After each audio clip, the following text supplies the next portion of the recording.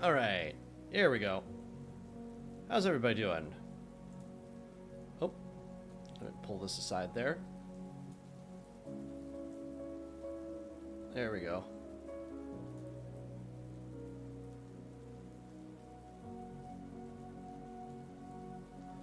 Overwhelmed still? Yeah. Well, glad you guys made it.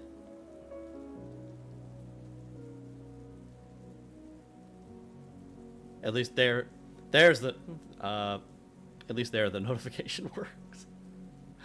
Uh, alright. Well, good news is that, let's see here. Well, I'm just glad you guys found me, but, yeah, I literally just got started. Alright, yeah, so today, the white box is basically finished. So now begins the really fun parts where we start doing detail work, making modular assets, and hopefully some really, really basic textures. So let's see here. 1 second. I just kind of scratched my eye here. Get the gunk out of there. All right.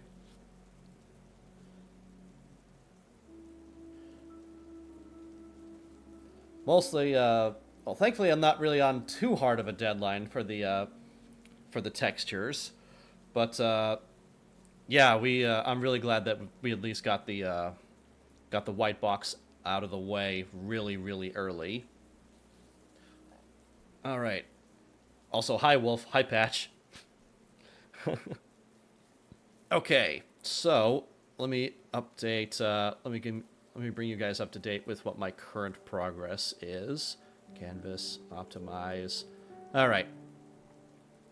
So mostly, I've assembled a lot of a little bit more information on the stuff that I need. So I have a modular building list here. I have a plan for certain types of buildings that I need to create, like a boathouse, a warehouse, that's stuff for the docks, stuff for the marketplace, the slums, and the town square. I've also created a painted texture list that I also need to create for certain models. A lot of these will be shared. Some of these will need to be colored in their own way. But overall, I think a lot of these should be pretty easy to make. I was told not to worry too much about optimization until the very end of the game jam. And I think I'm inclined to agree for the most part. I would like to see if I can group certain textures together that make sense, like wood planks and wood ends. I think that would make sense together, maybe. Uh, what else is there? Stone walls, cobblestones. I'll need some references on that sort of thing, but for the most part, I'll still follow a lot of these reference images pretty closely when it comes to modularity and detail modeling.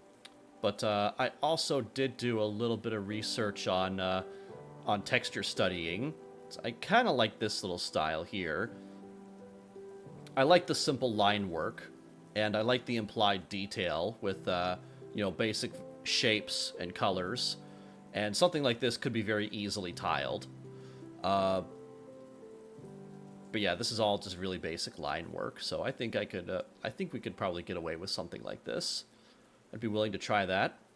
I also need to start building my props list, because we'll need to start building up props that I'll need to start filling the scene with. Things like lanterns, debris, that kind of thing. Alright. And now the real trouble begins. Where do I start? Alright, let me take a drink here.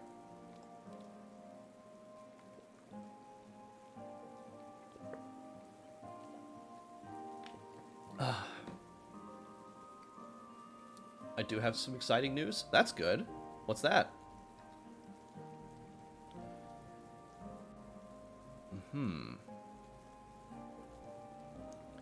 I think I should start where pretty much any good place I think to start would be. I think some walls.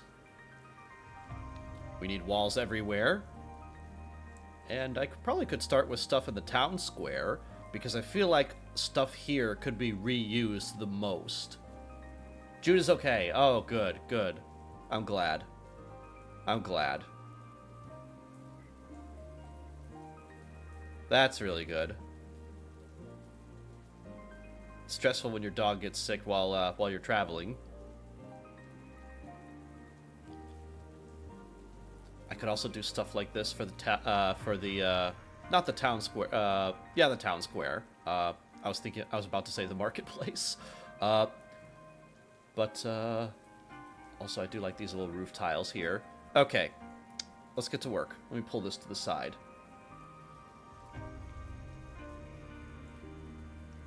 Okay.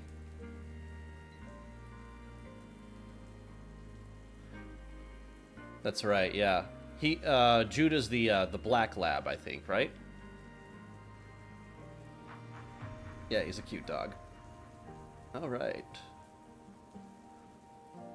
So, yeah, let me look at my reference for my marketplace here. Okay. Really quick. Yeah, this stuff will be yeah, that's my castle wall, or that's my castle turret, and the castle wall here, yeah, that'll be I think that'll be pretty straightforward. I'll need to duplicate that over. Pitbull chocolate lab mix. Nice. That's cool. Yeah, so a building like this here would be made up of multiple modular sets.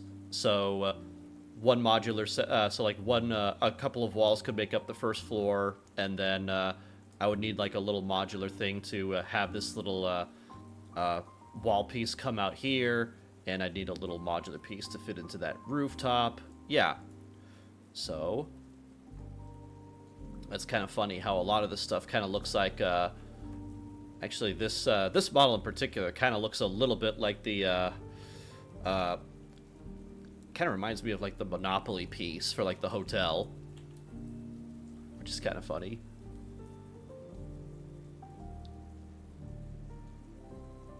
You ever heard of Eminence 1-2 Shop? Yes. I have. Oh yeah, that would be another modular piece as well. So yeah, I'm just kind of looking this guy over, seeing which parts need to be modular, which parts don't. Yeah, so I have a one-story building, a one-story roof. I need an isosceles, a high-pitched roof, and a 45-degree angle roof. Like this guy right here. Let's, actually, technically, this would fall under this here, so let me turn that 90 degrees. Let's have all of these facing the same direction, on the same line.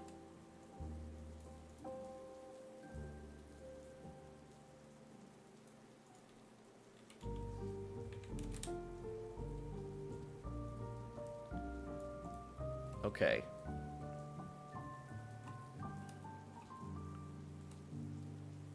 I have the small church here. Barrels, debris piles. Yeah, and I have that stuff over there. You know what? Yeah, let's grab the boats as well. Let's grab these.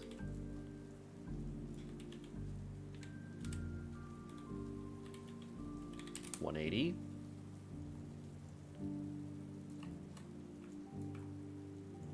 Here we go.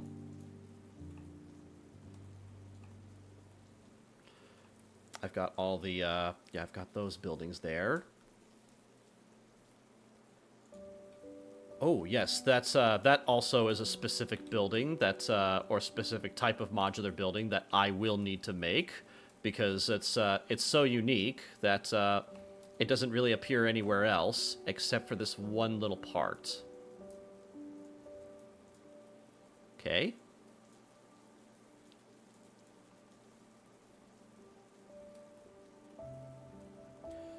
And then I've also got my church.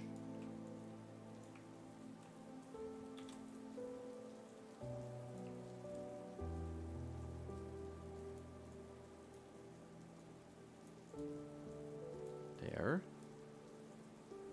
Pull that over here.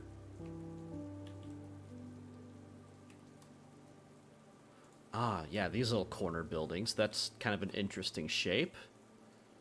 I have no idea how I'm going to, well, I imagine that's probably just like a shop of some kind. Okay. And do I have my marketplace booth? Yes, I do. Yeah, I've got that little tent there. Cool.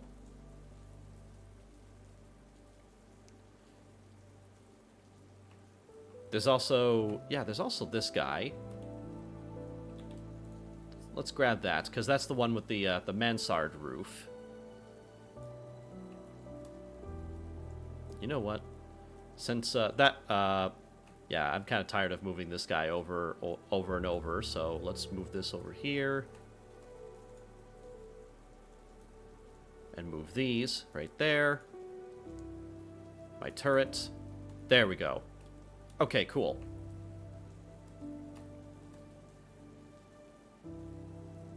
By the way, today the other programmer worked more than yesterday, fortunately. Oh, good.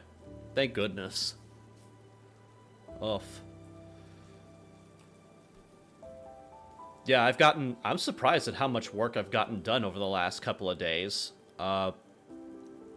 Yeah, tomorrow I think I'll definitely need to take off so that I can kind of, you know, go to the gym, do some sword fighting, just kind of recollect myself, and just kind of... I still need my damn tile set. Oh, God. No. Oh.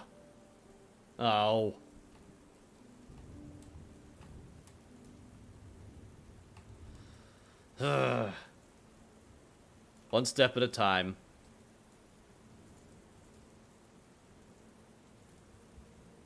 You'll get there. Hopefully.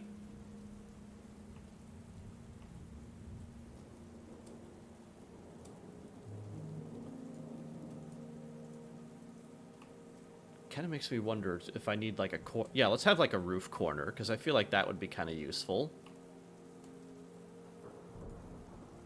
Although, you know what? No, that's, yeah, actually what I do need is something like this.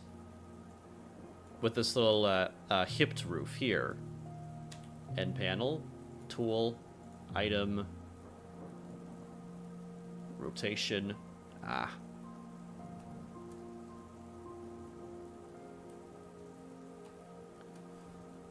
Of course, that rotation is completely resetted.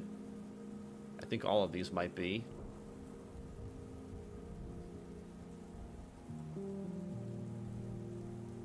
That's okay. I can take... Oops. Yeah, I can take this guy over here, like this. Yeah. And then I can just do it like this.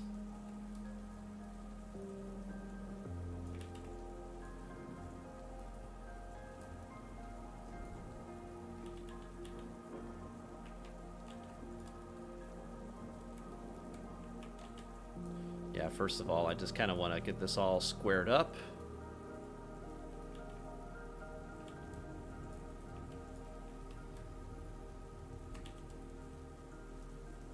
Boom.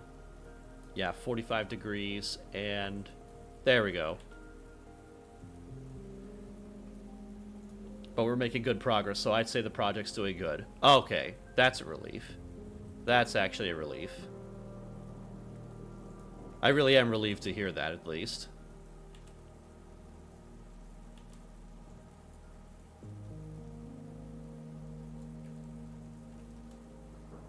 Yeah. Oh, did I? There we go. That doesn't really matter, but yeah, there we go. Have that in the center. Pull this back here.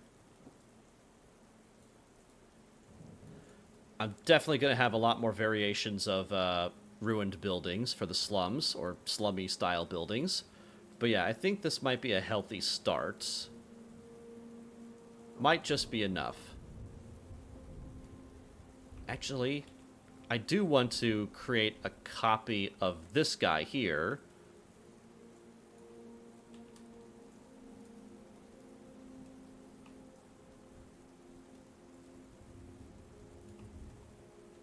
That way I can create a tile set for my castle wall, but also so I can actually paint the little stone arch in the middle here.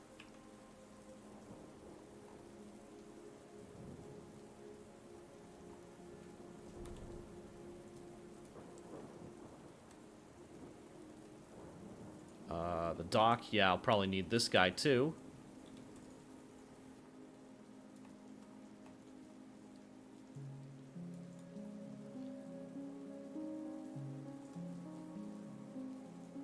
Oh, I'll also need to model some tombstones for my church area. So let's... Oh, not that one. Pull this over.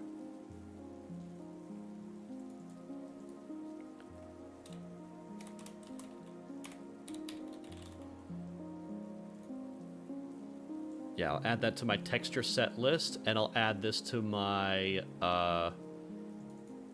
yeah, marketplace, because that's, yeah. Tombstone/crypt. Okay. Cool.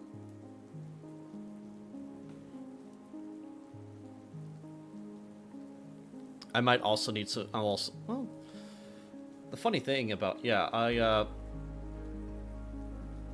was about to say I might need crates, but crates are sort of an anachronism. Crates are actually a relatively modern invention by comparison to the rest of medieval storage. Most shipments kind of came in barrels or trunks. Yeah, wooden boxes weren't really much of a thing? Question mark. Yeah, it was just more efficient to store things in barrels.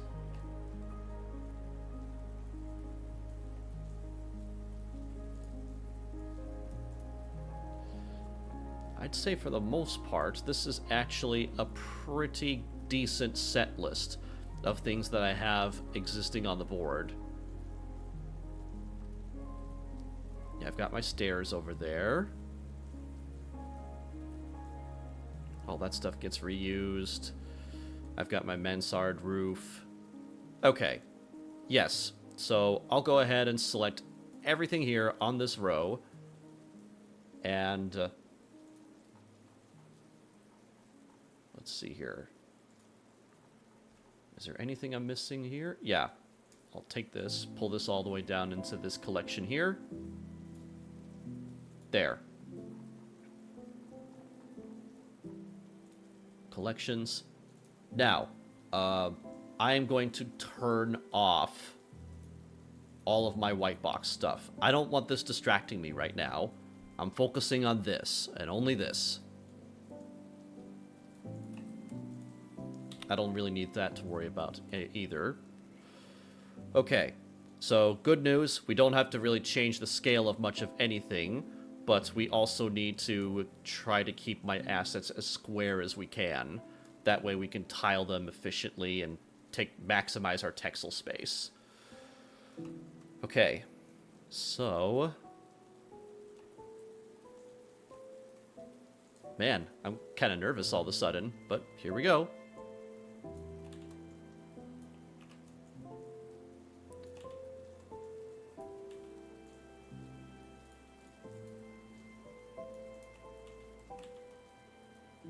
I'm sad? Why is that?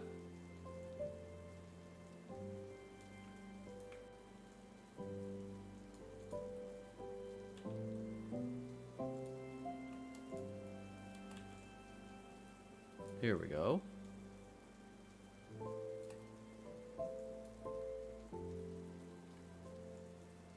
Cool. Pull this down here. I just kind of want to get everything as close as I can to the ground plane.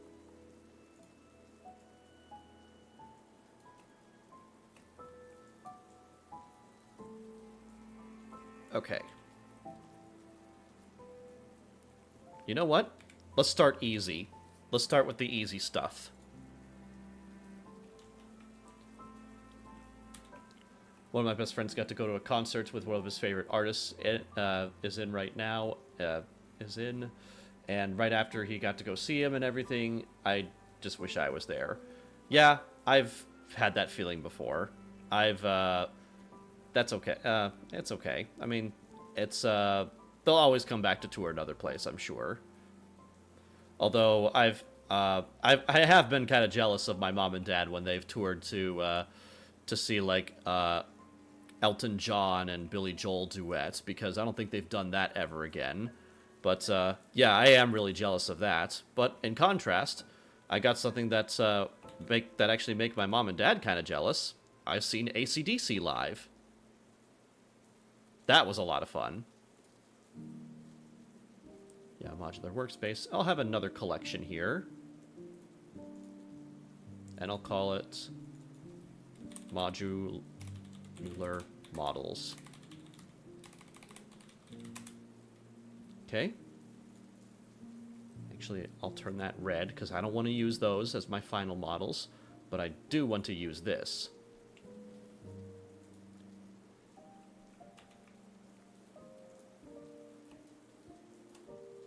Here we go.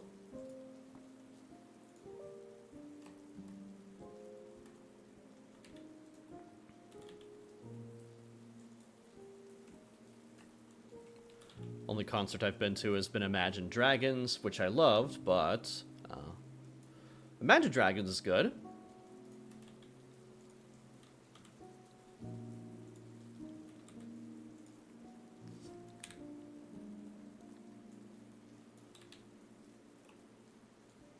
Here we go.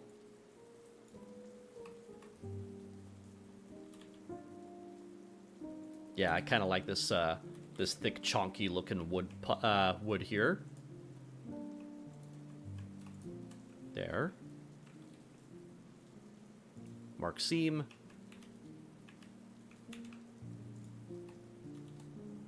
Geometry. All right. There's just so much I wish I did. It's okay. Well, that's never gonna change. I mean, it's there's a lot I wish I could too, but it's okay. Just because you miss on a few things now doesn't mean you'll I mean, if you yeah,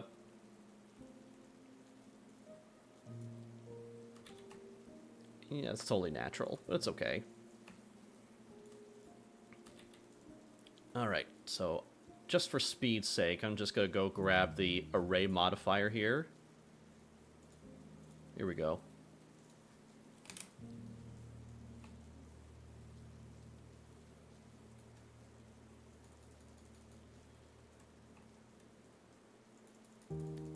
Like that. And then we'll hit apply there. And then I'll get rid of this. There's a lot of things I wish I did too, but for the most part, I try not to live my life too much in regret. Because if I did, I'd just be sad all the time. It's just not worth it. It's not worth to keep those feelings too tight to yourself. And now we'll just kind of play with a few of these with a few of the lengths on these boards here, because it's medieval times. Not all of these are going to be hewn at the same length or width.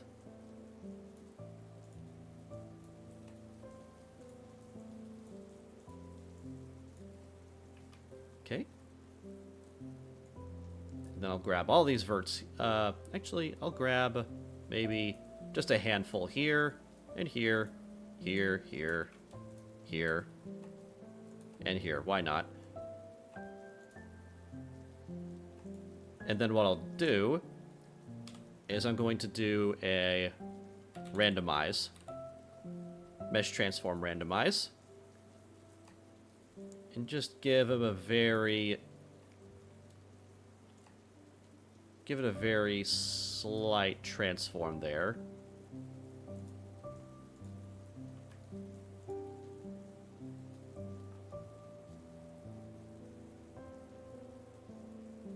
Yeah, that did something. It's subtle. Yeah. Yeah, I think that works just fine. Now, I'll call this dock jetty. I still need some poles attached to this thing.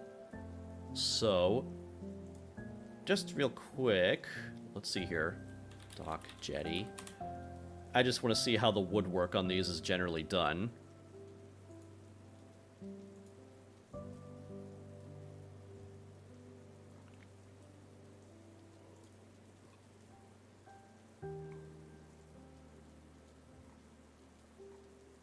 Because usually they have a beam running underneath this thing and then supporting it with a couple of columns. Hold on. Oh yeah, here we go. Here's what we'll do.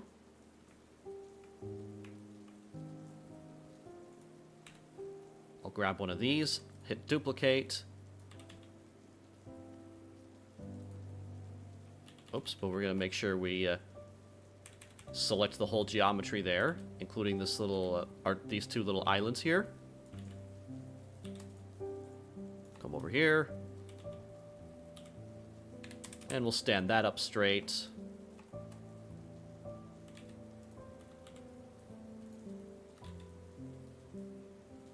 Yeah, make that a little bit more square. Like that. Okay.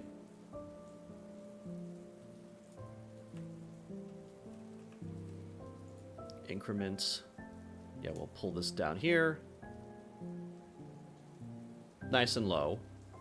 Lower than we probably need.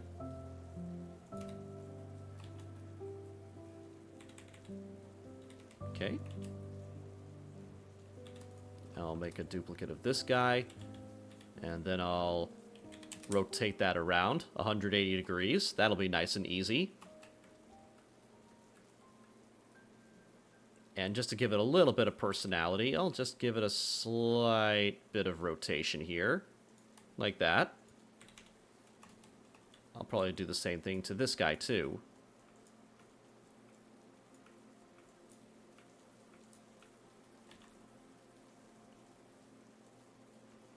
Okay, looks good.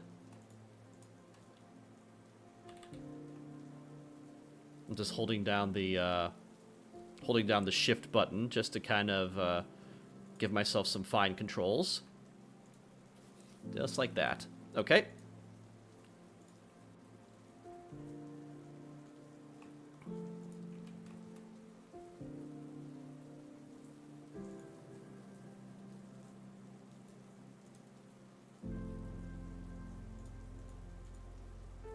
I'll make some of these a little bit thinner. Just like that. Yeah. Cool. Yeah, that'll look pretty cool. Now I just need some boards running underneath.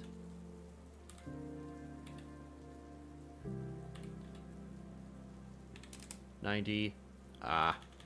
There we go again.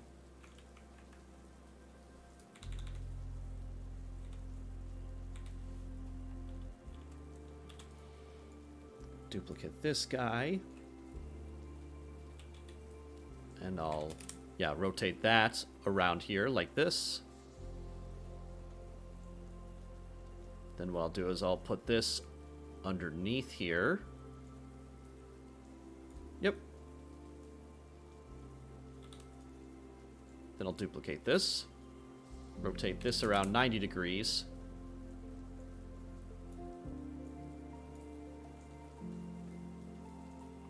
I'll keep this below for now, in case if I need to do any changes. Yep. Like that.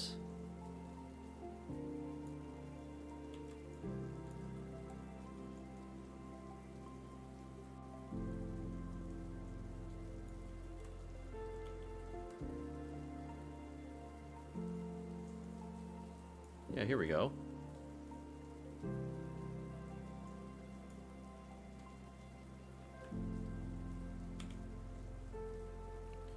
do another randomize, but this time, yeah, just kind of dial that back just a tiny bit. There we go.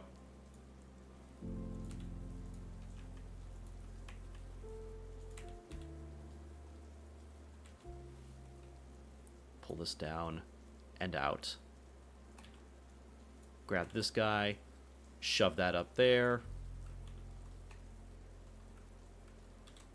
Then I'll take this guy, rotate that around, and then kind of play with the rotation on this a little bit. Just like that.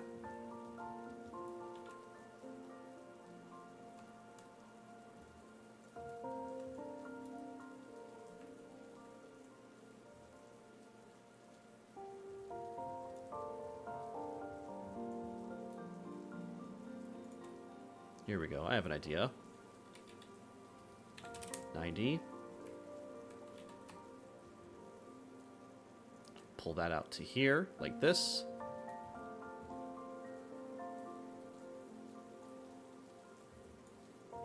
There.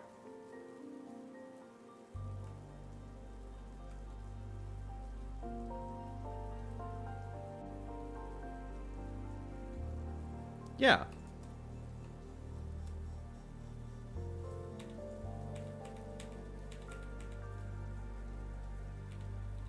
Okay.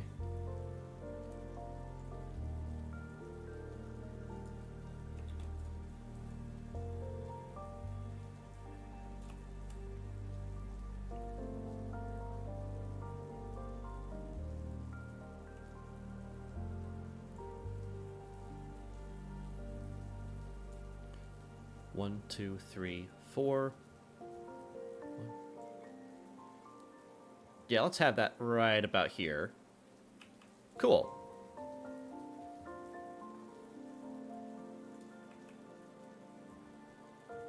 I'll push this up like this.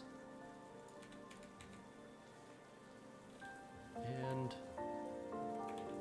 actually, no, rather than pushing that whole unit up, what I'll do is I'll just push this guy up and this guy.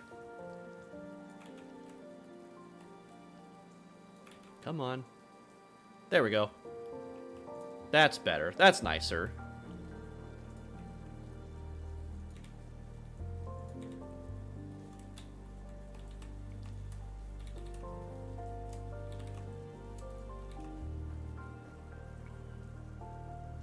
Yeah, have that lean out. And have this guy kind of lean as well.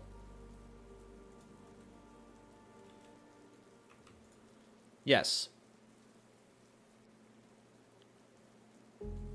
I think that's looking pretty cool. There's some potential there. Save. All right.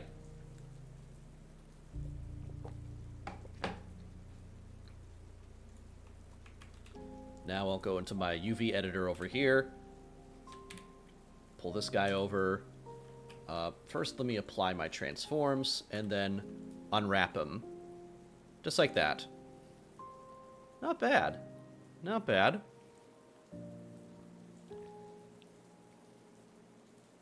Yeah, this can work.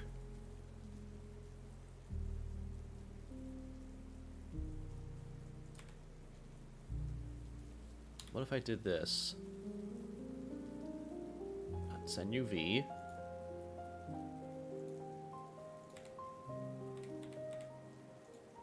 Yeah.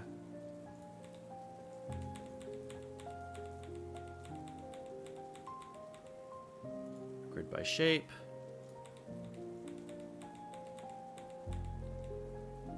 Grid. Yeah, really quick, I'm just gonna get these all selected here. Face. And then we'll grid these two. Okay. Cool. UV, average island scale, and then we'll pack them up. Oh. I don't know why they all rotated like that. That's not nice. Rotation enable? Oh, okay. I guess by default that's just always enabled. Fixed scale. Yeah, fix the scale. Pixel margin, yeah. Heuristic. Search time, 5 seconds. Pack.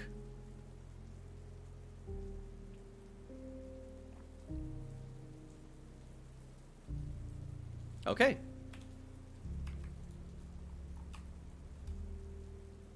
There. That's cool. We got that done. So we did something nice and easy. Let's see if I can do this. Am I allowed to... can I strike this through? It'd be really handy if I could.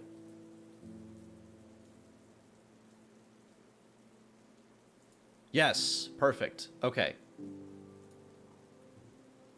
Alright. Yeah, for my to-do list, I'm just gonna have to use PureRef from now on. I think that's pretty cool. Rowboats and sloop. Okay. This should be pretty easy.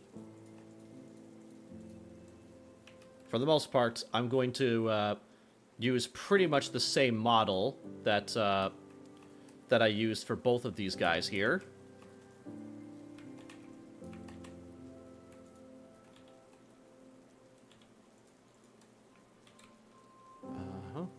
Mark.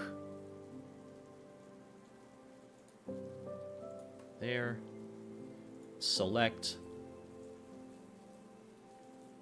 By trait. Select similar by sharpness. And then I'll mark those as seams. Then I want to grab this guy. Except... oh wait, what did I do? No, remind me later, Windows. Go away. Ugh.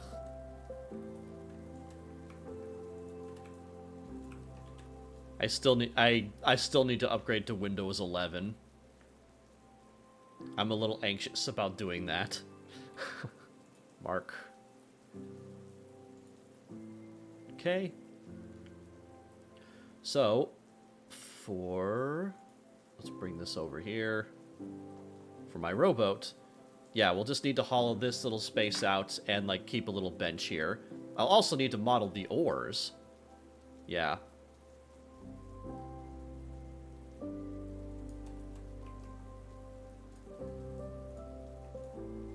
Yeah, here's what I'll do. Yeah, I'll just start with the rowboat. Grab all this stuff here, and then I'll inset. We could start with this. And then on these guys right here, I'll just merge these at the center. Cool.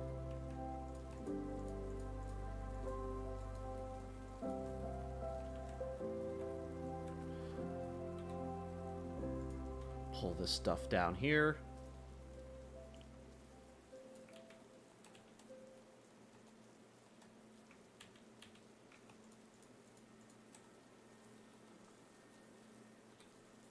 Just pull it straight down. And then for the front of the boat, I definitely want this to come in. Let's see, I'll move these back. I'll just slide those back. Like this. Slide that back.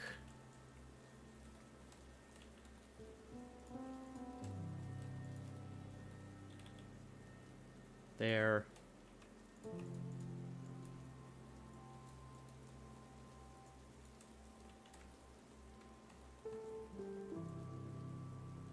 Pull that down.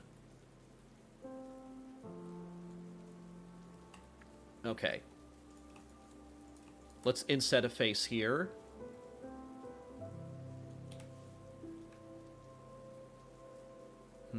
Maybe inset would be the wrong thing. Actually, better idea. Better idea. Let's just add an edge loop here. And then...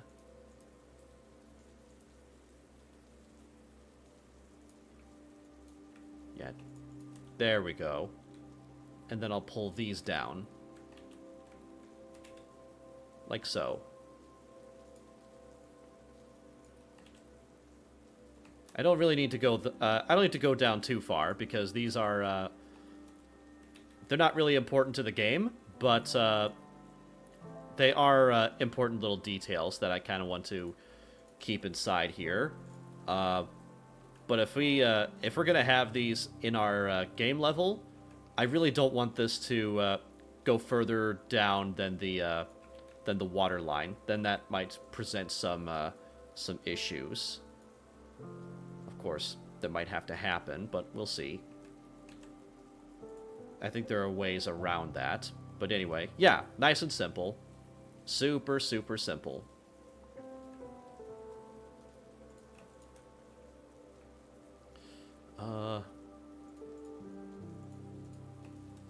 What I'll do is I'll take these guys here, and then select, loops, boundary, mark. Okay.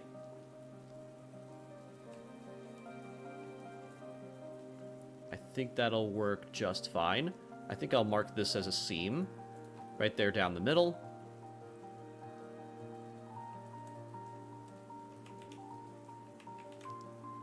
Take this, apply our transforms, UV editing, and unwrap. Not bad. Although I kind of wish, let's see here. Let's clear that.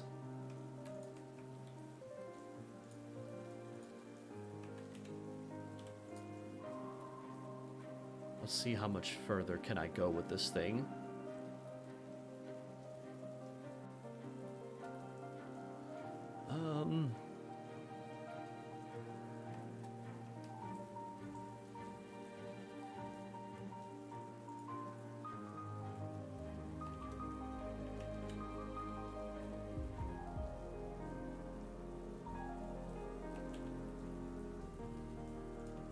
Alright, this'll probably be a little weird, but yeah, I'll separate here and here. Mark. Unwrap. Yeah. Then we'll take these two guys here. Oh. A little bit of an issue when we grid by shape with those little triangles. Naturally, because it doesn't really like triangles. But that's okay. I think I have a fix for this.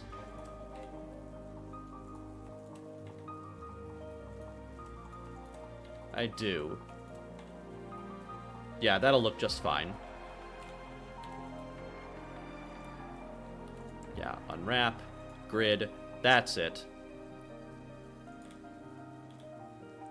Of course, one looks a little bit bigger than the other, so let's average our scales.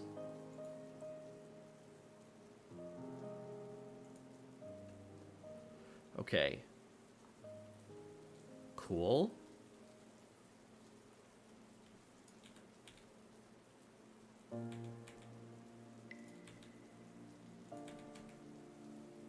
Grid by shape.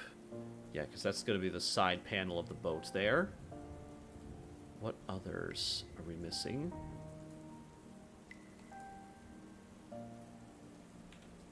Yeah, we'll grid those. Pack it up. It would actually help if I selected everything, then hit pack. Here we go. Better.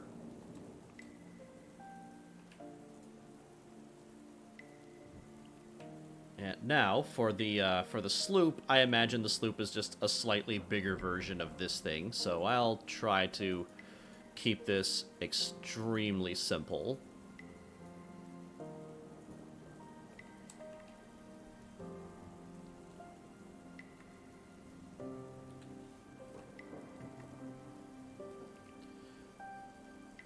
Yeah, we can keep that nice and thick, just like that.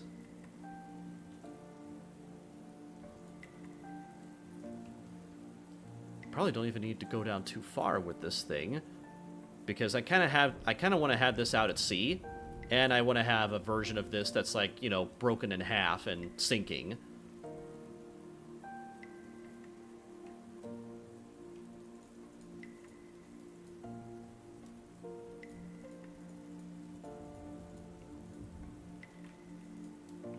Yeah, let's take that.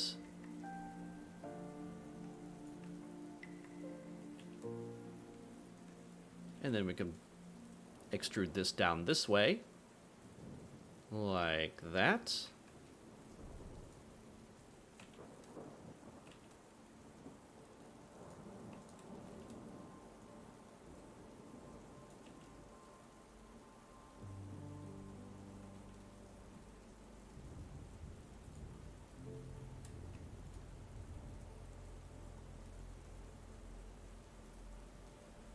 Yeah, pull that up.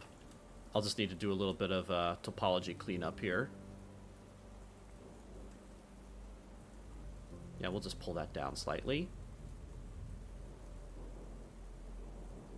There we go.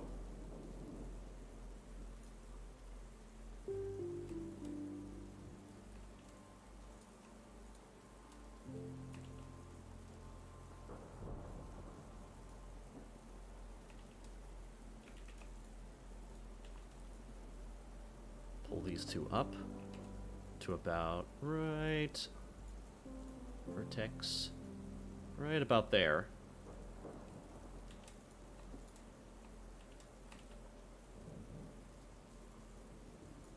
Cool.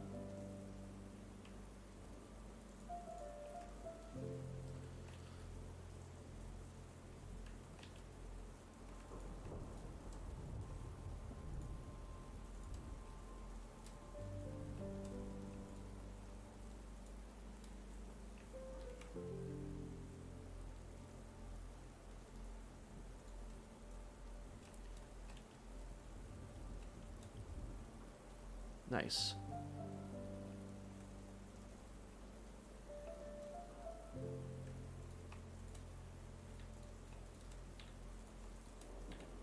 Boom.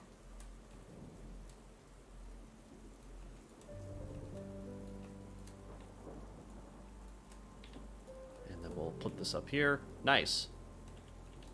Nice, nice.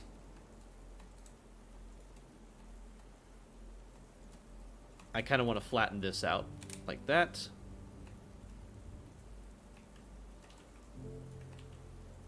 Pull this over here.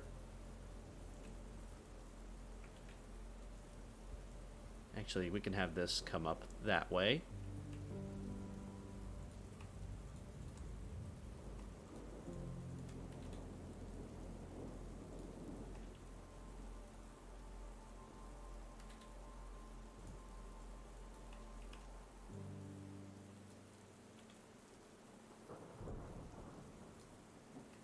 There we go.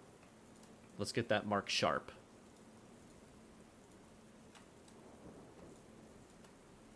Here. All the way up and around. Sharp and seam.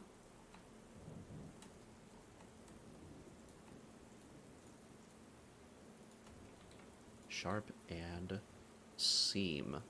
There we go.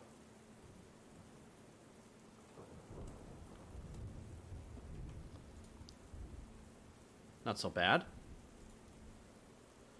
Of course, we'll need to lower this guy down here. Right there. And then... what else is there? Oh yeah, he needs a bench.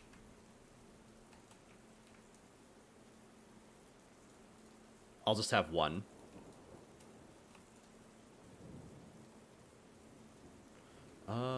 Yeah, let's inset.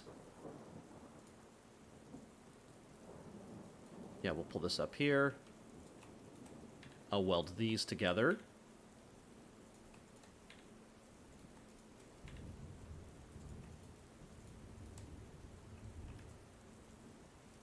Cool.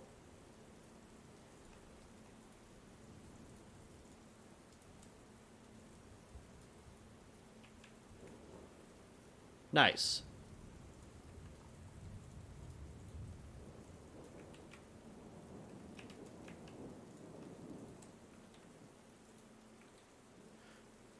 Clear the sharp.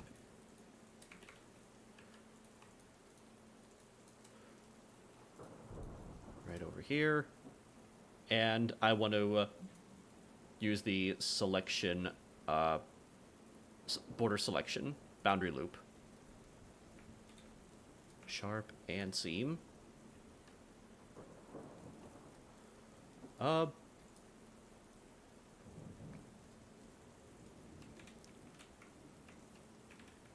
All transforms, UVs, unwrap. Oh yeah. I kind of want this to be unwrapped the same way I did the rowboat. Mark that. Again.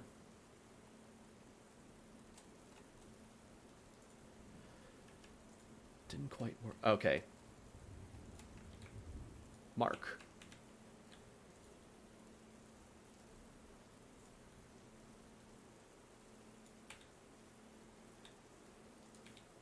Okay, there we. I see. So that actually is one island there. It's not two. It's not. They're not stitched together. Okay, good. In that case, I'll grab both of these guys here, and then grid by shape. Except it worked only for one side, though. Let's try this. Ah, that's not nice.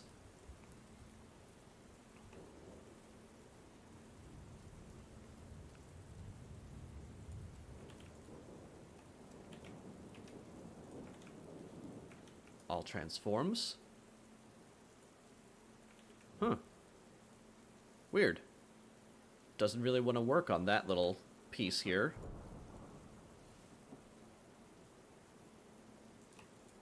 Alright. Watch this.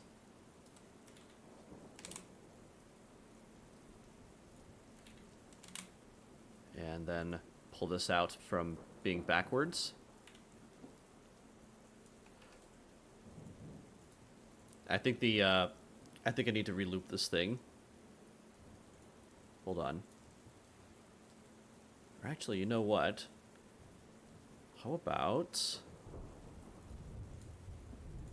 Yeah, I'll stay on the Blue Turtle channel. That way I can keep listening to something easy. But I want to keep the vibe going. I had it on a rainy ambience because it was actually raining outside. I just thought it would be really relaxing.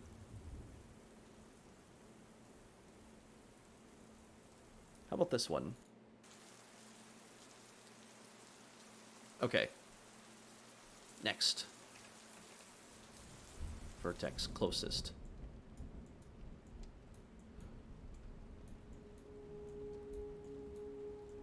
There.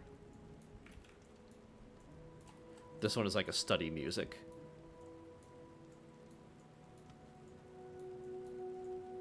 There we go.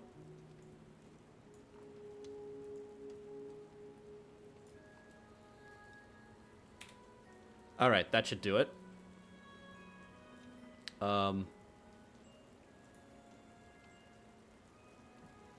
going to average my scale and then pack it up.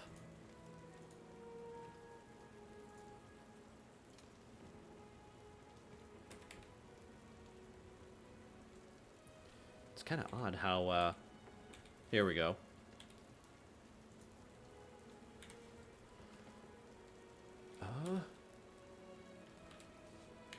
90.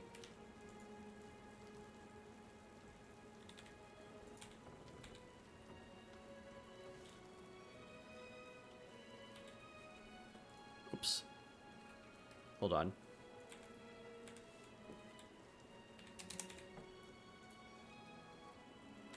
Trying to see if I can get this to fit a little bit bigger, but this also... Oh yeah, we also have to fit the mast in here, but you know what?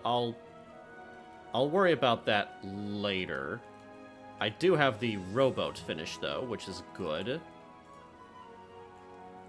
Like, I don't prioritize the sloop as much as I prioritize these two, so at least I can check those off for now.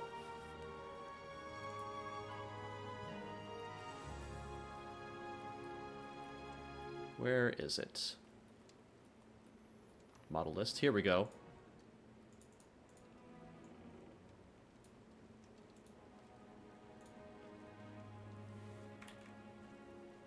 There it is. Okay. So I need a boathouse and a warehouse. So the boathouse, I'd imagine, is a house that can store boats like this, right? And a warehouse is something that stores goods in a barrels, like this. This would be a warehouse, and honestly, any one of these shaped buildings here could be a boathouse. All that matters really is the door, like the big doors. So yeah, let's start with this guy here. You know what? Let's use that trick that Fuzzy taught me yesterday. If I take these two, let's see here. Save, to geometry, Alt G, or no, that's Control G, Alt G, and then Alt G.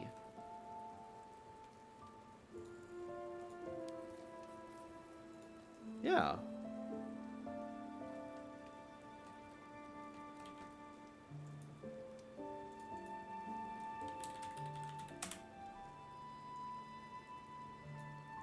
Cool.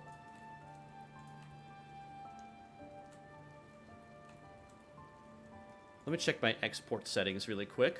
Export, FBX, selected, mesh, apply scalings, all local. Yes. Okay, cool. Ad break ends in 3 minutes. Ah, okay. Save. I'll take a drink of my water here.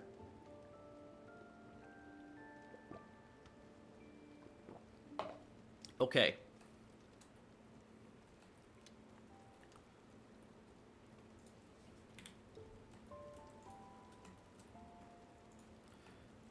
Actually, you know what?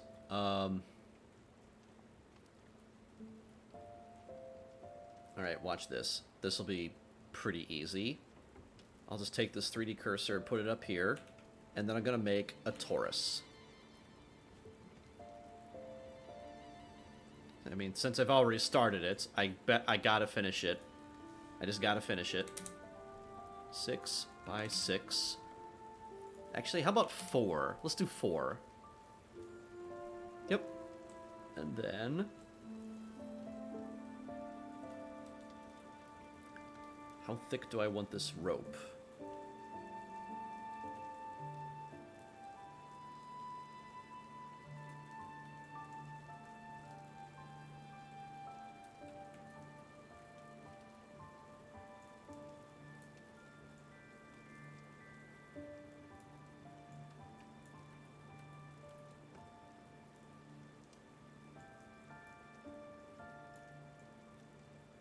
Let's go with something like this. And then major segments, let's go a little bit bigger. And then we'll go to hard ops, hit smooth, pull this down, and we'll go 45 by 45.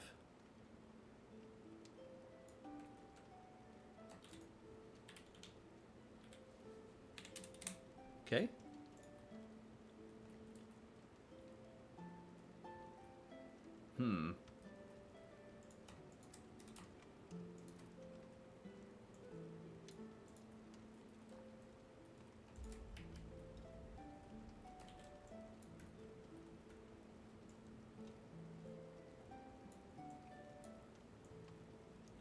Pull this up. There. Pull that up here.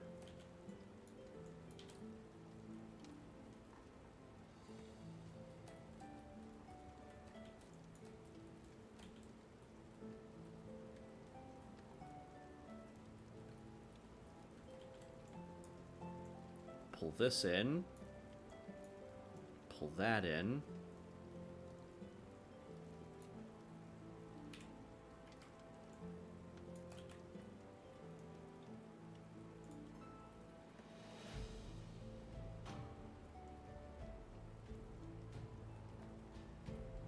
Yeah. Kind of. I mean, it kind of works. If I actually added another little, oops, Rotate.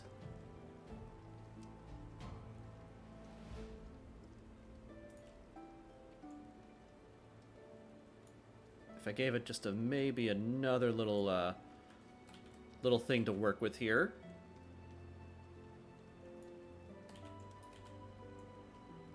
Pull that down that way.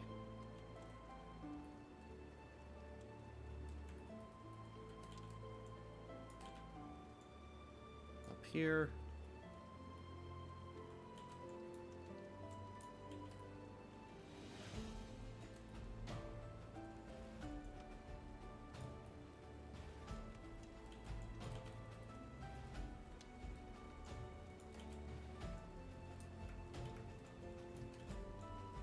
This up here.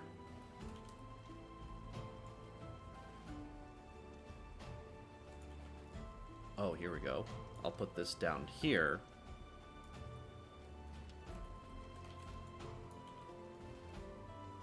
And then I'll float this. Yeah, I'll float this right there. That's fine.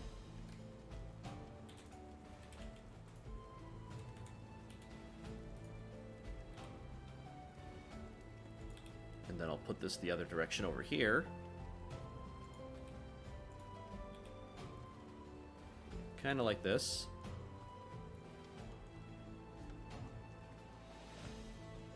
That sort of works. It's, I think it could work better, though. 1 second.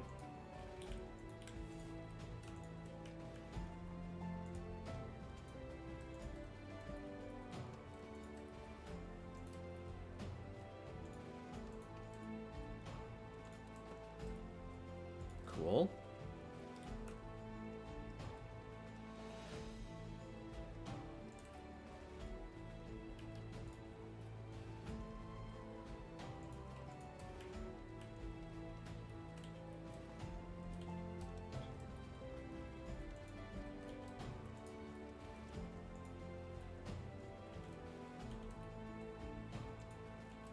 And then we'll kind of crisscross these.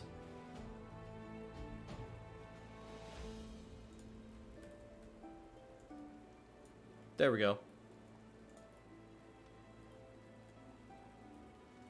Okay, yeah. Now we can actually kind of work this thing in. We can kind of make this a little bit more workable. I'll chamfer this edge here. Like this. Sharp. Actually, it doesn't really matter if it's sharp or not, but I do want to bevel this. There.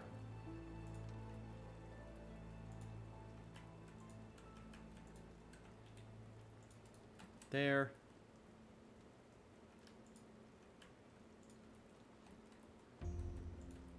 Cool.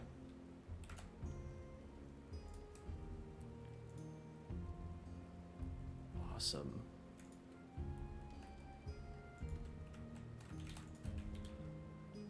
Seam and mark.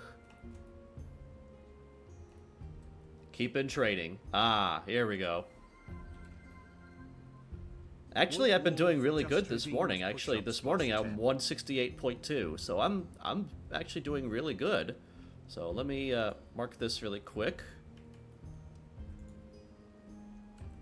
Mark this down here.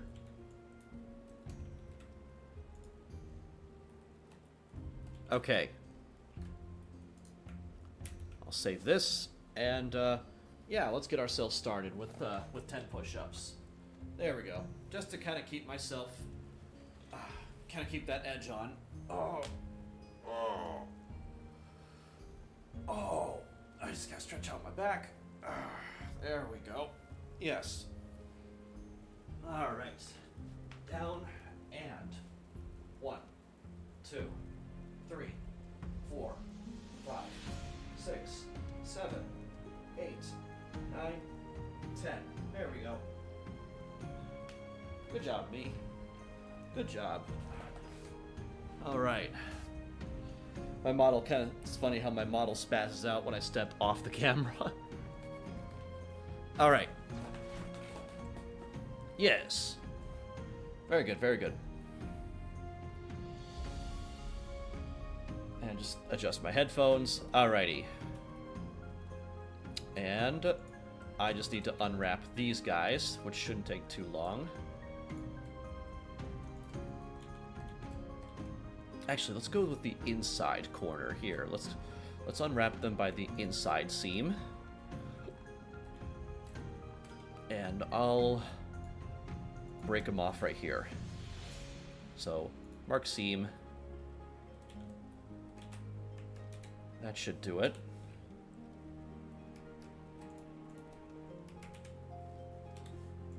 Unwrap. UV editing. Yep, there it is. There it is. Look at that.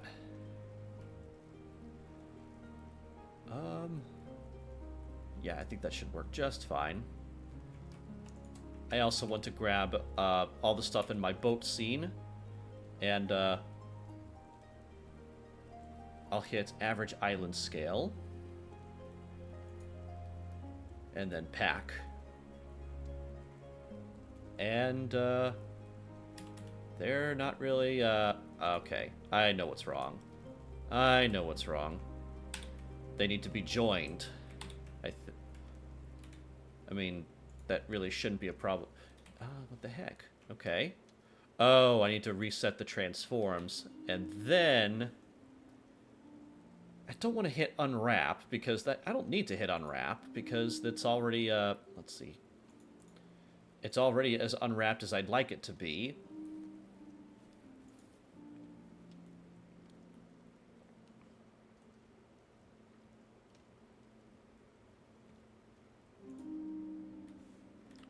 Uncheck fixed scale, and then pack. There we go.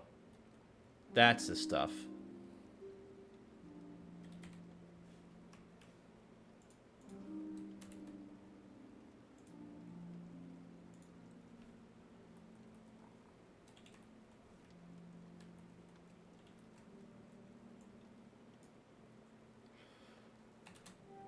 Two vert.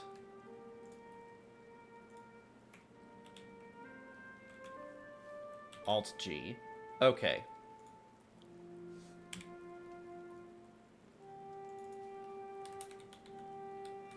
Sloop. Cool. Alright. So that's awesome.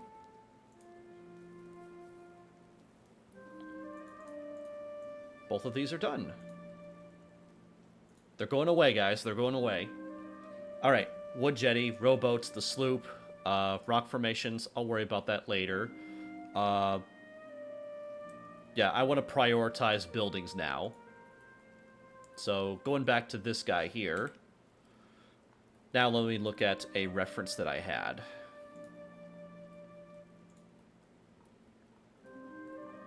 I need something with, like, a set of big doors, just like this. Like a big wooden gate with some handlebars. Like that. Okay.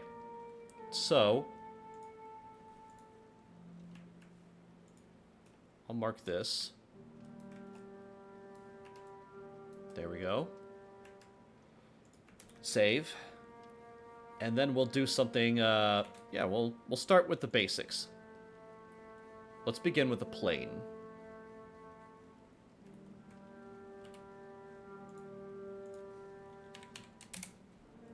Just like this.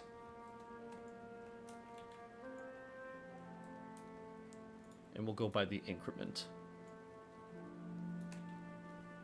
And that's going to be one story. Or rather, well,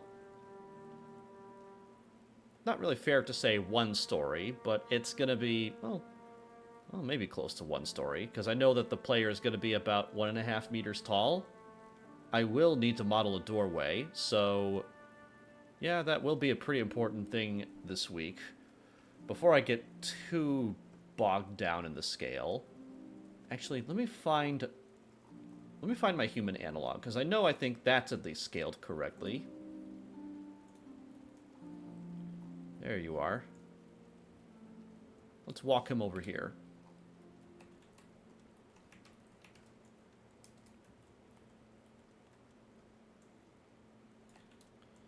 Yeah, that should at least be scaled about what we want the player to be. 1 meter tall.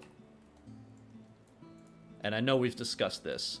So yeah, I'll set that back from the wall over here. Okay. I'll just call this a wall. Wall. Boat. House. Yeah.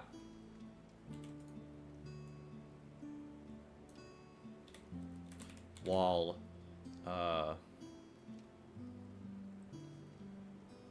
Warehouse. Because, yeah, we can start with this at least. Let me move my concept art over here. I did find another reference for a boathouse that I thought looked kind of cool. Hold on. I don't think I have it here, though. Let me check.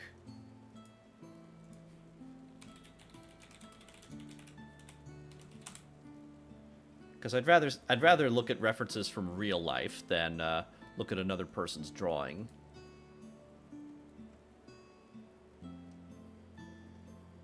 Okay.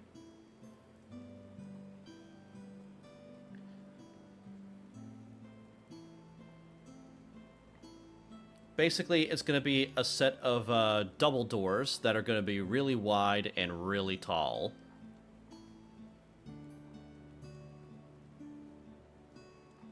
It's almost like a garage.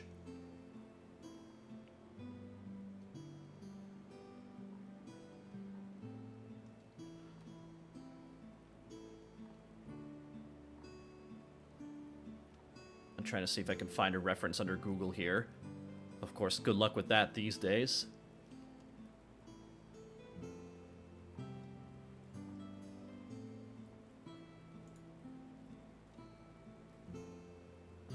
No, that won't work.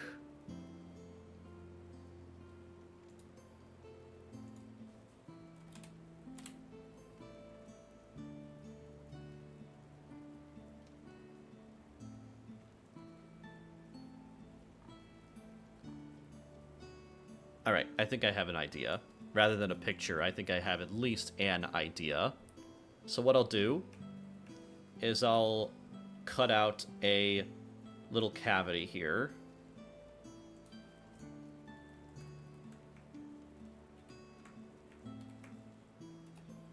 Like this. It's going to be really wide. Really, really wide. In fact, it might actually need to be really tall, too. How about...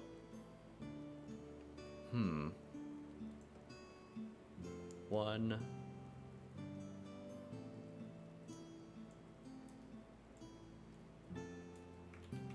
Watch this. Center.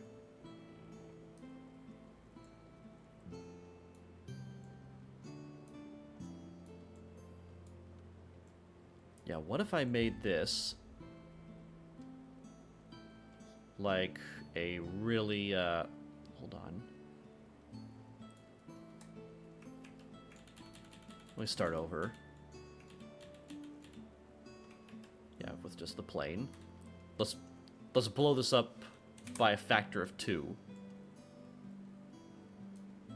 That's almost too big.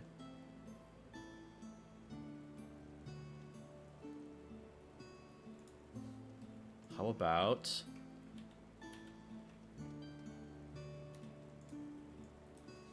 One and a half. Okay, yes, that's workable. I can do that.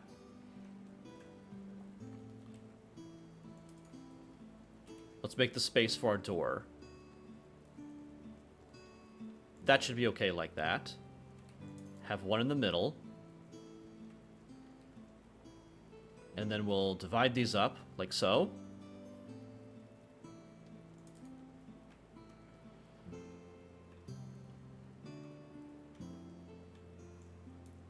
Okay. I'll hide these. Then I want to take, yeah, this guy.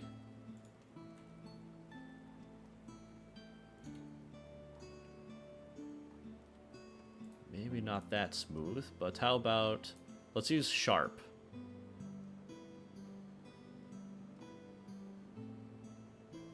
Yeah, I think the sharp will work really nicely here.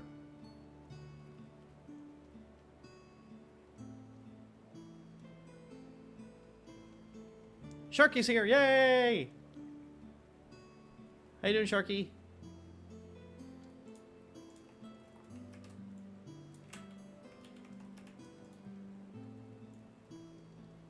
I'll pull that up like that. Okay. Alright. This doesn't need to open, so thankfully, thankfully that can just stay like that. Of course, I will need to, extrude these up here.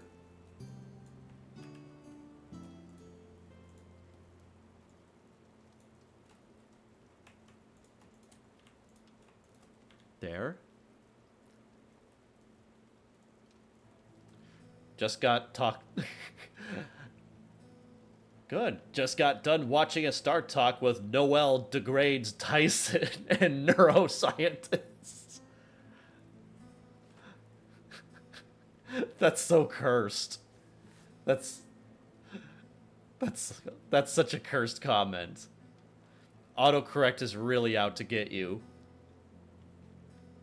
Oh my god. Thanks, Noel degrades Tyson.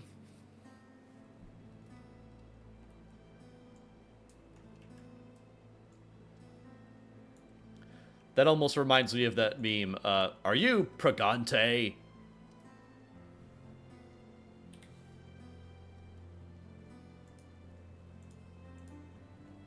Have you ever heard that one?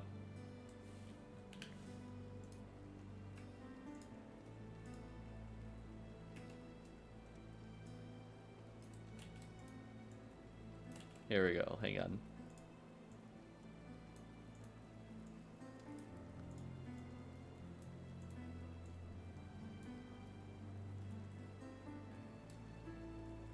Oh, okay. There's only one way to show it. Okay, because it's super funny. 1 second. I just paused the video. My music.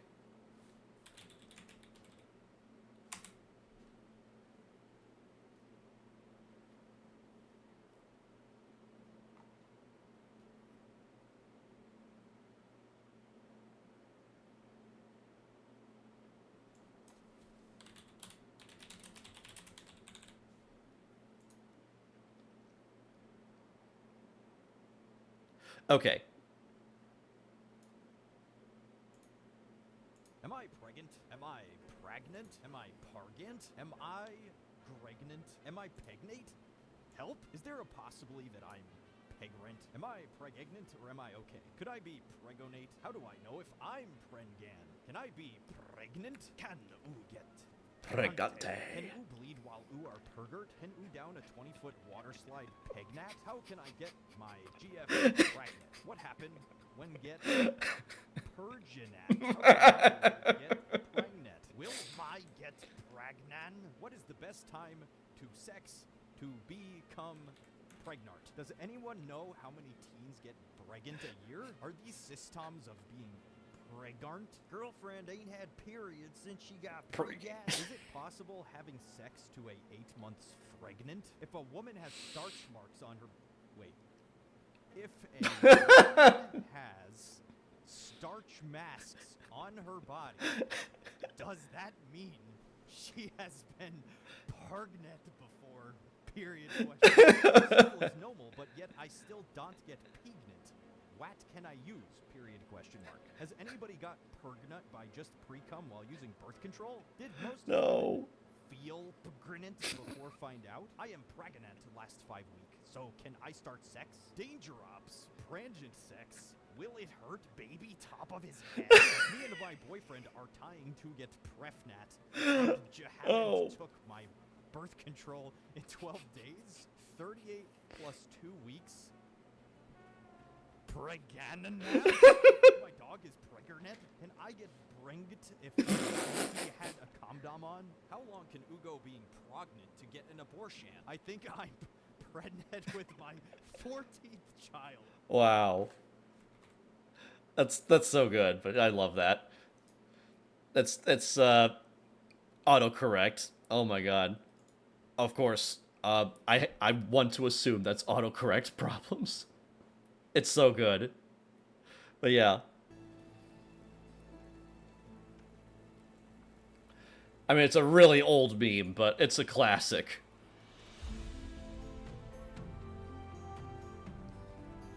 I actually did make a few improvements to my awkward face just a little while ago today. It actually works a lot better when I'm laughing. So, yeah. So now I can actually use that to... I can at least use that to puppeteer my face a little bit better. So, that's at least a small improvement.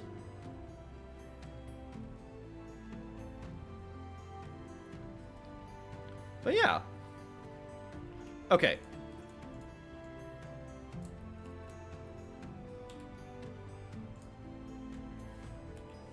Get rid of that. Is it just me today? No, it's you and someone else. I think it might be Wolf or Patch.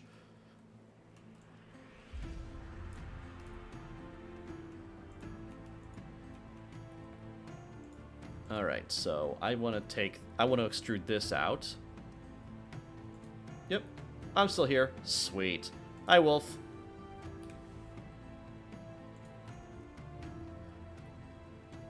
Also, I did notice, I guess yesterday, after I logged off, I think I got an extra follower while I was asleep, so that's cool. Hi, Wolfie.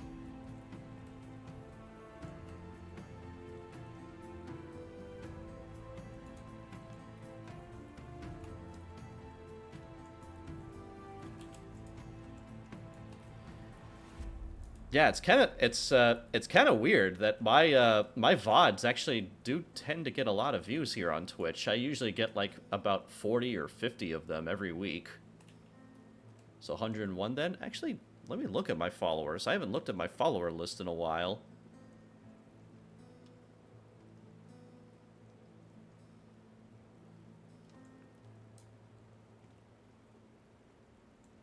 Hold on. Oh. Yeah, like 105 followers. That's great.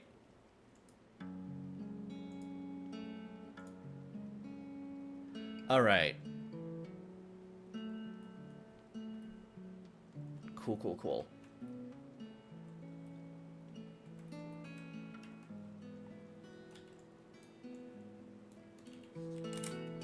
I kind of want to level these out really quick. Oh. Actually, I'll keep that where it is. And 30 degrees.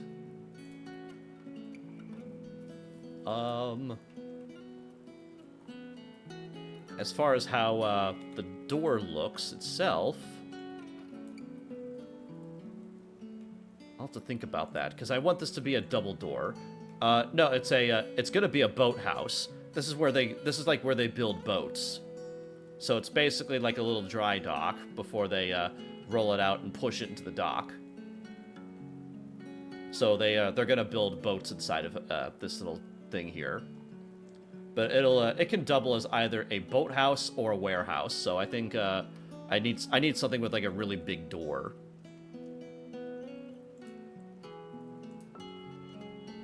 Hang on.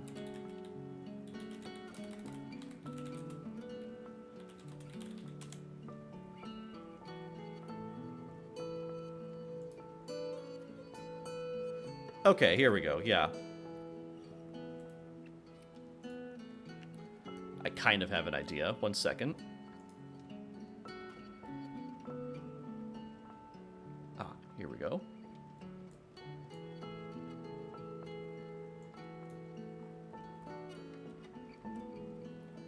Enemy's logic? Don't know what you mean by that.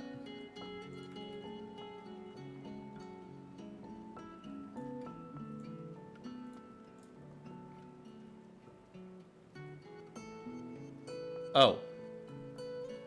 I'm kind of doing some enemies logic, but I don't actually know what to do. Oh, so he's working on artificial intelligence for, like, enemy, the logic of, enemies. So, he's trying to program enemy, NPCs, like how they attack. Okay, cool. I kind of like the shape of this door here with this with these decorative beams here. So I think I have a pretty good idea how to do that. So that'll be cool. Just to understand where the enemy should go in certain situations. That's right. Yeah. Because I know there are you can program enemies to do certain things, like if they like one thing that kind of comes to mind is in Half-Life 2, if a soldier throws a grenade, it knows to run for cover, or it knows to retreat, or if the player finds themselves in a fortified spot that they can just defend and just wait for soldiers to show up. What they'll do is that if the player stays still for a long period of time, they'll flush him out with a grenade and then rush in.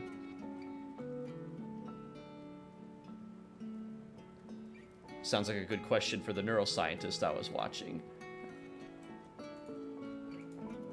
That's cool. I want to take these individual pieces of my modular models, and I want to snap them into increments here. And this one is actually not on a full increment. Here we go. There we go. That's better. Yeah, fix that house there too. And then what I'll do...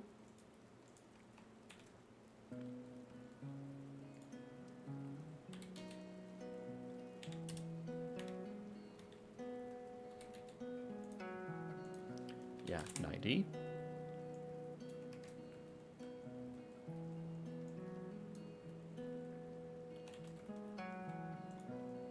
I'll pull this over here.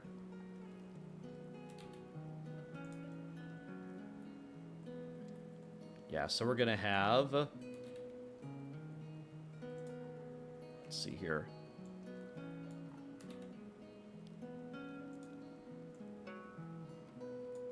I'll just model, like, the little boards along each side of the door here. Or actually, you know what? Here's a faster way to do it. I know a way faster way to do this. I want to separate this selection, and I'll pull this out here. Right there. Put that on that increment. Get rid of this door. And snap to center of increment. Come on. Oh. Yeah, absolute grid snap. What the heck?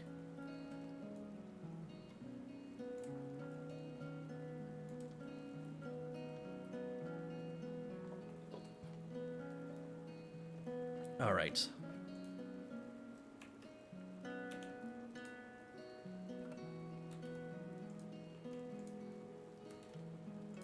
To vert, and then we can mirror that over there, and then all I have to do is just model this one side here.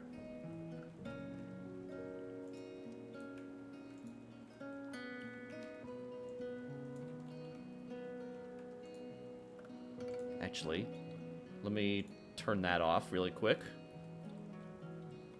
and I'll pull this gently to one side, like so. There.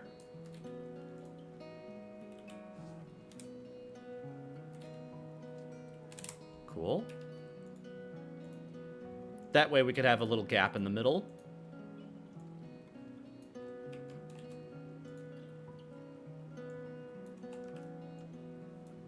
Add modifier, solidify.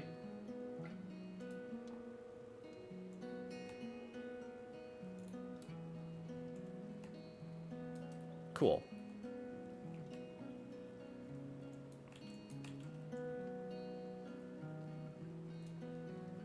BRB? Alright. Cool. Pull this guy up here.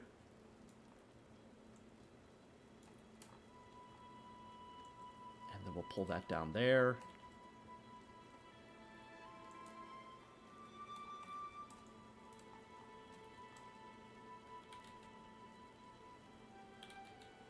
There. Now that's sitting on the edge of that wall. And then all I have to do here is... One second.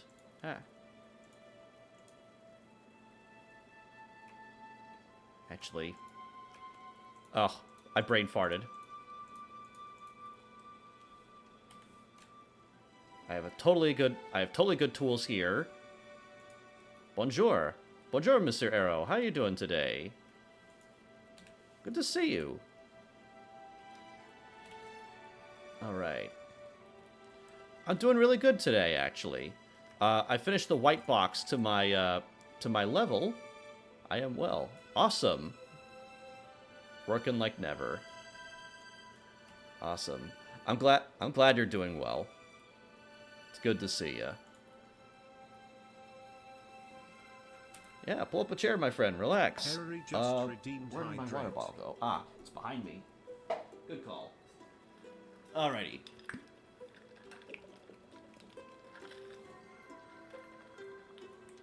Harry just redeemed save. I'm not sure how much of my level that you might have seen before now, but yeah, my game jam level is actually going pretty nicely. Yeah, let's go ahead and mirror this over.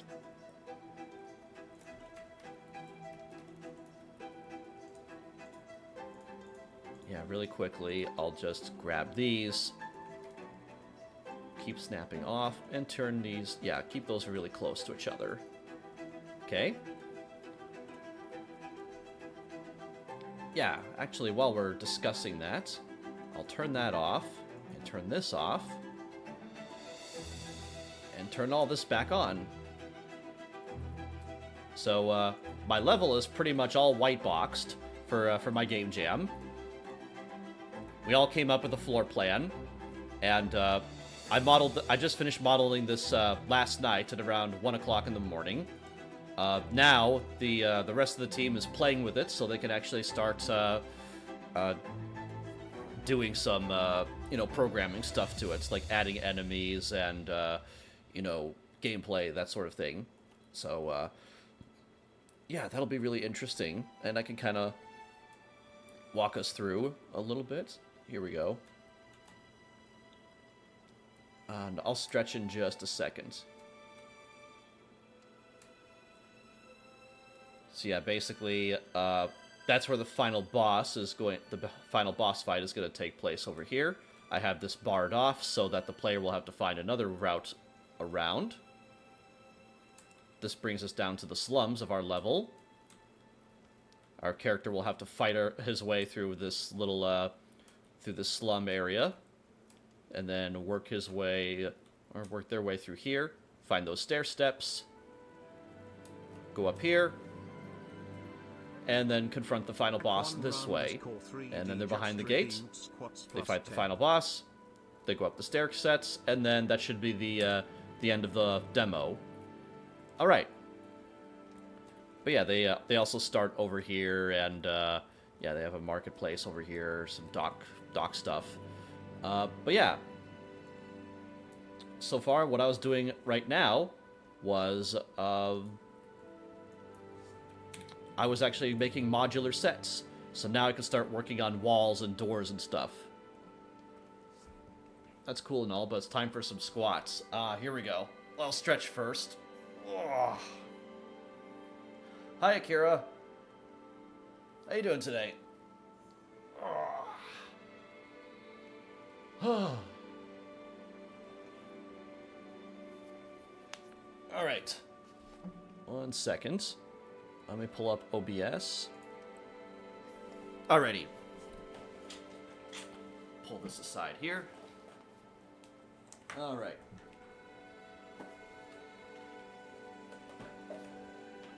Alright. 1, 2, 3, 4, 5, 6, 7, 8, 9, and 10. There we go. All right. We're doing good. We're doing good. Cool. Put those back on. All right. Now I just need to start modeling the rest of the boards on this wall here.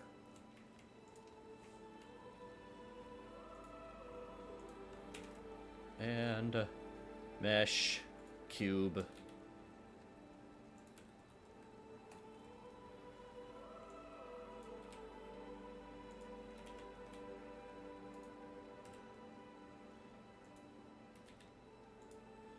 Okay. Let's actually level this off. Like this. Yeah. Oopsie.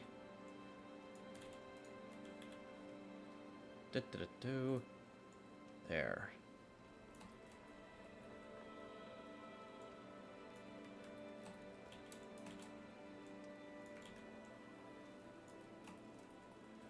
Cool.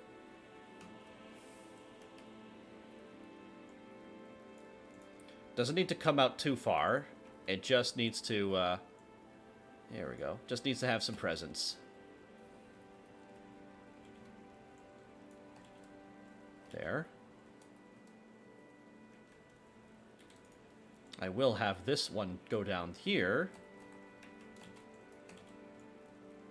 There. There we go.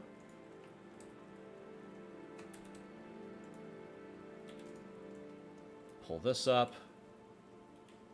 And rotate this. I want this at a really high angle. How about 60 degrees? Yeah, 60 degrees, and we'll... Let's see here. Yeah, we'll have this right about here.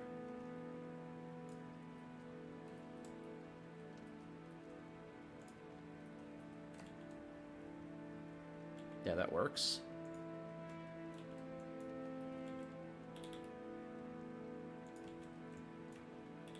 Pull that back.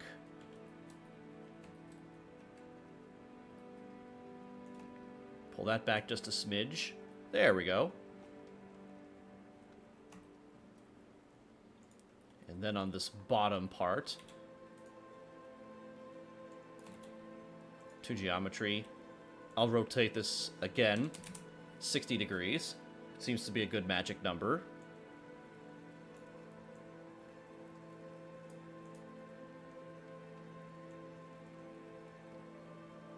Here we go. What if I pulled this higher? That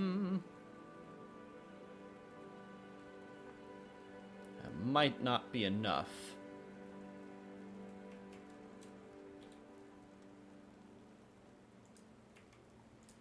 Yeah, that just that looks kind of odd.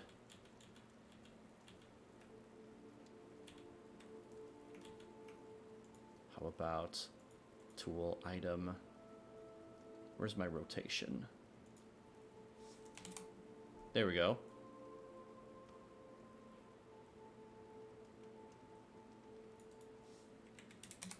$130, $140. How about this?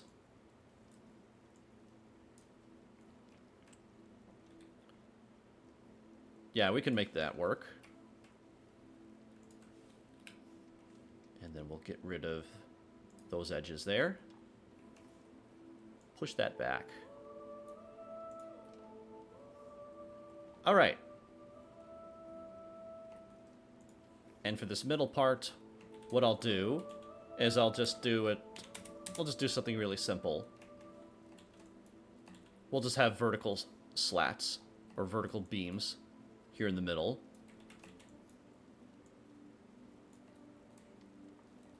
My favorite dad joke recently is about 3 holes in the ground. Oh yeah? That sounds interesting.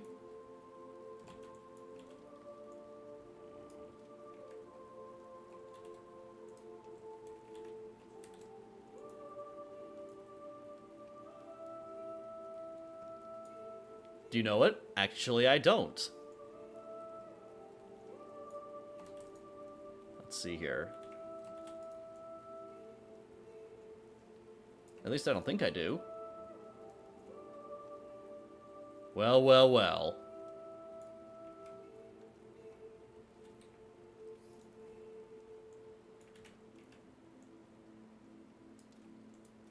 I know. Really big shame. I feel like I've betrayed my expectation. I'm not really, A dad joke that I don't know.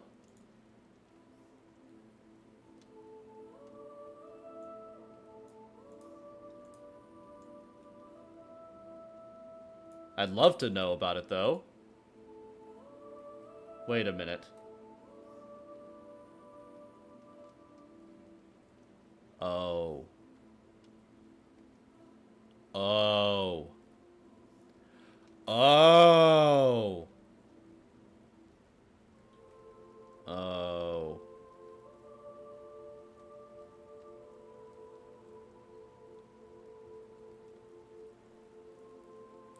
Goodbye, everyone.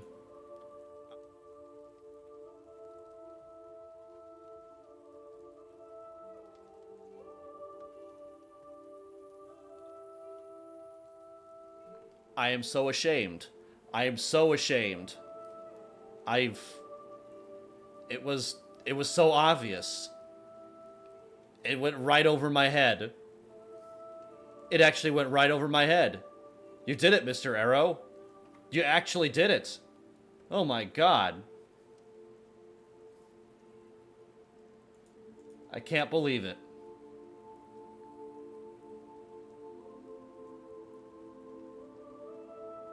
Wow. Hold on a second.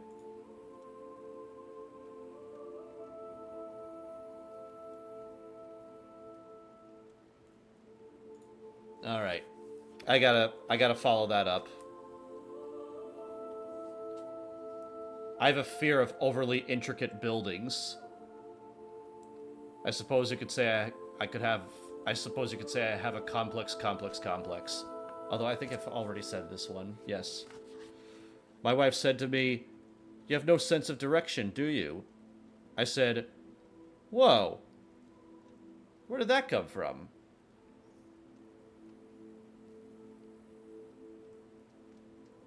Eh?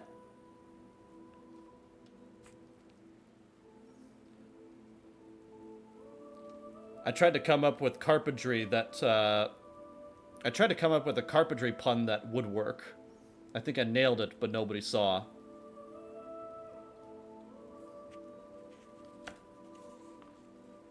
No sharks for you. Oh.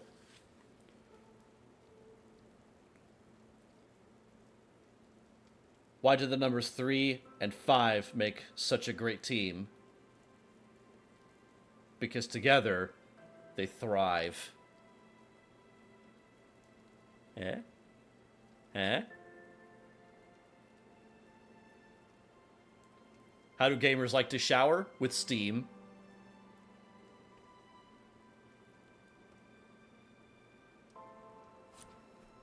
Huh?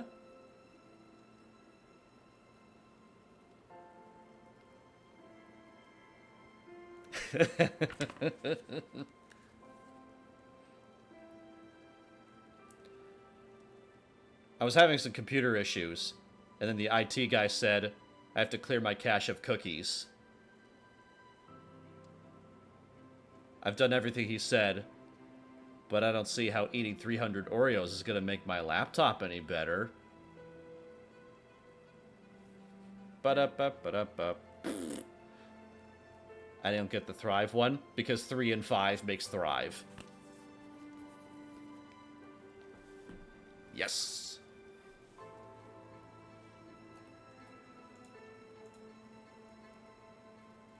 Oh, okay. Yeah, it's corny. All these are corny. Although, oh my god.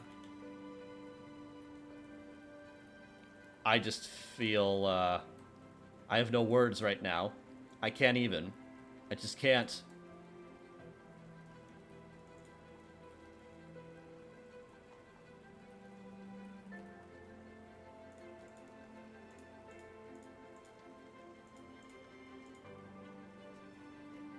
I'll combine these together. Base. And then what I'll do... Yeah, this will be really easy.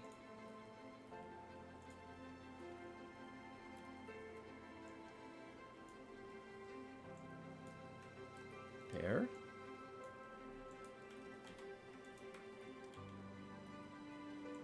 There and there. I'm gonna pay you for your jokes. Oh. Oh my god. Mark Seam. Dad joke tech. There we go. Sharky Shear just redeemed dad joke Thank you. tax. Thank you for the bits. I'll mark these. Can I pay to not have them? They're gonna get them for free. I have 67k in rupees. Oh my god.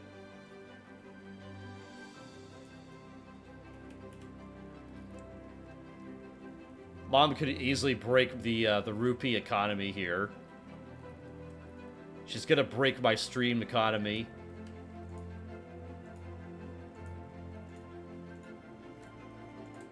The dad jokes is just gonna... They're just gonna be super expensive. I don't know what to do.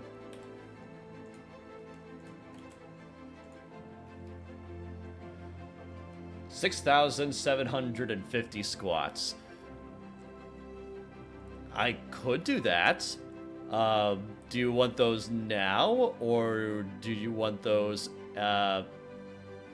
Or can I pay those monthly with interest?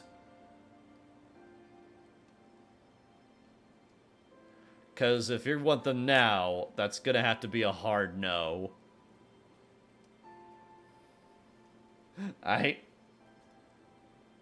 Interest never worked in your favor.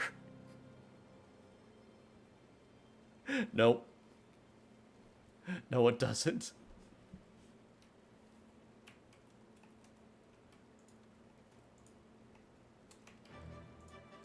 Actually, I'll grab all of these faces back here. That way they don't take up any, that way they don't take up any memory. There's no use in keeping those.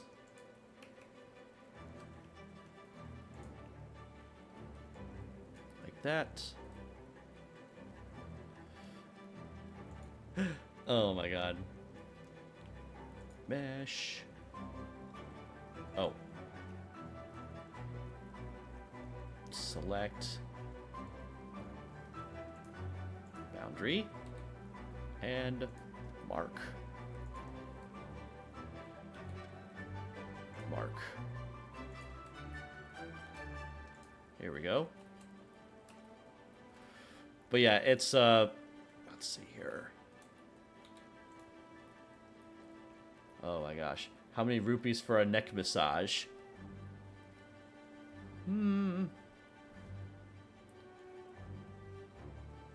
How about 1,000?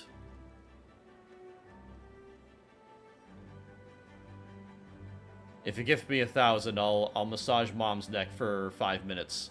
Oh my god. Hey Room. Fuzzy Hoodie is raiding. That is pretty cheap. I need to pull that up. I do need to, maybe I should probably, renegotiate that. Hi, guys! Welcome to the stream! That is a lot. I gotta brace myself here.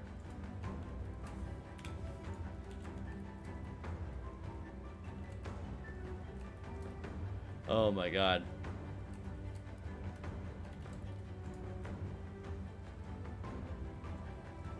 Good to see everybody. I was just working out the modular pieces of my models here.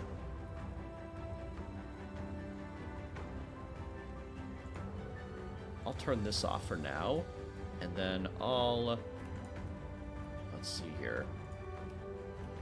Yeah, that's all UV mapped. But now, yeah, that'll curve up like this. UV editing. Unwrap. I'll grab all this stuff here. Unwrap again. Oh, but I also need to reset my transforms. Or at least... yeah, let's do these transforms here. And then we'll try that again. Okay.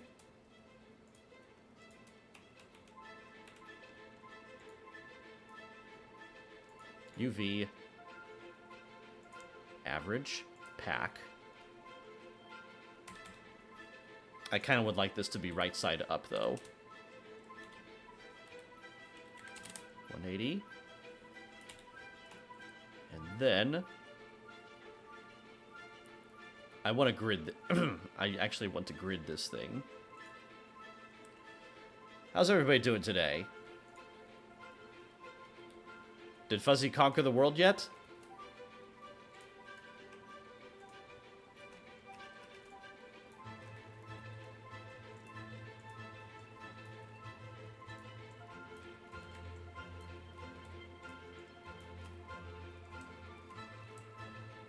Alright. Then we'll pack this up here.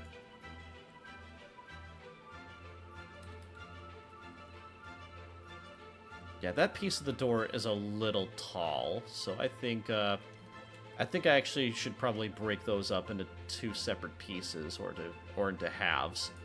How about right here? I'll mark this seam. Okay, there's going to be an ad that starts at about 3 minutes, so I'm going to keep on working through that.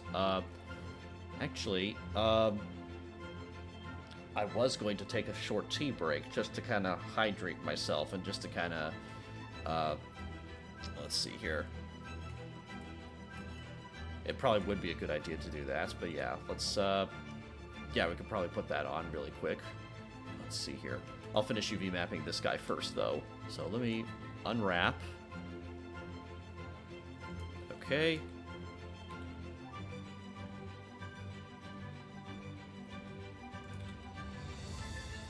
Square that. Actually, let's try selecting both of these things and see what happens.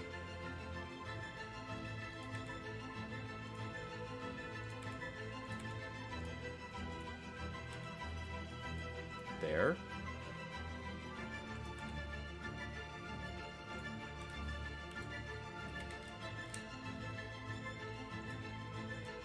$180. There we go. Grid. Average island scale. Pack one more time. Okay. Cool. Now we can combine these two guys together. Hops mirror. And... oh, wait a minute. I think I already have a hops mirror applied to this. There we go. That's right. I just turned it off. Okay. Layout. Recalculate outside.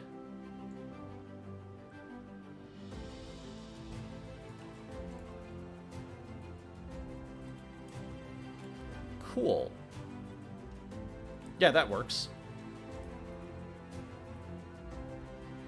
Save. All right. Let's see here. I almost feel bad about leaving 8 raiders or several people on a let's see here on an ad break because I just want to get some tea. So I'll be back in about 5 or so minutes, just so I can kind of get something to kind of relax myself, and then I'll grind all night. But yeah, here we go. Oops. two closest instead. There we go. Alright. Save. Yeah, so now we've got a boathouse here. That's pretty cool.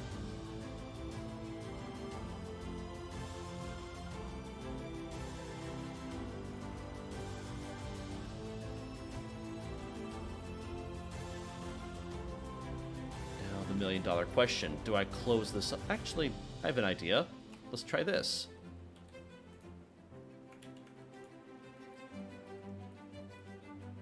Alright. I'll just extrude this out, and then I'll just fix myself some tea. There we go. Grab that face, UV editing, unwrap, pack again.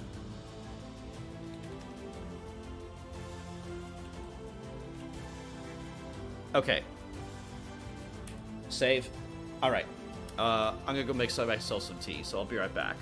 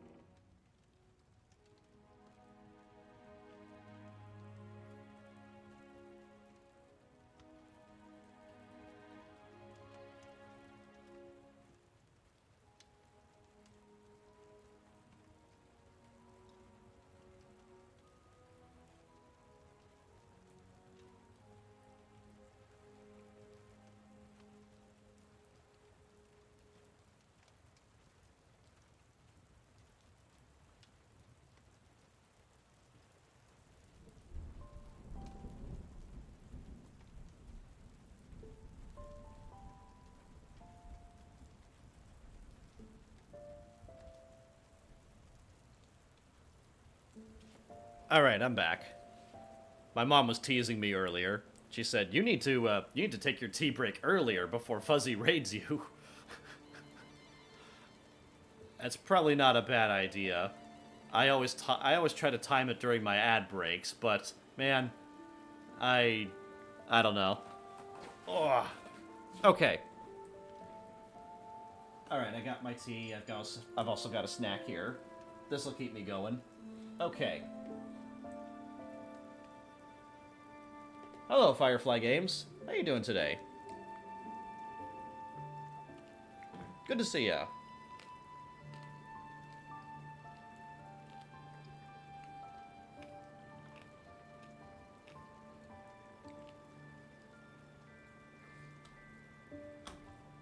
Sorry for late hi. Oh, there you are. Good to see you, Fuzzy. How's your map game going? Have you conquered the world yet? Oh, hi, Kitty. Kitty's awake now. All right, 1 second. I gotta let the cat out. All right. Come here, Kitty. Kiki. All right. Okay, she's judging me now. Come here. Go be with Mom. There you go. All right. Oh, she actually woke up from her nap about an hour early. All right. Awesome. Now I get to work on my my modular stuff here. Cool. So this will be interesting. This part of the let's see here. I kind of burned my tongue a little bit on my tea here. No, it's hard this time. I got a big brain it. Oh boy. You really got a big brain it. It's okay. You do. Fuzzy does have a big brain. I'm sure she can figure it out.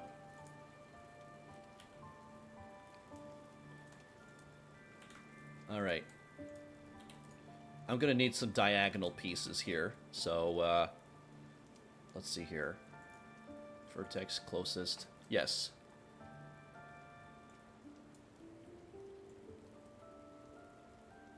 How tall do I want this thing?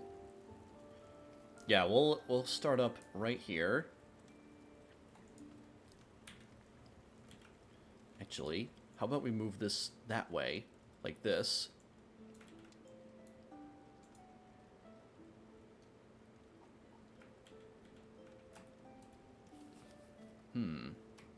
Well, you know, actually, there's a much easier way to do this.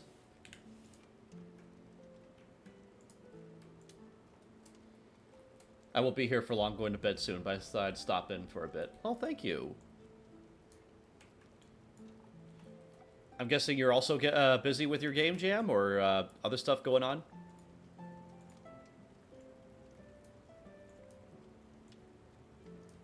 Oh, here we go. Yeah, let's put that there. And then this guy. This is where things are going to get interesting.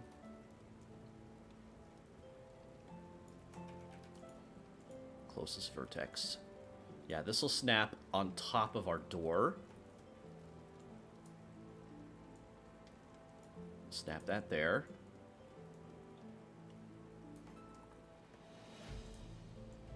Ah, here we go. How about this? Put that here, and we'll snap this guy up here. Okay.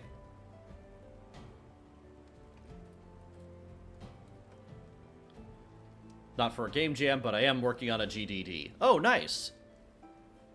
Working on a game design document. Okay. Got you. I got you. That sounds like it'll be... That actually does sound kind of fun. We actually had a little bit of fun just forming our game design documents, but, yeah. I'm pretty excited. So far, the, actually, that piece right there will have to be its own modular piece, I think. Like this, let's see here. Yeah, here's what we'll do. Put that up here, and then we'll separate this guy like this. To vert. To vert. Okay. Now, we have our little, we have the planes that we need to make our, let's see, to make our dock, front, our boathouse, I mean. Oh, God. I can do words. I can do words when I have my tea. Yes. Here we go. Oh, here we go. Oh. That's better. And now I can cover up these little places here with beams. Little rune is funny. I guess with the, yeah, because you can kind of see me with my drink a little bit here. I'm trying to have my pinky out like SpongeBob. Hang on. There we go.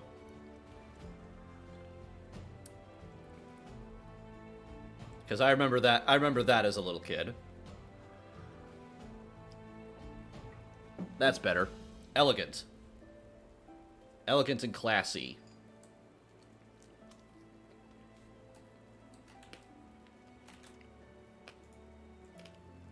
Mm-hmm. And I also have a snack here that I'm quickly kind of chewing down. 1 second.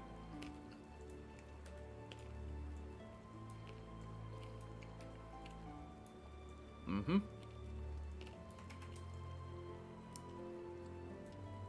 Okay, cool.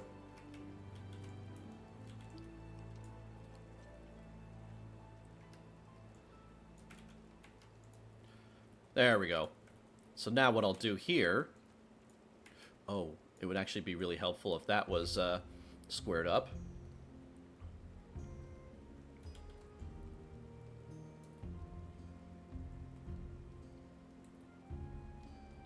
There we go.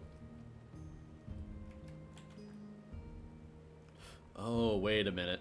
Oh. Oh, there we go. That's better. Thankfully, they wouldn't. Thankfully, those vertexes didn't merge automatically, so that was a close call. Oh, that was close. I have brain.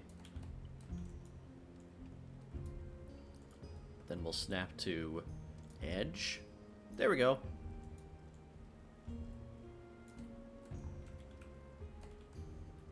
Except there's multiple edges to snap to. Now let's snap to that one here. Yeah, because I'd rather snap to this planar edge here than the edge in the background. Because this is ultimately what's going to end up in Blender. Or not Blender, but Unity. Oh god. I have a slow winding brain. It takes a little while to start it up. You have to warm up the engine until you before you can start it. Wait, no, that doesn't make any sense. You have to warm up the engine first before you can put it in drive. There we go.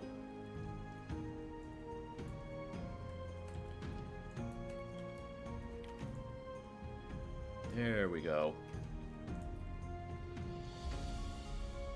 Cool stuff.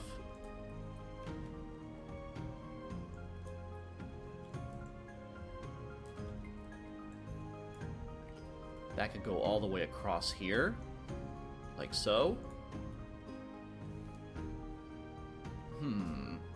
Hold on. That got me thinking. Because this building is so small, it doesn't really need to be that modular. I mean, really, I could tile these pieces on top of each other, or I could make the UV island extend beyond the UV space. So really, if I had a tileable texture, it should still work.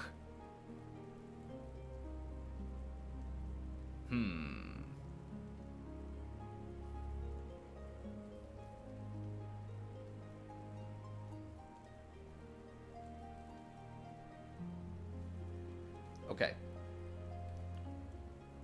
I'm onto something here. For the bigger buildings, yes, it would be much better. It would be much better to make modular, because they will need to be reusable. This wall ultimately may not be that reusable because it's so small. It's got short walls, and it's got a high incline roof. And it's just kind of weirdly shaped just on principle. I think the only part that could be modular about it would be the doorway, and that's it.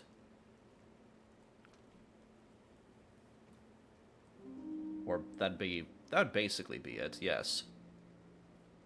Okay. So, let's model the doorway, and then connect these things.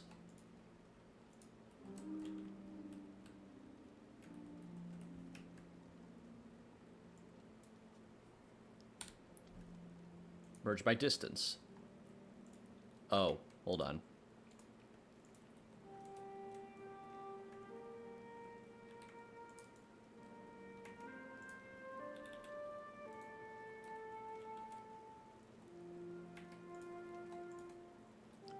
I'll pull this out of the way.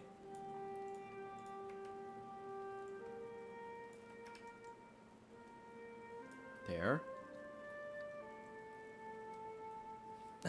That's funny. Now it's technically a four-sided polygon.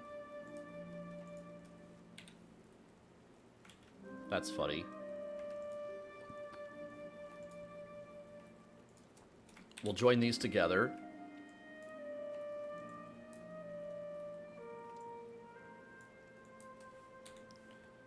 Merge by distance. 0.001.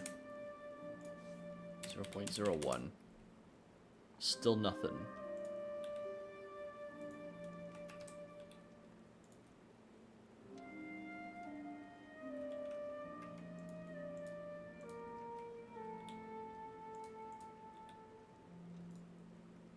Aha. Okay. Let's try this then. What if we did... Hold on. Yep, all those are facing... They're all oriented correctly.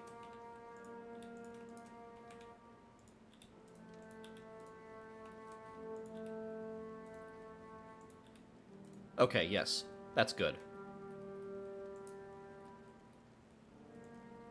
Good, good, good. And we can keep that there.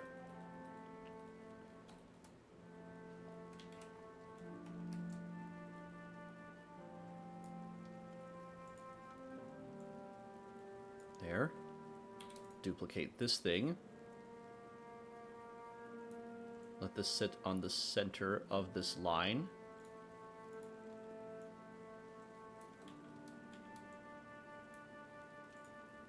Closest. Pull that up there.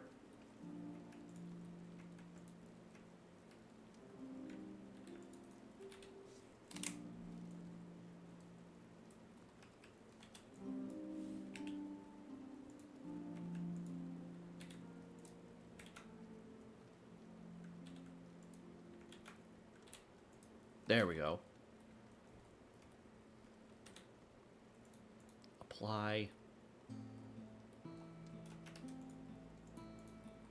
Save.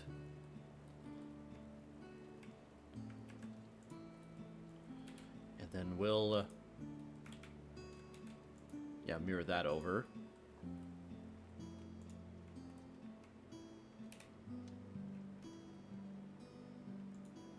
UV editing. Yeah, so this should be super, super simple.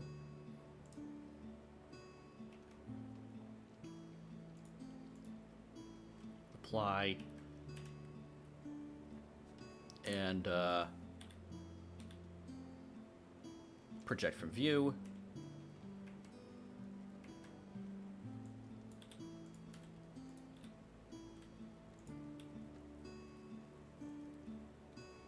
Actually, hold on.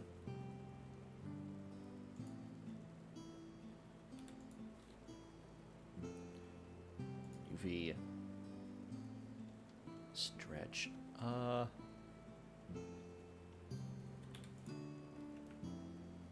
I don't know why it splits those up into two different islands. Unless something is not stitched together. Oh, wait a minute.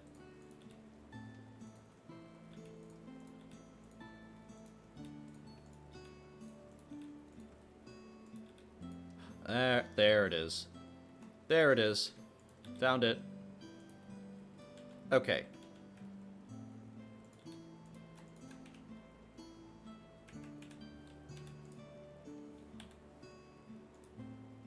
Okay.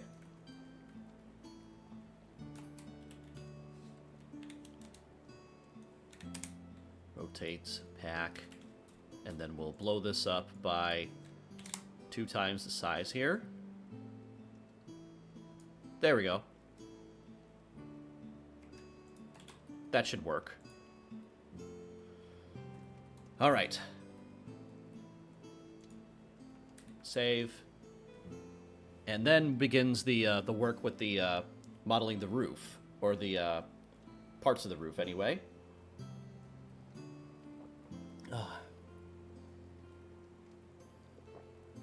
Very good.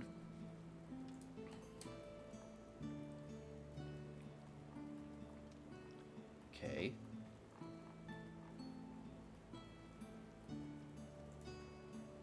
Because I have these guys here. It really would be a good idea, before I model the roof, let's finish this out, like this.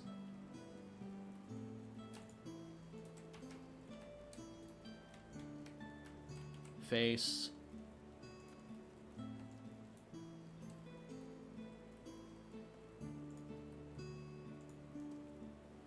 And then,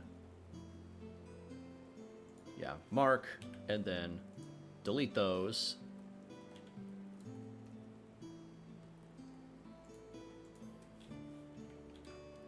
Mark, delete.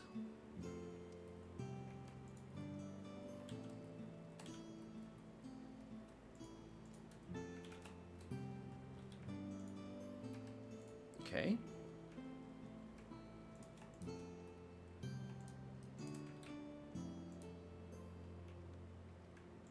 Cool.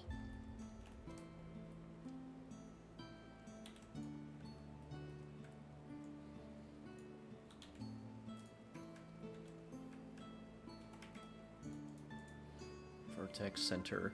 Oh, hello. Hey Rune. Boston's just fine. Thank you for the follow, Boss Gans. Thank you so much. I appreciate the follow. Hope you're having a really good day.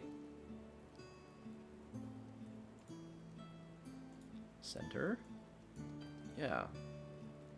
Actually, no, I kind of want to keep that on the inside here, don't I? Because if this is going to go onto the roof line, yeah, let's snap to our edges here. And right there. There. Save.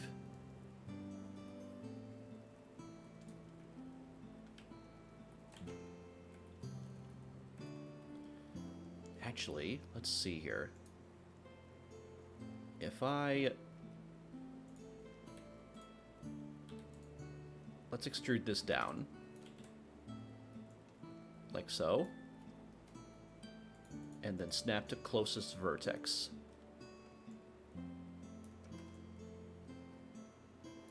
Oh, it would also help if I turned the if I turned snapping on. That would be that'd be nice.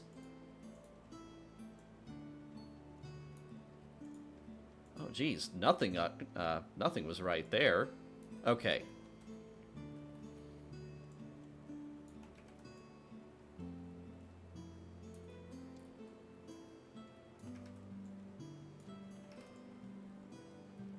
Cool. Save.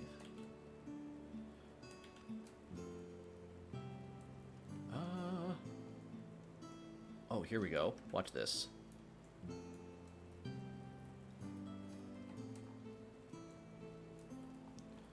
And then we'll pull this down, like so. There we go.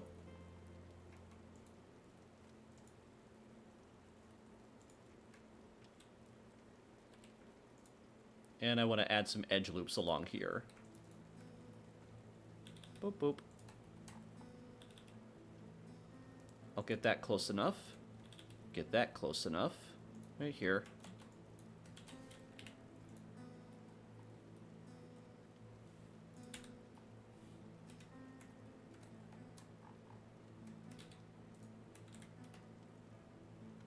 There we go.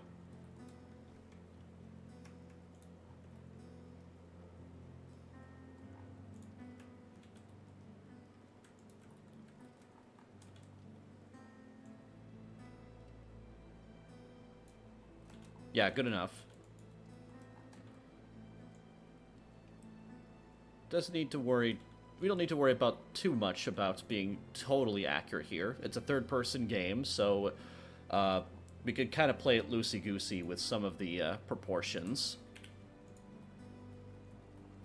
Okay. And now the, let's see. Actually, we'll keep that there. Yeah. Save.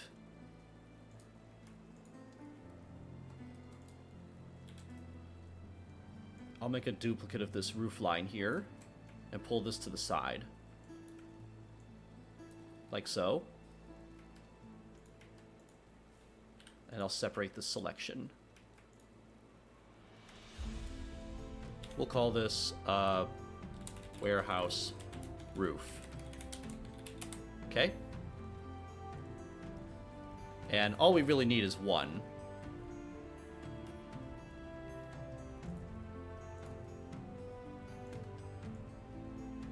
Or at least one big segment like this.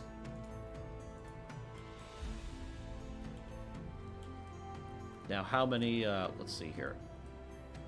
1, 2, 3, 4, 5, 6. Let's call that, yeah, let's call it 6 units across. So let's measure it out. So we'll grab these two vertices here and go increment closest.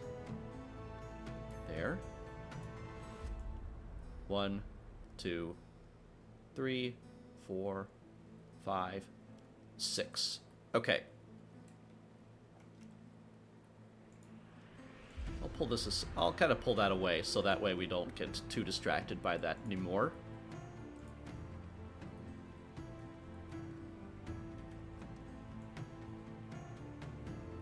I kind of want this roof to slightly overhang the wooden beams.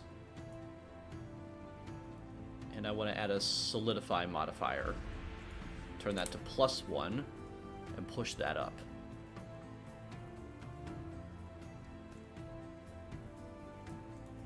How about 0.1? That might be kind of thick, so how about 0.075?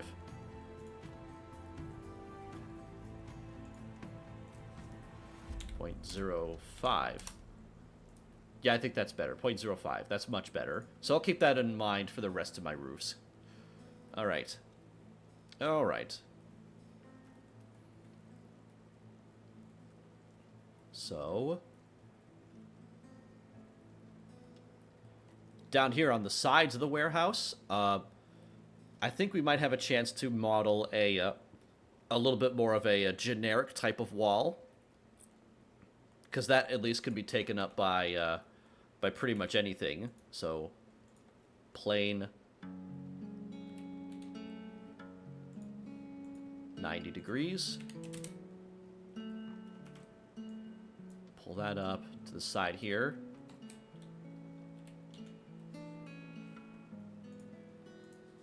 $90.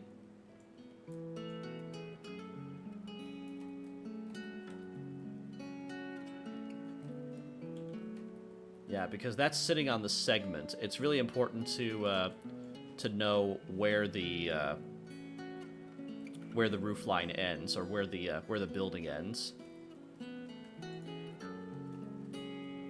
If I put this, let's push this back slightly here, like that.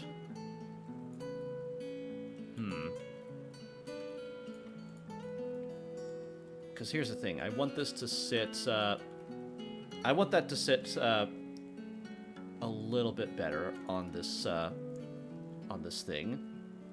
What if I push this closest increment?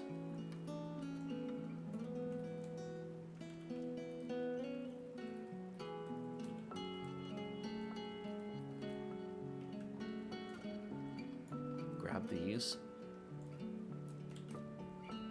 Yeah. That works. Yeah, that works. So yeah, that line sits on that increment. This wall sits on that increment, and this board sits on top. So that works. That actually works. Good. That's really good news.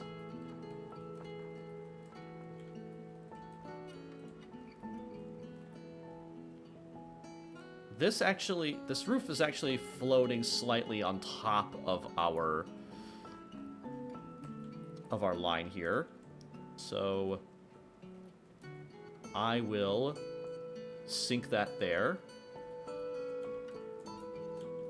And I'll make sure that this is sunk up right into this corner.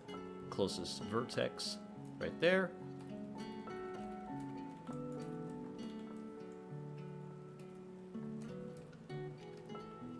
Okay, good.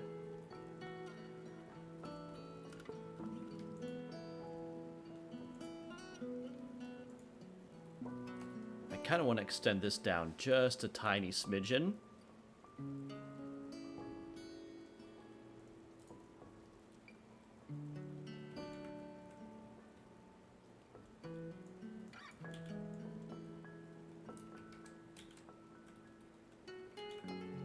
I said a tiny smidgen. There we go. How about that? Yes. Because that way the roof overhang actually has... That way our roof has a chance to slightly overhang off of our walls.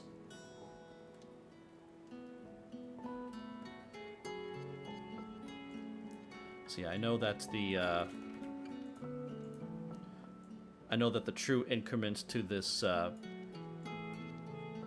to that modular piece is right there on that line. And the same goes for this wall, because that's, there's 6 segments apart. But I actually want these to sit... Let's make it even, since the axis is on the center. Let's make that 1.075. 1.07, yes.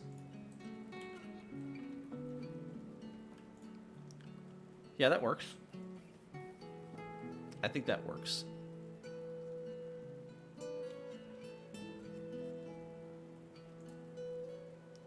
Save.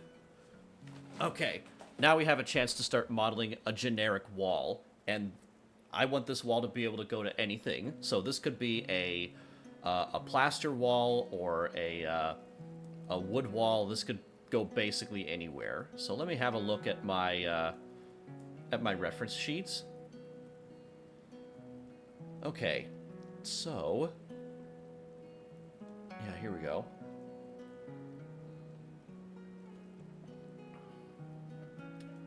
Which do I want to use it for? That's the big question. I suppose that's kind of the beauty of just a flat plane, is that it can be used basically for anything. Like, it could be stone, but, well, I think I want those modeled slightly differently. We'll see, but, okay.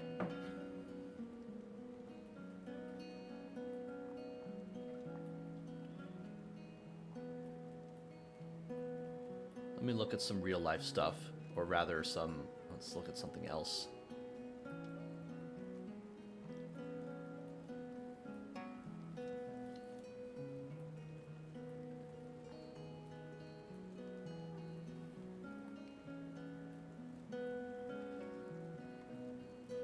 Yeah, since it's using, since we still got these little boards here, I suppose there's nothing wrong with just going with just the vertical boards.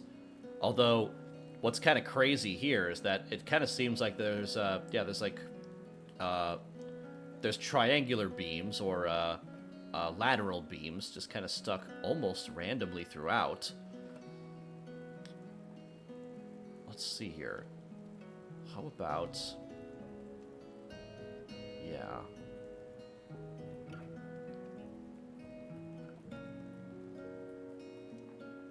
Let's see here.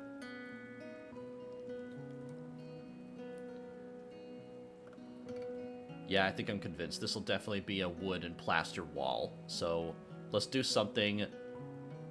Let's do a couple of patterns that I know that we can use pretty much anywhere.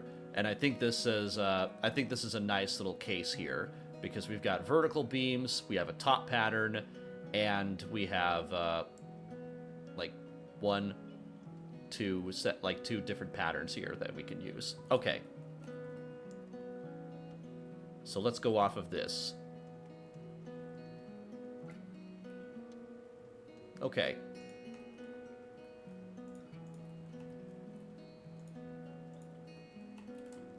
I'll just, oh, hang on.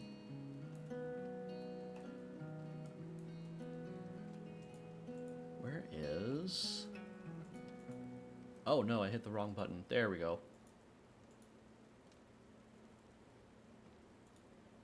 Closest, increment, grid snap.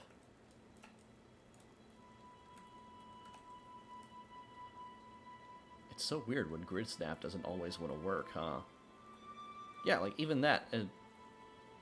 Yeah, and on the top view, it doesn't even land all the way down on the ground plane.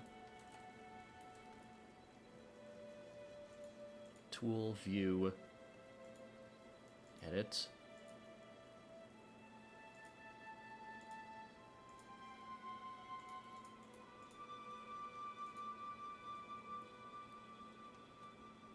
Okay, there we go. Goodness. All right.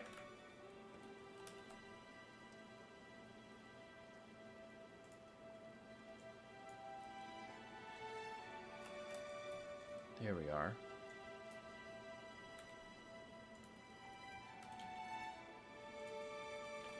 I want to make this nice and thin, a lot thinner than the rest of the boards.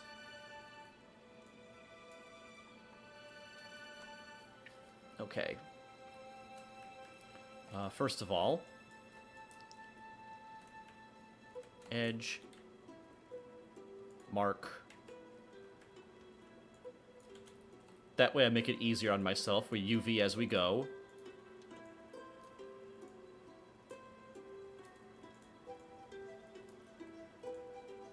Here we go.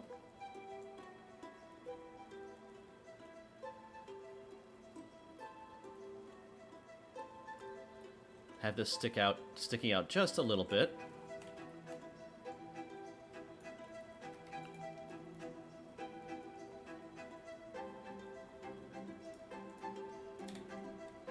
Yeah, warehouse roof. I'll have this in, yeah, make sure that's in the correct collection. In fact, let's make sure all of these are in the correct collection here.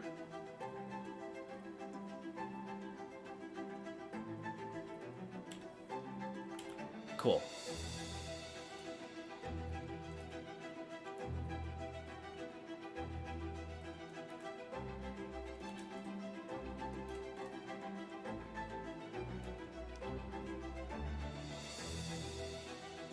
All right.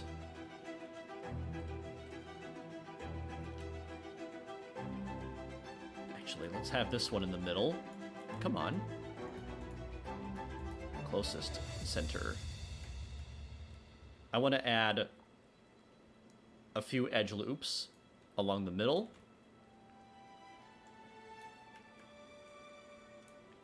And we'll grab all of these guys in the middle, like this. Actually, you know what? Yeah, just the ones in the middle. And I want to hit randomize.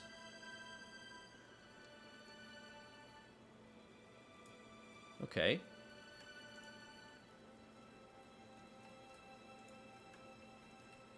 Same deal here.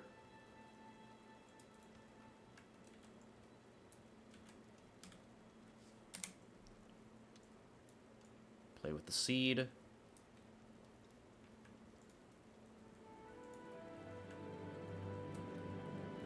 Okay.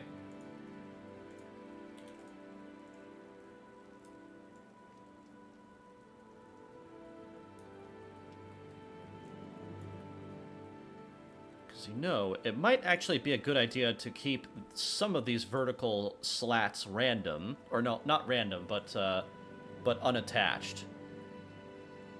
That way, we can use these to cover parts up of our wall, like this thing, maybe.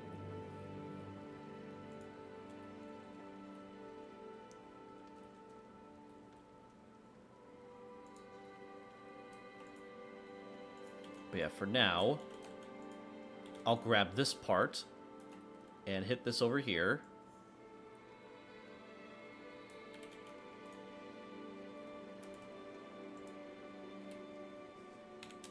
Rotate 90. There we go.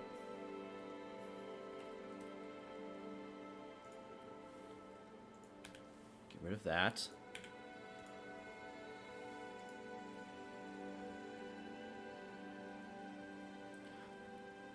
Oh, you know what actually would be really neat?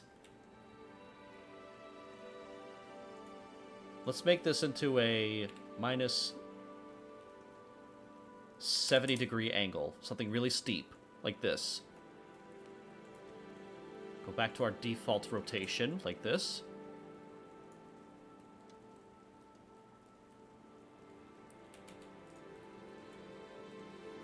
Tool, item. Take that out. There we go. That's better.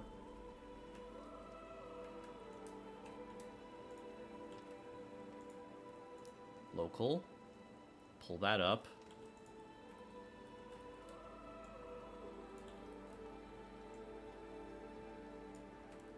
Extend that just beyond, down there.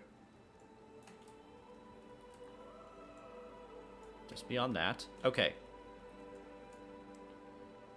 Snapping edge. There we go. I'm definitely liking the snap edge for this little bit here. Really handy. Also, I love how Blender actually incremented this little, I don't know if you can see it with my you see with my cursor? With those two little arrows right there? That's actually a CAD symbol. That actually shows that you have a vertice coinciding between 2 points. That is the very technical term, coinciding. So basically, it's just snapping to that edge. So I think that's actually kind of cool.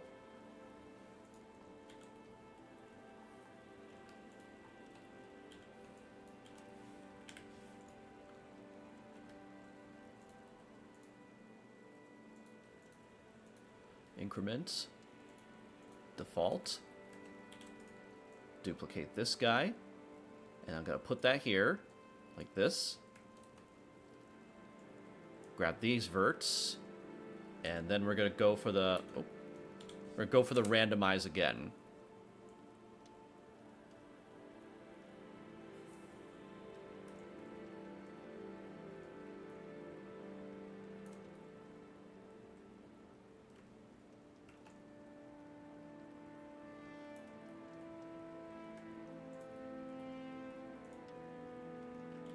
Might be a little too random there, because now they're kind of showing the... Now the polygons are showing their facets.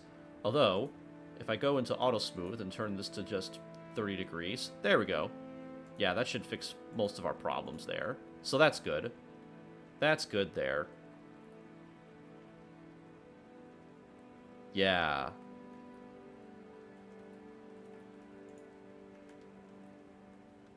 I'm liking this. Definitely liking this.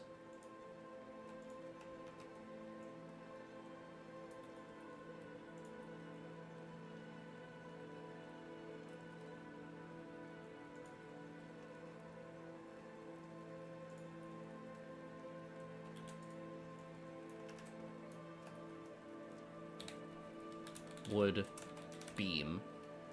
Actually, wood column. Yeah. Because you never know when you need something like that. All kinds of uses for something like this in one of our in our modular scene.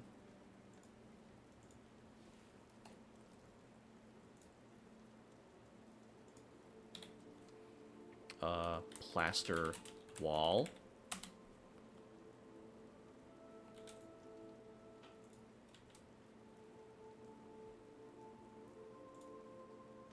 Yeah, I'll just pull this one aside here and place it next to this guy. Cool.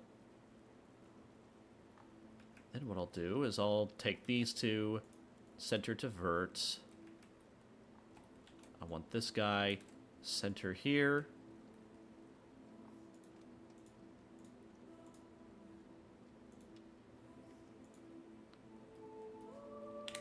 Unisolate that.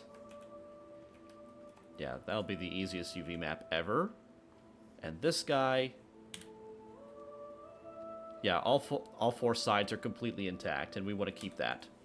We want to keep it that way. Actually, I think I want 4 variations of this thing. So what I'll do, because this will make a really easy... here we go. Yeah, check it out.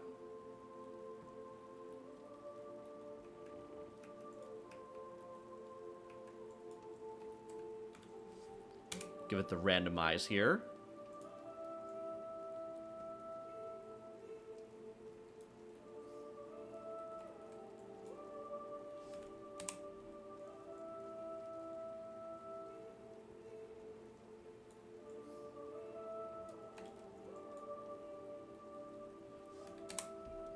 Make sure I hit all 4 of those faces there.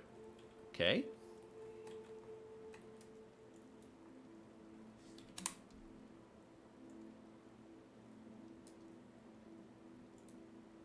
Oops.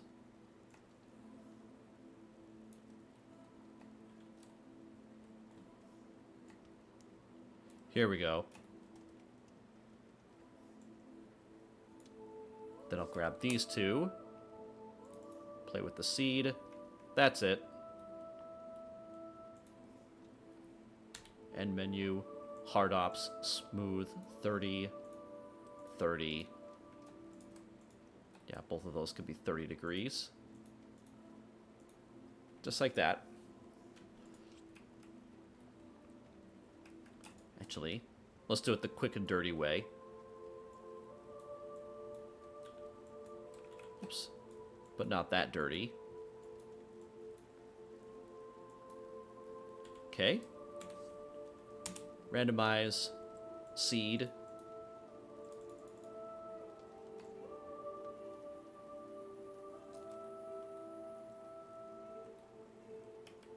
Yeah.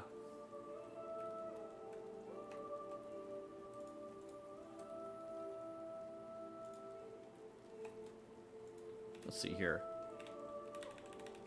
Would column 1.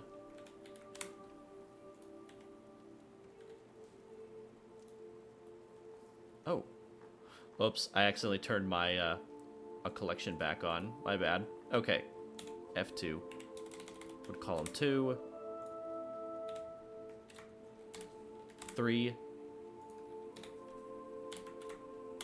4. Okay. Because you never know when you could use some of these things. And then what I'll do is I'll grab these, select all the faces, UV mapping, unwrap, boom.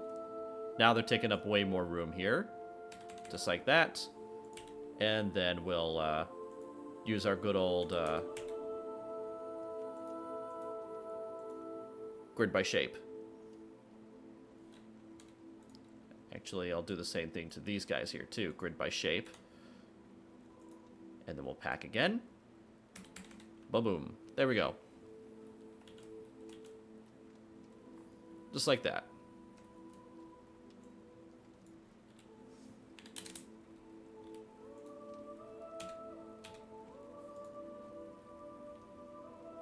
There. Cool stuff.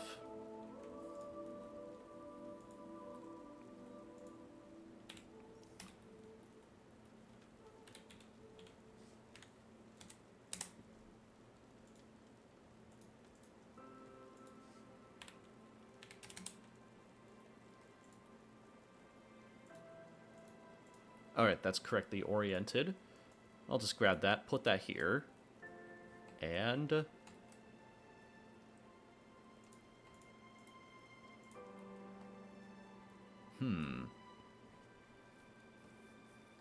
Let Let me think on this. And drink my tea.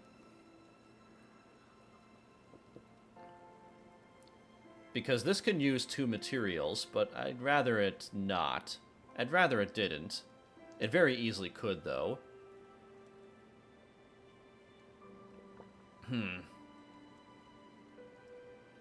Well, then again, they told me not to worry about that. They told me not to worry about that until the very end. My concern is that because this game actually has to run inside of a web browser, I don't know how well it's actually going to perform. So that's a factor. I don't know how differently that'll actually I don't know how differently it'll behave on a web browser as opposed to installing it on as opposed to installing it on a local hard drive.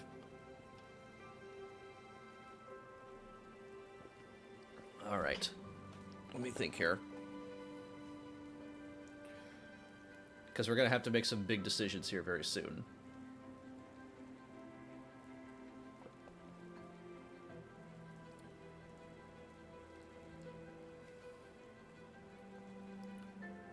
Scratch my head.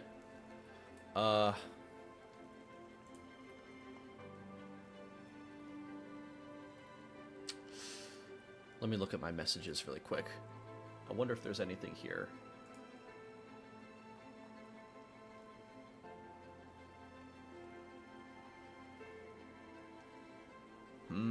Yeah, nothing new. Nothing new added to the chat, so that's good. Okay, so as far as optimization goes, I almost want to just go for it. I almost I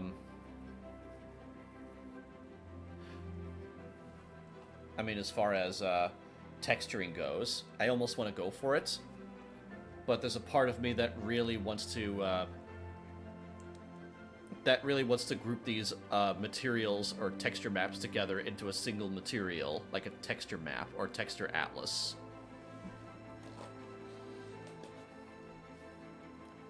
I suppose I can worry about that later and just focus on making sure they're UV mapped and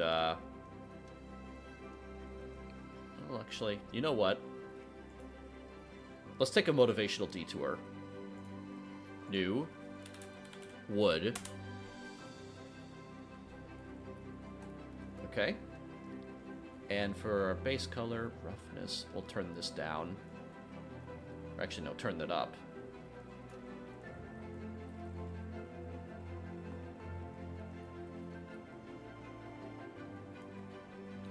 Hang on.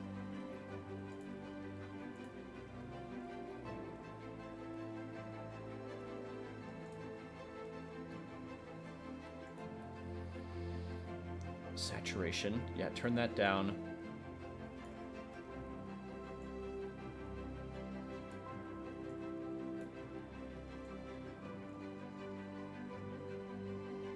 Okay.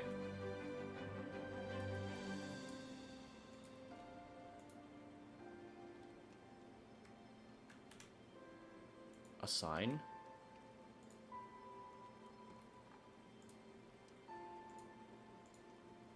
Right. Actually, I don't want that material there. But what I will do is I'll take these guys here.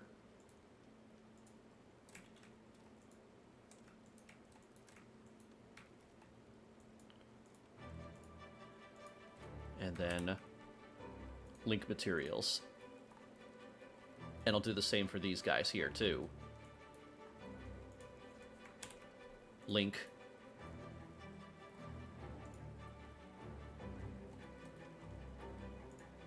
I'll keep the plaster white.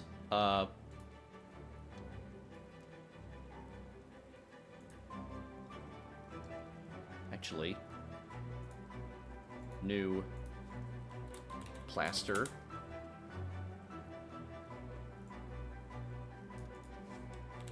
.8.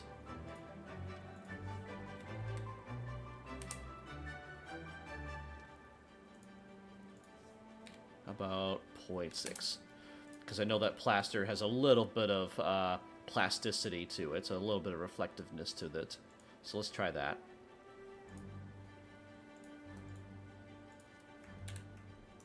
Link the materials. Okay.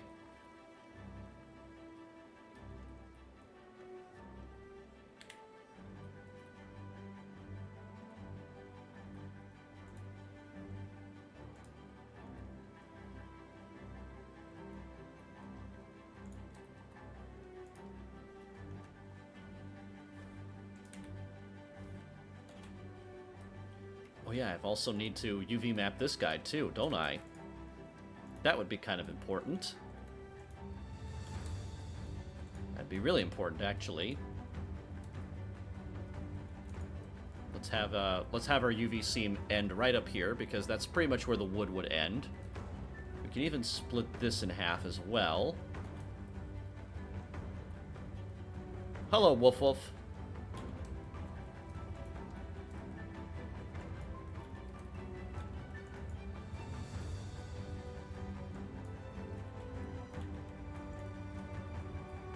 And I'm going to sleep soon. Sounds good. So tired.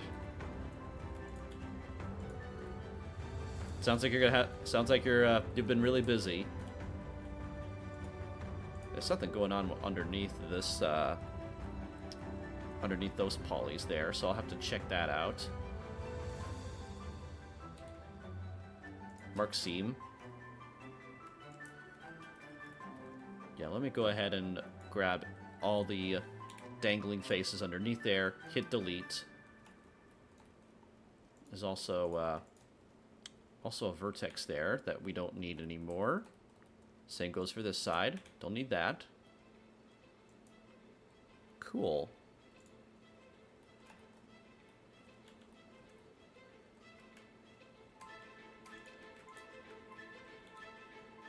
Mark.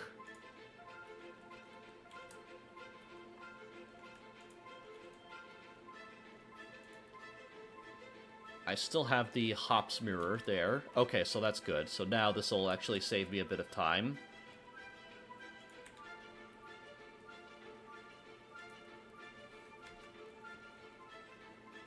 I'll have two materials here. One can be plaster, and the other can be wood.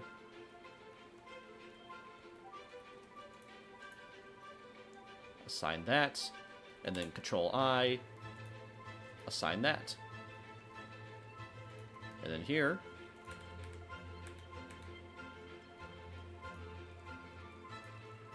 wood, assign that.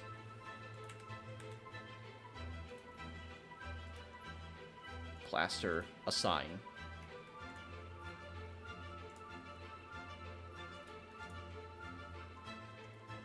Get rid of that. New roof tile. We can make that into a kind of a bluish color, like a dark blue. I've worked a lot today, I bet. I've actually worked a lot too this past couple of days, but yeah, we're still going. I definitely hope I hope you recuperate yourself. Desaturate.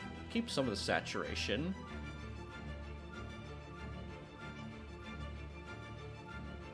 Here we go.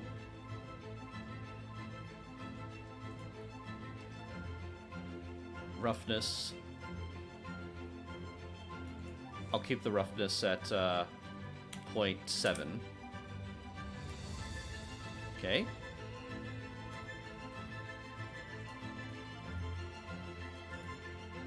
Increment. Closest center.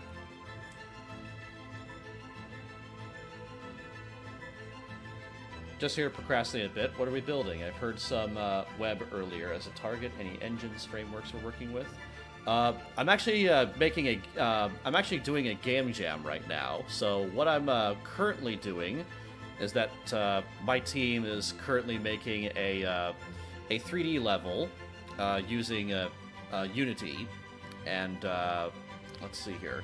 The game jam requires is that we have to upload our Unity level to their website, and the Unity level actually has to run on their web browser.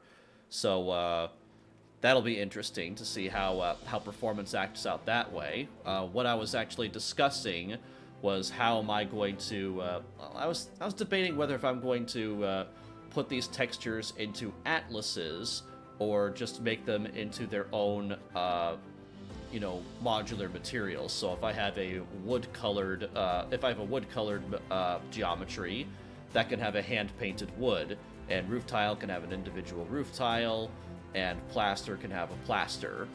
I guess I could probably still later combine those into a texture atlas later down the road if I wanted to. It might be a little tedious with some things, but I'd say it's doable.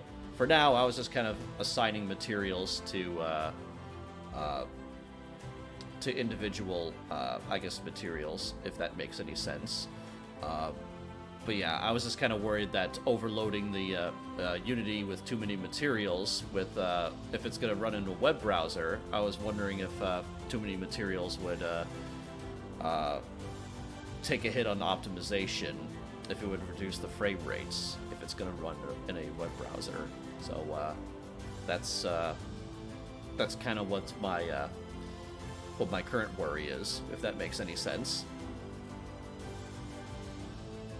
I will show you my I'll show you my level really quick. So I'll actually, let me take this stuff here,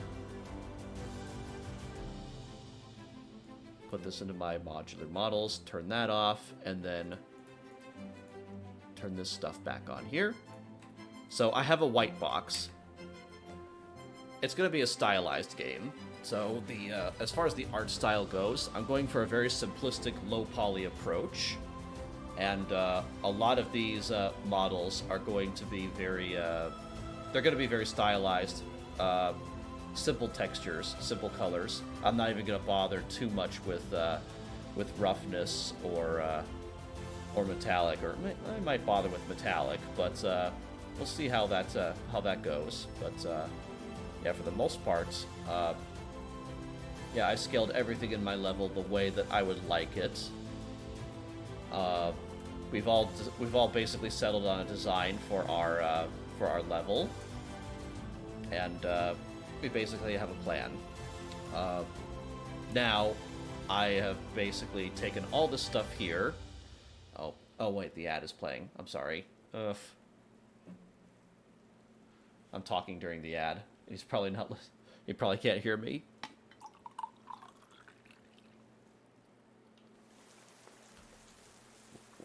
Okay.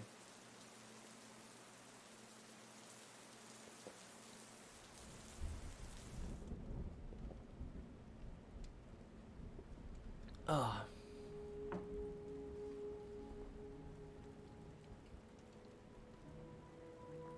But yeah. Hold on.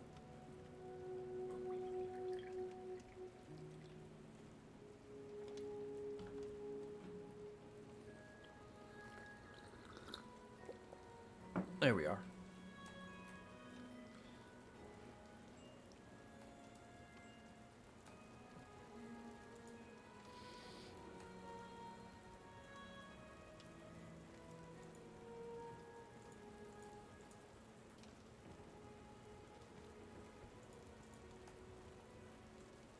All right, there we go. Sorry, I just realized that I was probably talking over the ad, and you probably couldn't hear me. But yeah, so I have a white box of a level that I've made with my team. We're now currently planning out. We're currently working on the gameplay right now, or at least the technicians are. And what I'm doing is just kind of dividing up all of these modular assets into a whole bunch of simple modular. I divide up all these buildings into simple modular assets that I'm currently working on.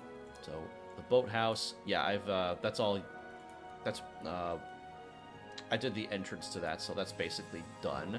Now I'm just kind of working on the warehouse portions and maybe building foundations. So yeah, that'll be next. So I'll get to work on that next. Okay. I'll turn these off. Go back down here.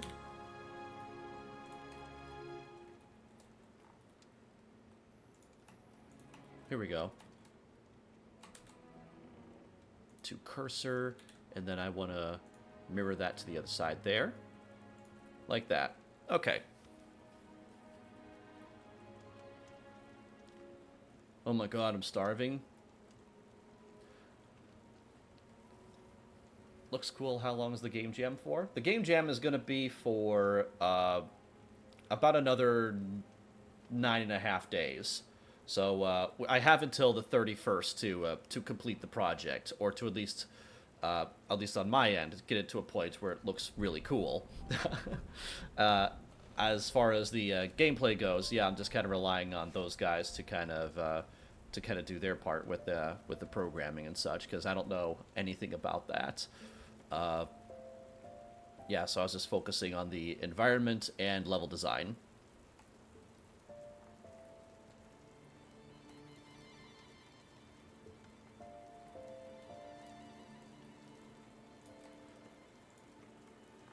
I'm definitely going to need a beam in the middle here.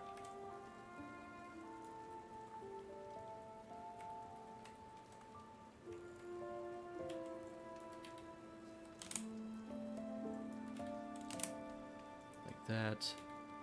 Pull these in. Every time I stay awake at night, because I am every time I stay awake at night, because I'm used to eating at certain times, but I still have not eaten for like 8 hours. Oh, geez. That's a long time to go without eating. I have done incremental fasting before. It's kind of hard, but yeah, I know how you feel.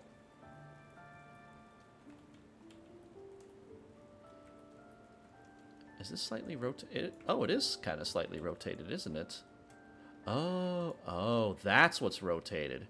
Ew. Oh, okay. I see what's going on. Okay, 1 second. Let me try 3D cursor. Turn the rotation completely to 0 since I moved it. I hate how the 3D cursor automatically rotates whenever I move it. I wish there was a way I could turn that off. Alright, in any case, so 2 cursor. Let's try that again. That's better. That's better. Okay. Cool.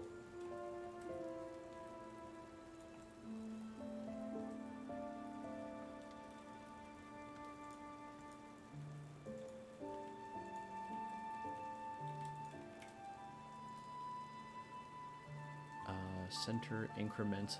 Yeah, and I'm going to make a third wall here, except this, for this part, I want to have, I definitely want to have, like, more wooden slats. Like this.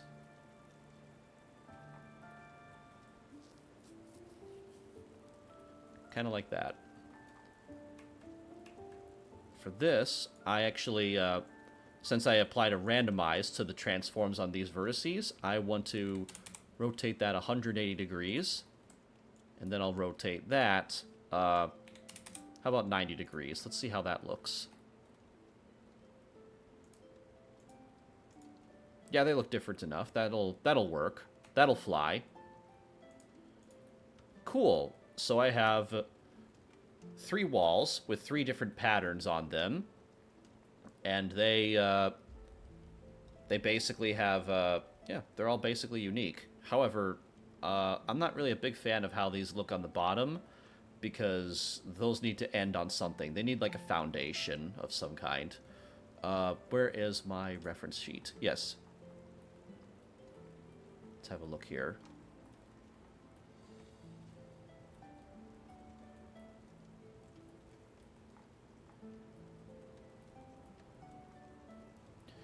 Yeah, so these end with, like, well, that's the second story. Hold on.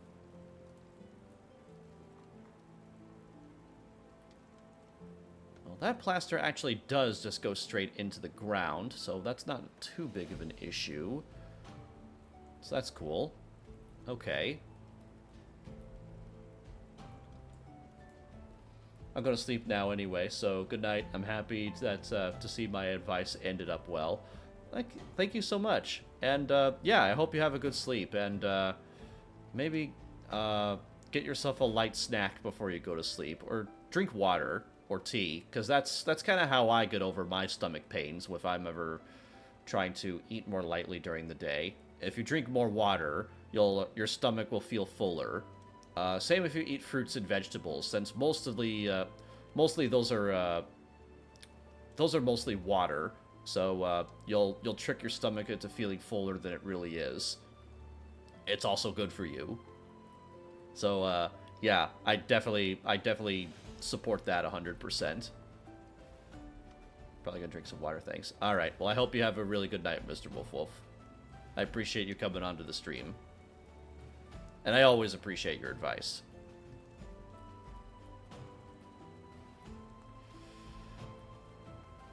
Tons of beautiful buildings, but no... Okay, here we go. Yes. Yeah, so they, Okay. So I was correct. Geometry. Let's take this. Rotate that... 90, and then go this direction 90 degrees. Okay. And then we'll pull this down like this.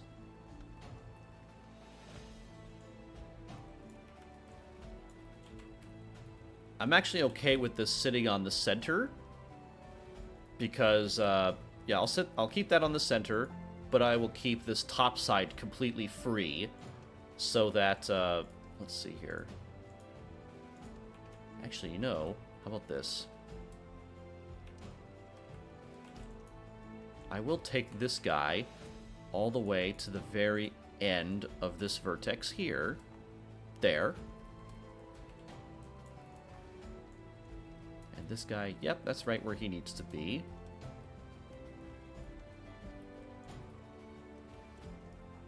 Yeah, there we go.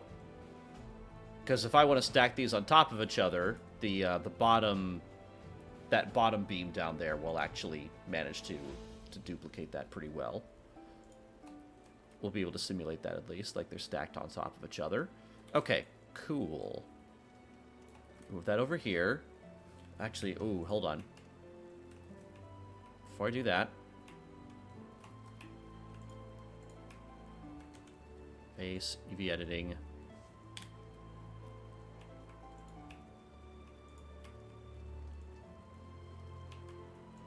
Let me grab all of these guys here. Unwrap. Did I even... Huh. Okay. Apply all transforms. To geometry. Try again. There we go. That's what I'm looking for.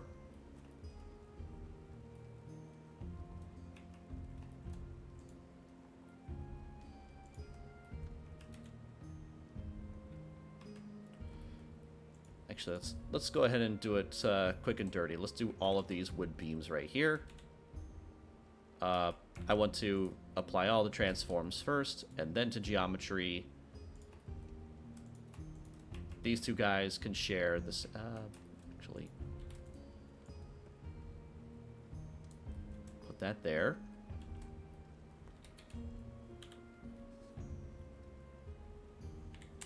Rotate that 90 degrees. That should be okay. Except not really. Not, well, kind of, sort of, not really. How about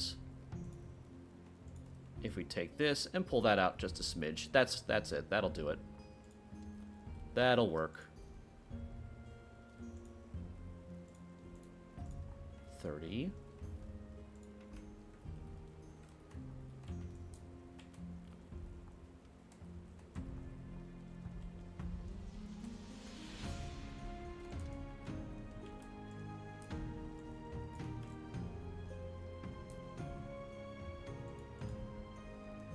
Layout. Increment center. There we go. Oh, that's actually overlapping. So I'd rather have that there.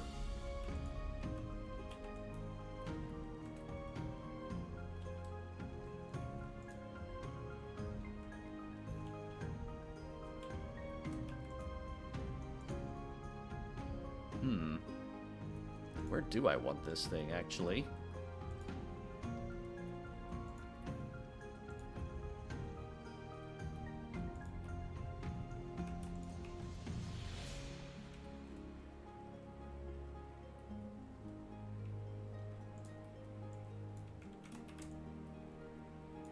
Actually, yeah, that works there. That's fine.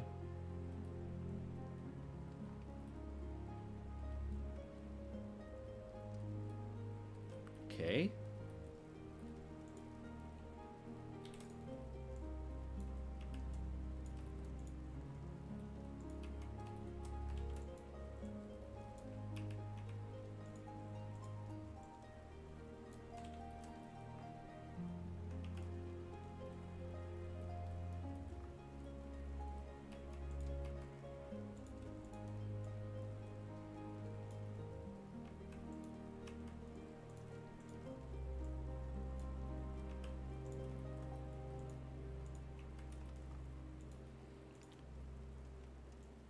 Just slightly pull that out. That's cool.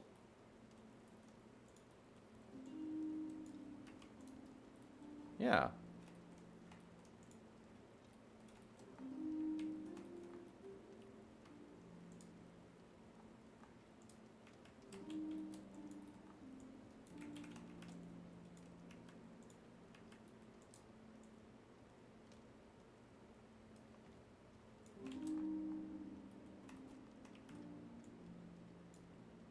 That's better.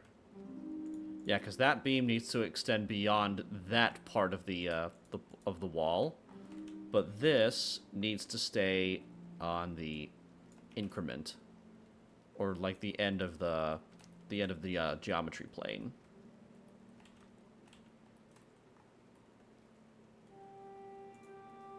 Center vertex, closest vertex.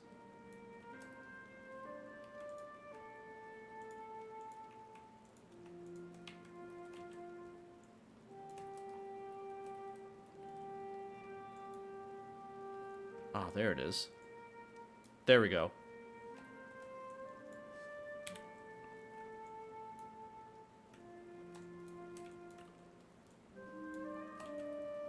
That's it. Okay.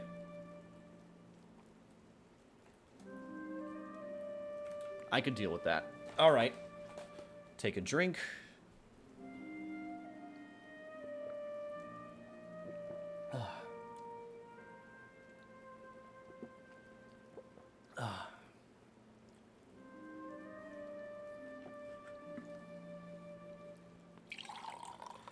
Yeah, before long, I'll have 3 sets of generic walls that I can use to block in literally anything.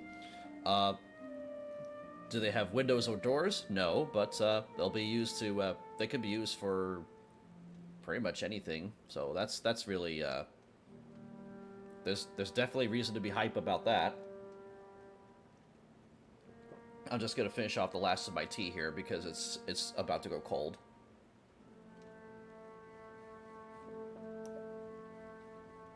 Okay. Awesome.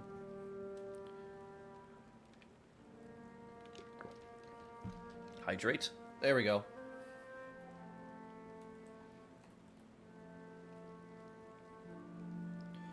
Now, what are next?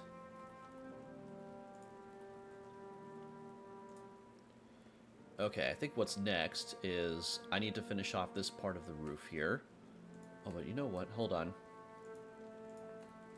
I get so easily sidetracked.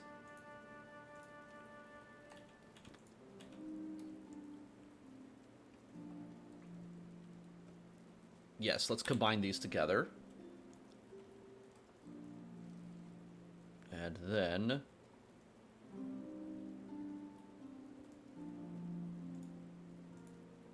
increment...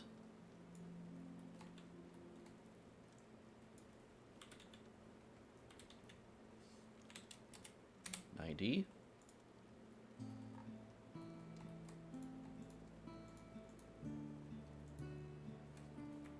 there.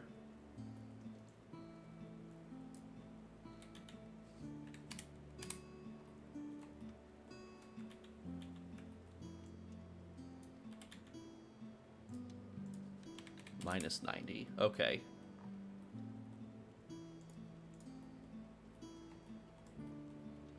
You can kind of see the geometry plane through this through that wall there. So I'm gonna just give this thing a little bit of a tug here.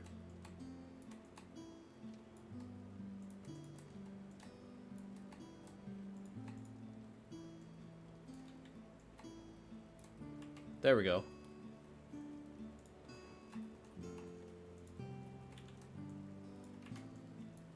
Cool.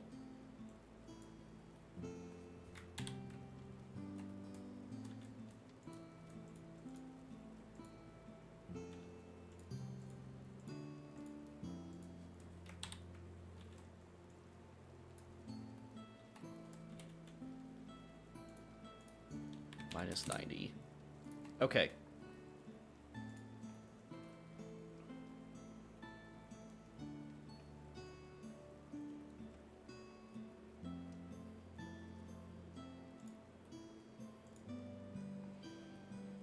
I just kind of realized that this one is missing its, yeah,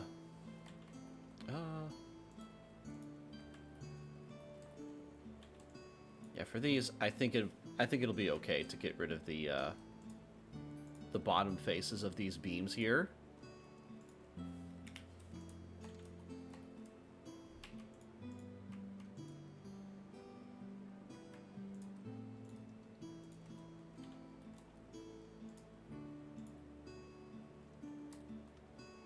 There.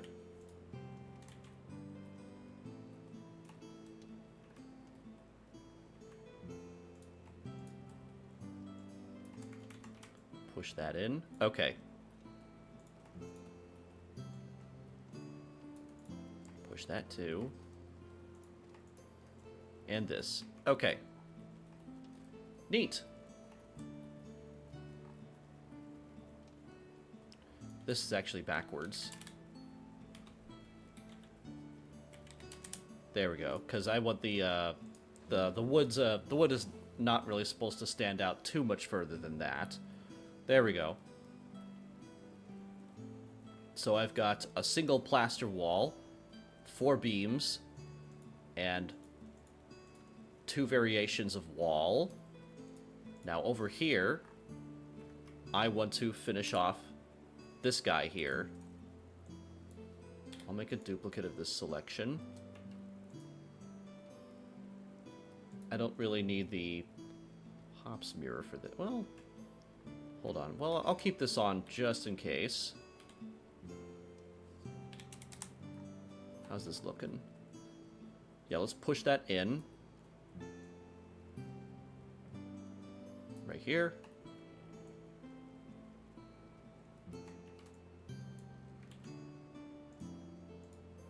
Closest vertex.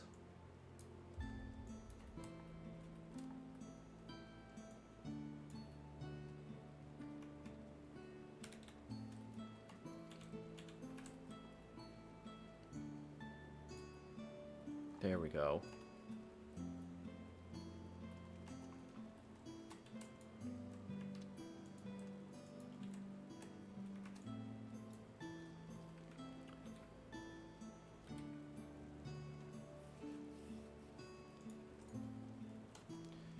Okay. And then I'll add just a little bit of randomize here. I said a little bit. Here we go. Yeah, we don't want hops mirror for this part then.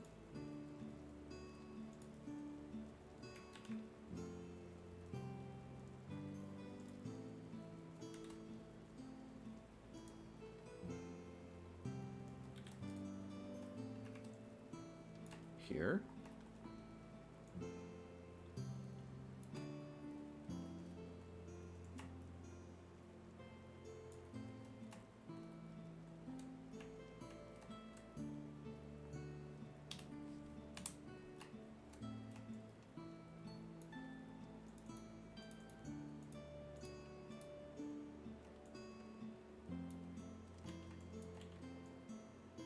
Pull that down.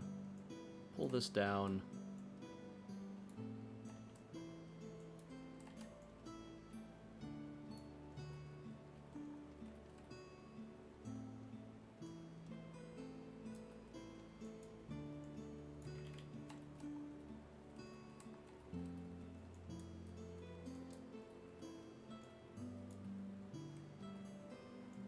There we go. Yeah, I just want to fix the, I just don't want any of the plaster from underneath poking out from underneath there. Cool. Save. Okay.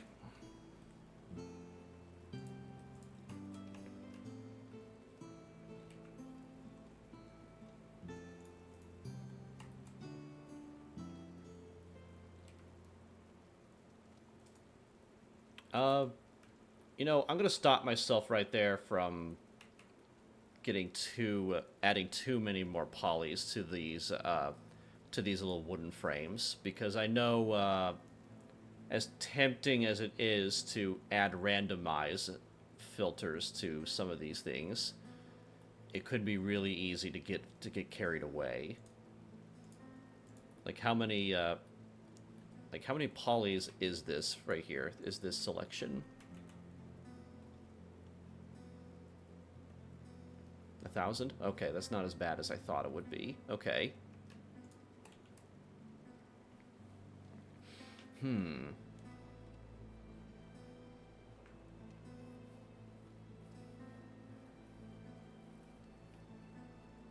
You know, hold on. I'm gonna check here.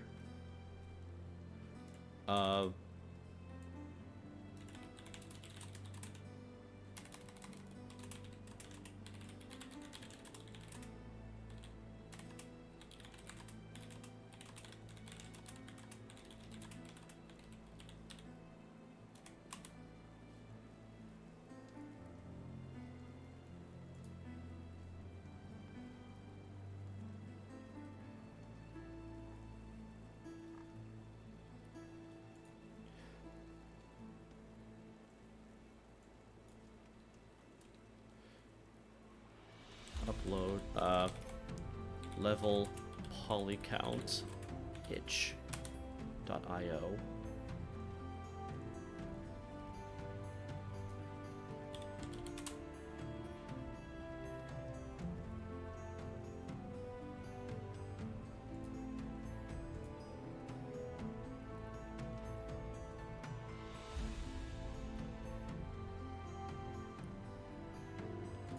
It doesn't say anything specific, but let's see here.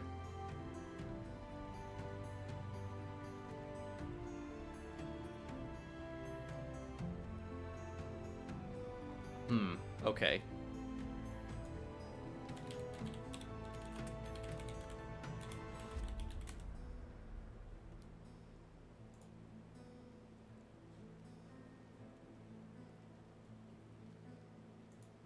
All right. I'll try not to get too carried away, but otherwise, I think it should be okay for the most part, just as long as I only stick to giving it detail only where it's needed.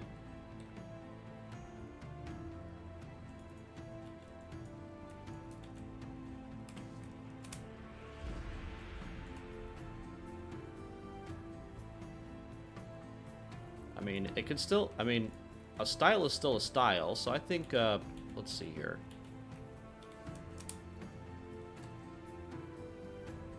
So it's okay if something has stretched proportions like this. Like, yeah, that works. That's okay.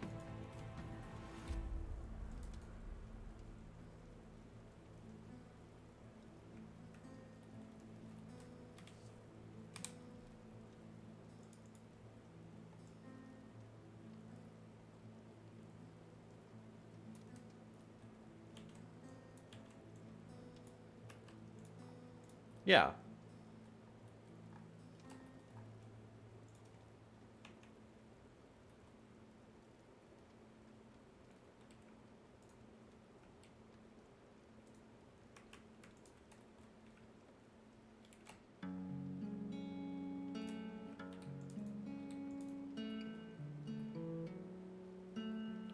Okay.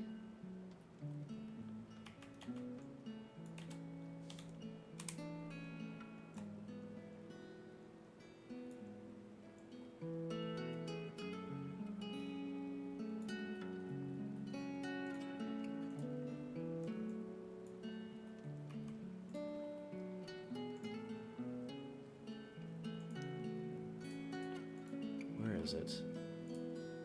30? Yeah.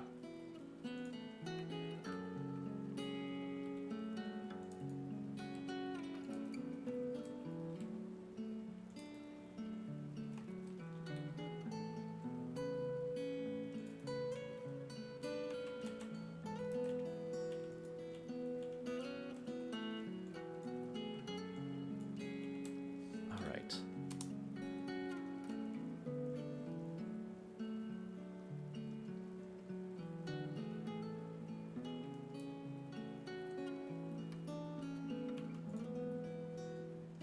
There.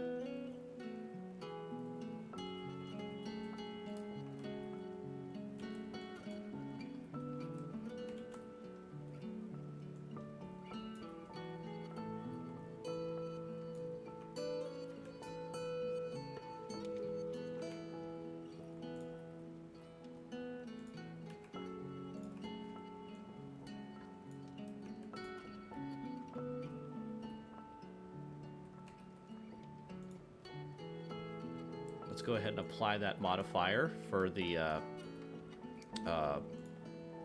hops hops mirror. That way I can start adding some more unique transforms to this left side here.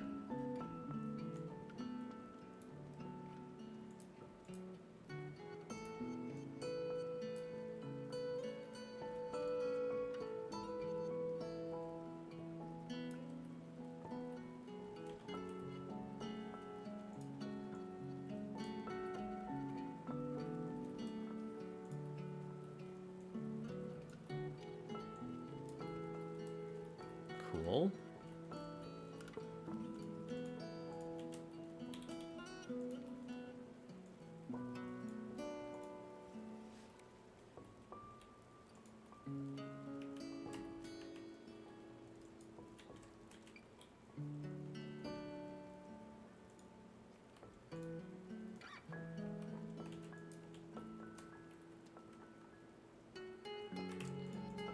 And then edge closest right here. There we are. Cool.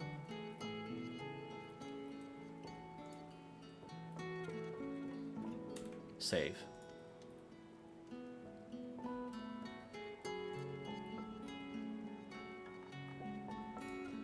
All right. So as far as this guy goes, yeah, so I can put whatever material I want here on that door, and I can put any material, yeah, to complement that. So plaster, I think both works though.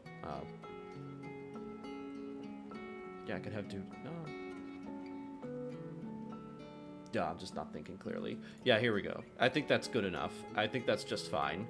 So I'll go ahead and hit save. And what's next on the list? Modular models. I've got, let's look at here.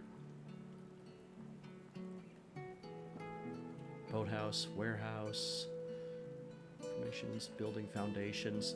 Yeah, technically the boathouse is completed. I think the only thing that separates it from being a boathouse to a warehouse is just a different door. So I need to model a warehouse door to this building. So that way it looks a little bit different. Yeah, because right now it's this building is very unique with this giant feature. Okay. Oh, but I also need to have that have this side here and that part of the roof here. So let's make a duplicate up here. So let's fix that. Increment or vertex, vertex.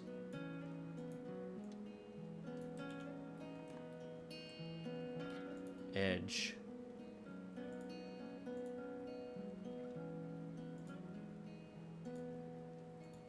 vertical, normal.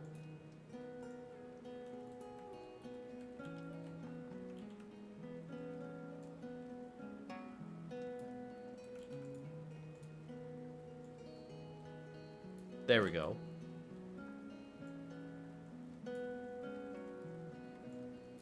Yeah, let's have it really low. Just like that. Yeah. And I don't need to worry about having a roof cap on the top of this thing, because the player isn't really going to see the top of this roof anyway. So, yeah, that should work just fine right there. Now all I need is to create, yeah, let's get a duplicate of this thing.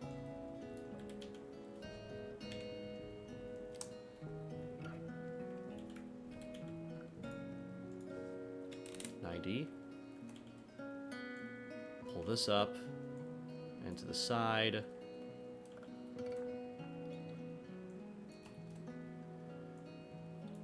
Yeah, because I want to plop this thing right along the edge of this wall, so I need that vertex right here.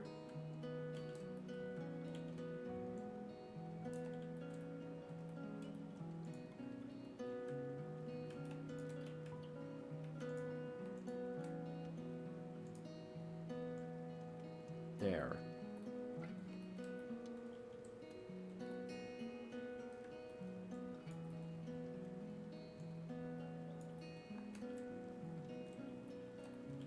Yeah, that can come up to the edge of that beam.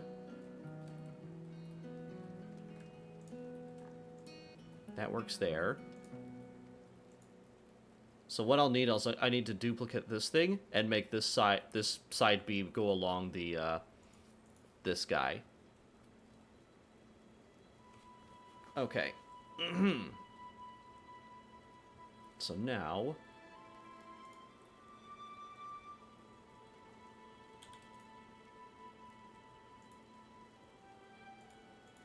default, pull this up, get rid of that.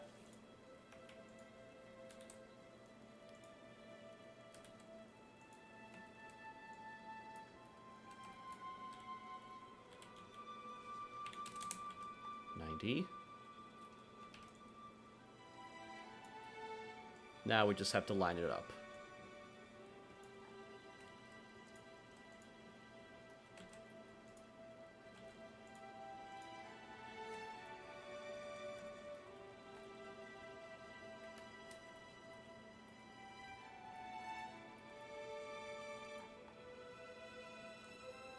Oh, I see. Yeah, everything else is kind of in the way, so it's hard to see everything. All right. Yeah, put that there.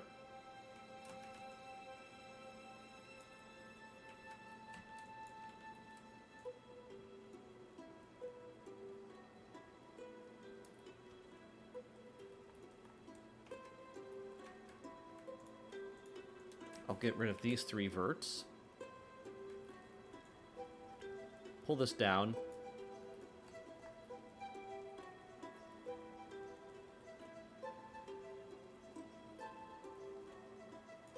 There we go.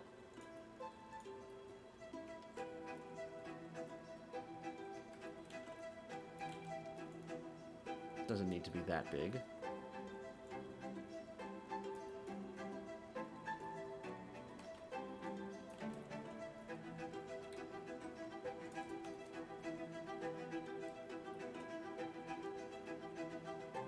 And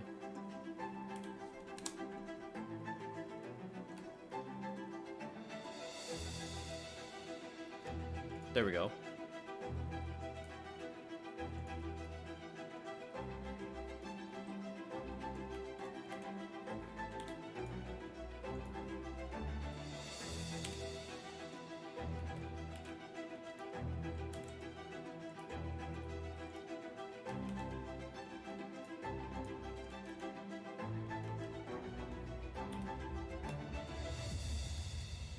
Cool.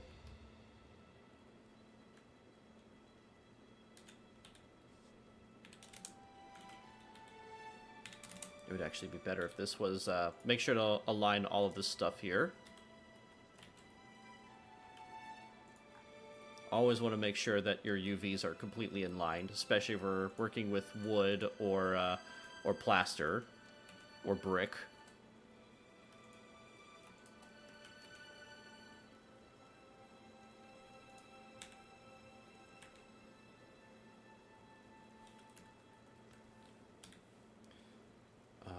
Project.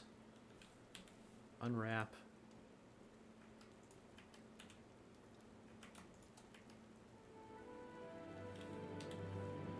Project.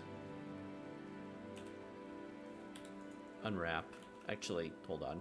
Pack.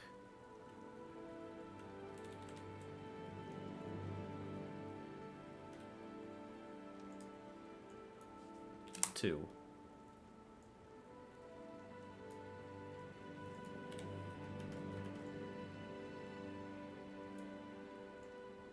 Cool.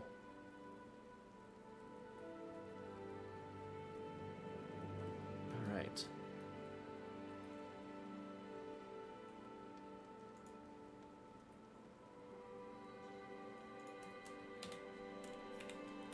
Warehouse roof, tall, or top.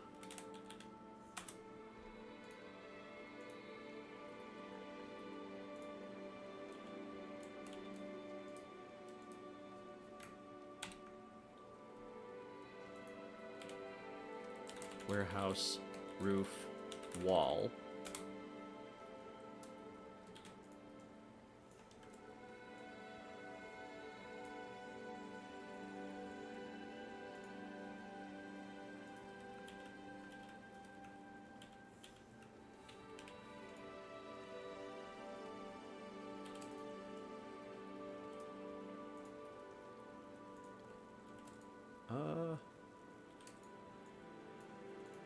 Yeah, that works.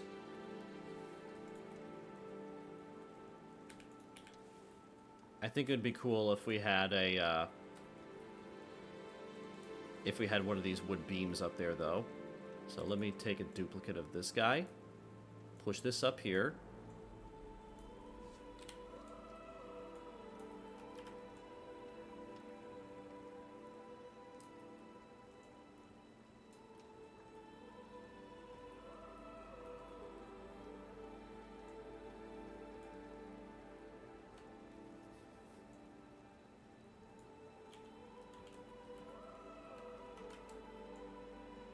There, yeah.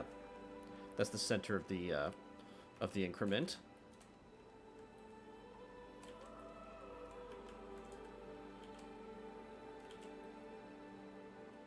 GG. Come on, unsnap. There we go. Ooh, stomach.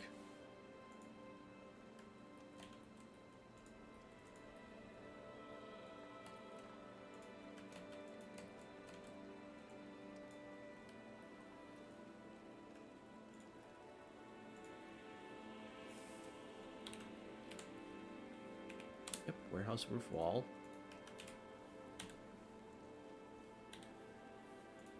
Unwrap.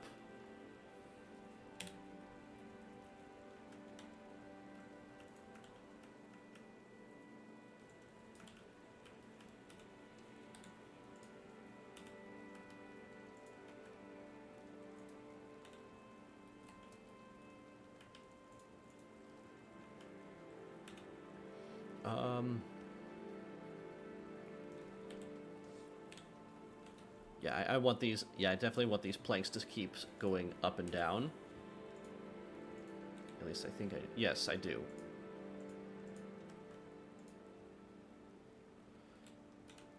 This needs to go that way. Pack. Okay.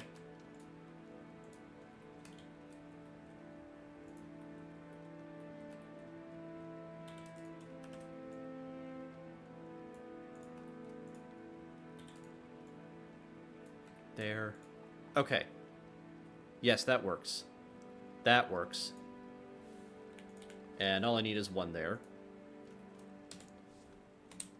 because it's so specialized that I really don't need to bother making too many of those, because they're just so unique.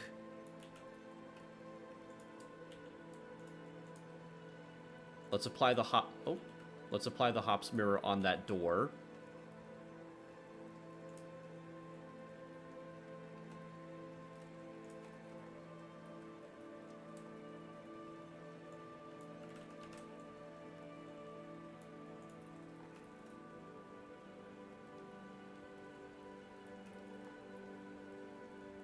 Yeah, I think that looks pretty good there. It is missing some door handles, though, I have to admit. What do I do about door handles? Are they going to be wood, or are they going to be... actually, hang on.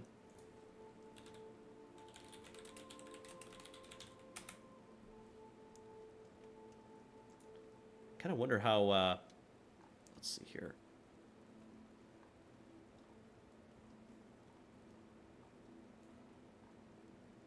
I'm sure not all of them were steel or iron.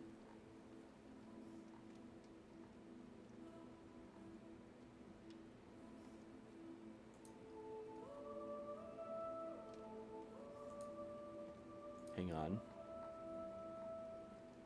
I don't really need that image anymore. Let's go back to my references.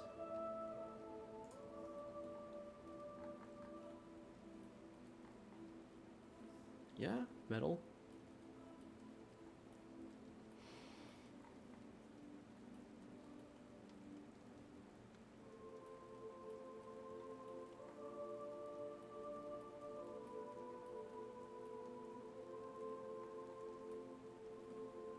I don't think the door hardware in there is going to be the same.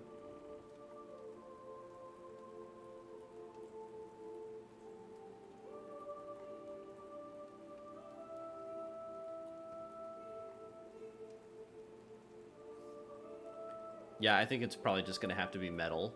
So, that kind of throws a wrench a little bit in some of my plans here. Well,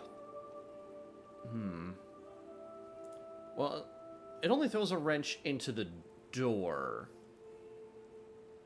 So I can keep the door material separate from the rest of the building, for the most part. And the metal texture for the door handle, that can just be a really small material. I don't know. Maybe.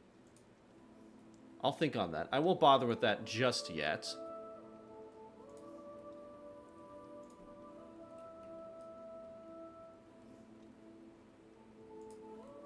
But yeah, I'll take these two guys and pull them up.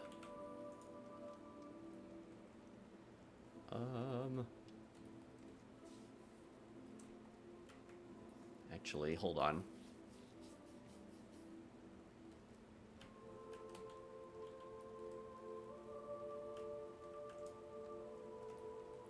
Okay, this actually... Let's separate that. And separate this. And grab that wall. Join it together. Wall, boathouse, boathouse door.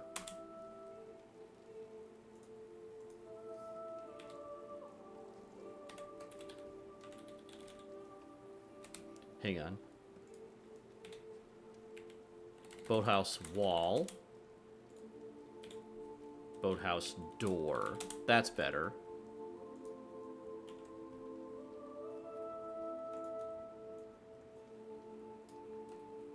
Cool.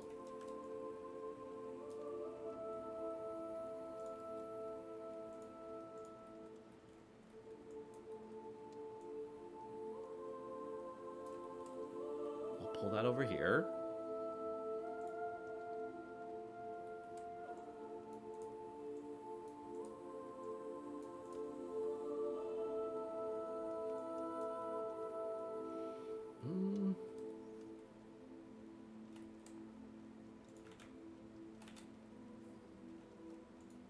Increment.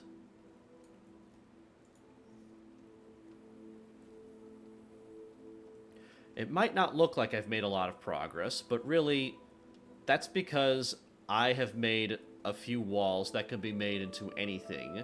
So there's infinite possibilities there. I still need, well, granted, I still need doors on other things, but there's still a lot of possibilities here that you can use a lot of these for, so that's still not a bad thing. It's especially going to be very useful for the dock area. So what was I doing? Oh yeah, that's it. So increment grid snap. Of course, I guess absolute grid snap doesn't mean anything when you're using the 3D cursor.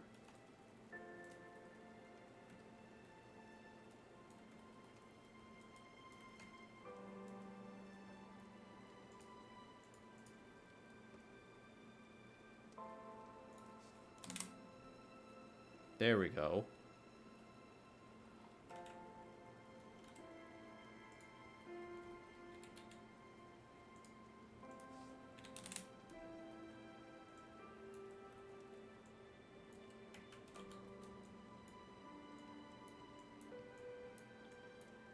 Pull this up here.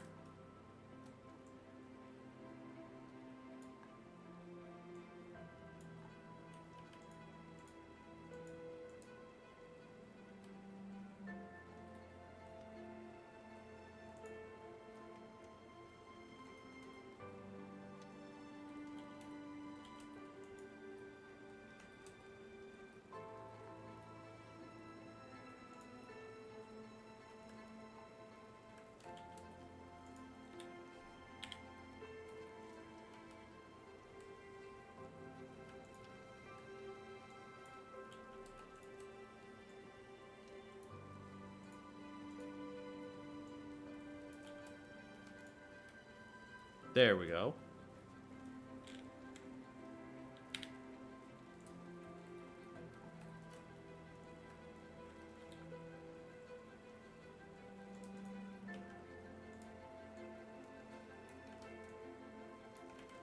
There we go.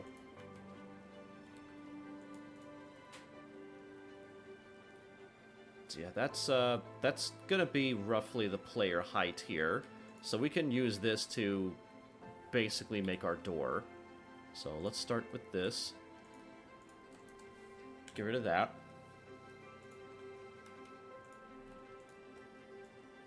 Put that down there. And we might even be able to make this wider. In fact, we probably should. Let's start with this, let's have one, well, we don't even need that in the middle there.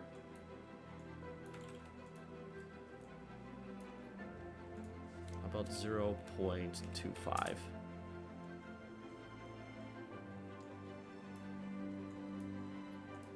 Minus 0.25. Yeah, that's about a good width for a double door.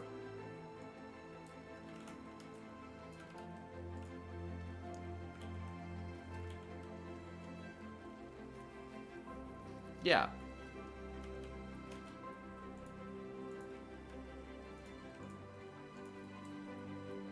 Let's extrude a frame out.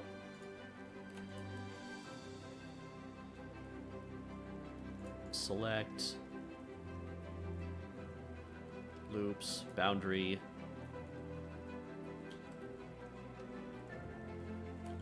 And then... yeah, get those parts. Mark. Okay.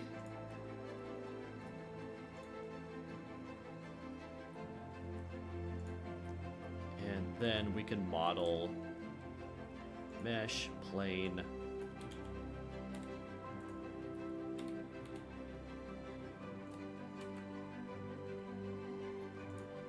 That's it.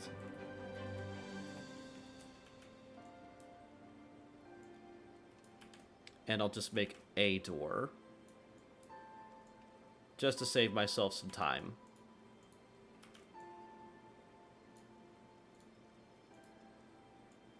Right along here. Oh. Oh, sorry. Just me, some random person in chat. Just some random person randomly shouting. You mentioned polycount earlier. I wouldn't worry about that too much. With proper instancing, etc., it's all the same to the GPU and WebGL, and you can easily pump out 10 million tries on the screen at 144 FPS, static geometry in browser. And looking forward to what you're doing. The instancing is in progress. Okay, good to know. Good to know. That's actually really comforting.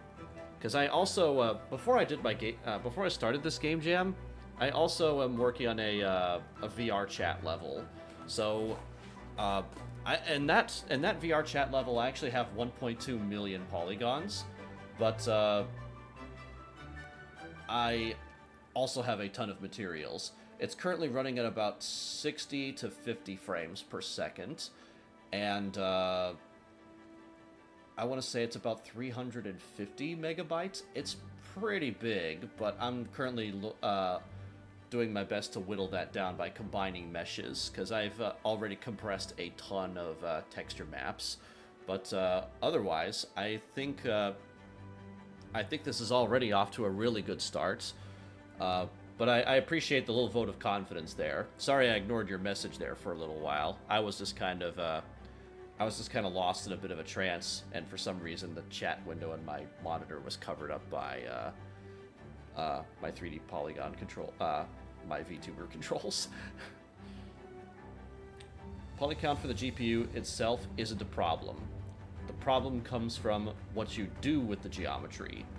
Complex calculations added on top of that will add. Like physics on a high detailed mesh is gonna be bad though. Okay, yeah, that makes sense. Because if it's static and if it's nailed to the floor, then it doesn't need to make any additional calculations. But if it has deformation, like if it's an animated character, that'd be a different story. If it's got destruction physics, that would also be a very different story. That checks out. Okay. Yeah, that makes a lot of sense.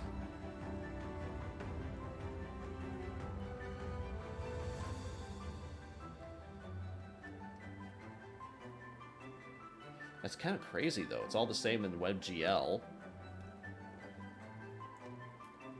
Yeah, I don't know too much about programming, so that's kind of my weakness. But I am pretty good at modeling, lighting, composition, and a couple of other stuff. But yeah.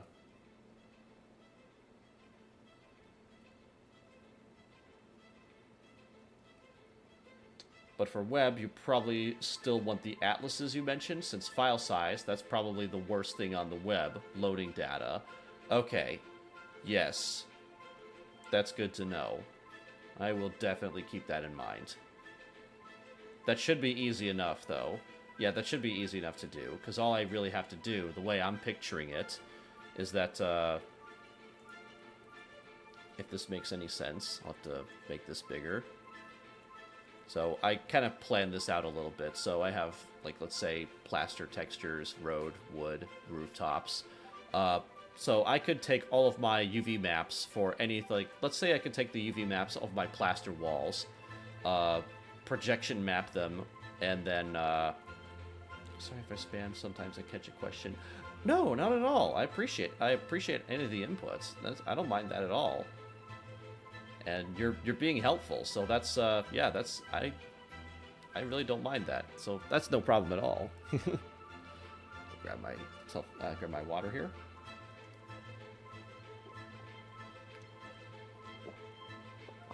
Okay. Yeah, because the good news here is that the only thing that would really need to change for making these atlases happen would be to move the UV maps up in the UV space by, 1 unit, by 1 square. And all I have to do is just take that texture map, take those 4 texture maps, combine them into a single Krita image. I'm thinking I'm not going to go much higher than a 2K Atlas, because that's already a lot of pixels in of itself. I don't think there's any reason to go up to 4K. Also, I think I heard that Unity kind of struggles with 4K images, but I don't really, I don't know. I don't have much evidence for that. Alright, but, In any case, yeah, here we go. Let's make our warehouse door. Should be pretty straightforward.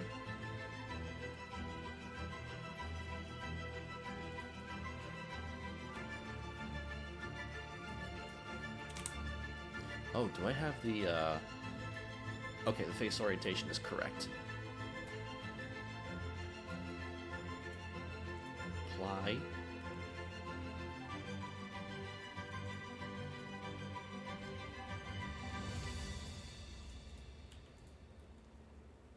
There. Mark.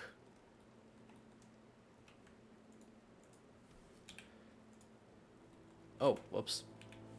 There we go. Faces. That's better. Alright. What kind of a door could I assign this thing? Yeah, definitely wood planks with a, yeah, I could have, like, boards on the side. It had, funny enough, this door actually has a metal footer, which, that's not happening. I'm not doing that. Definitely want to keep this as wood. I would definitely model the hinges as metal, so that's, yeah, that definitely would be a thing. Yeah, door handles and hinges, for sure. Okay. Let's get this going.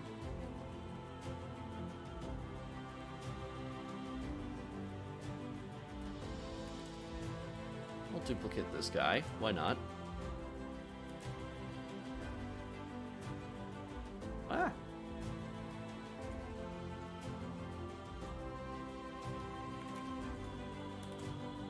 Boom.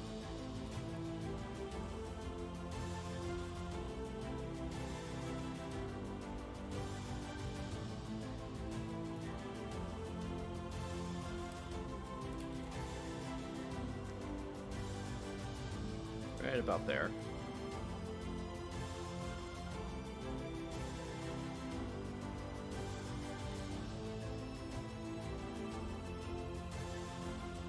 Yeah, there's our footer.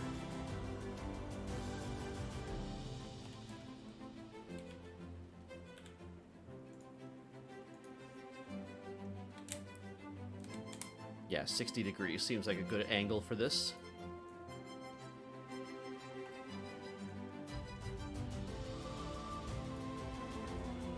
Get it up there. Face. Local. And then we'll pull this down.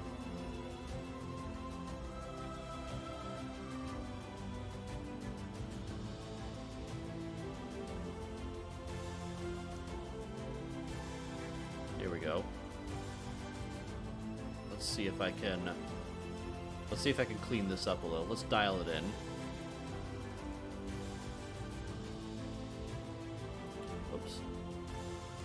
Back to default. Here we go.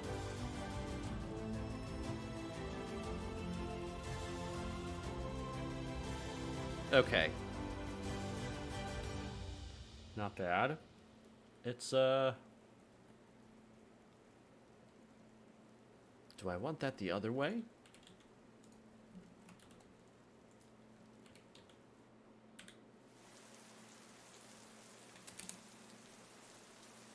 Yeah, I think that looks better going the other direction. And then I can mount my door handle right here. Yes.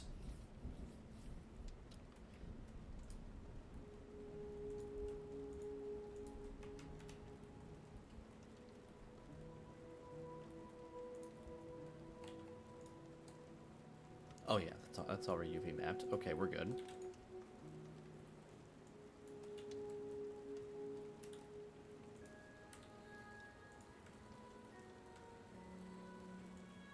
Things are getting a little difficult to see here.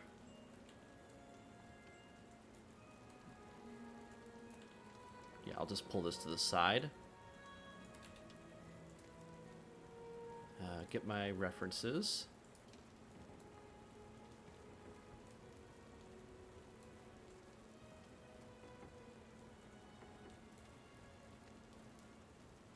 Okay.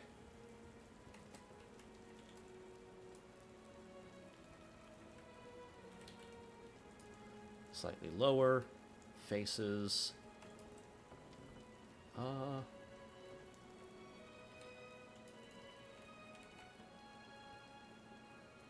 Here we go.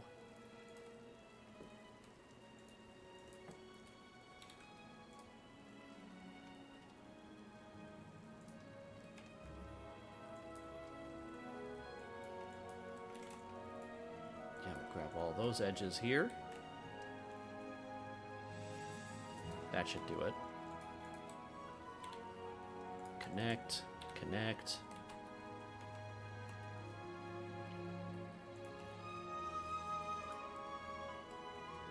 And then right here, yeah, grab that.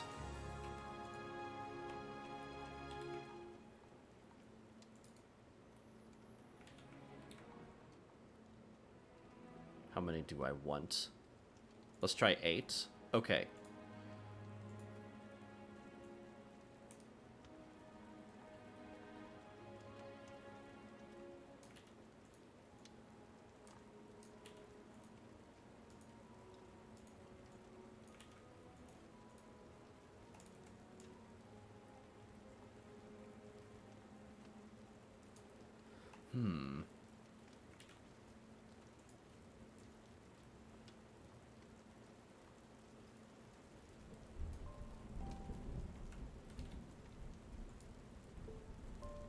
Sketch.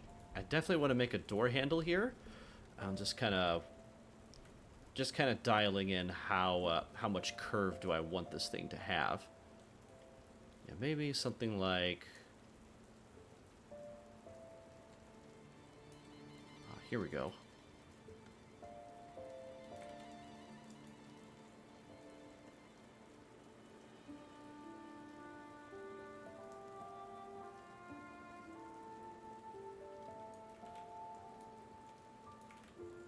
Yeah, let's pull this out.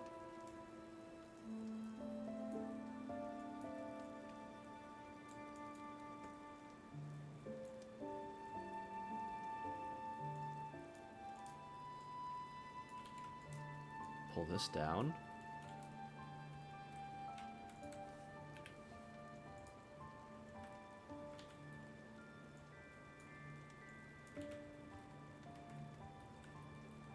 That's actually not too bad. But we need this to arc up. There we go. There we go.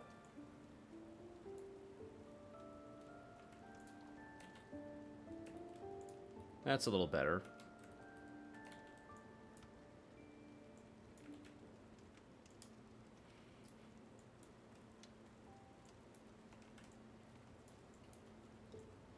There.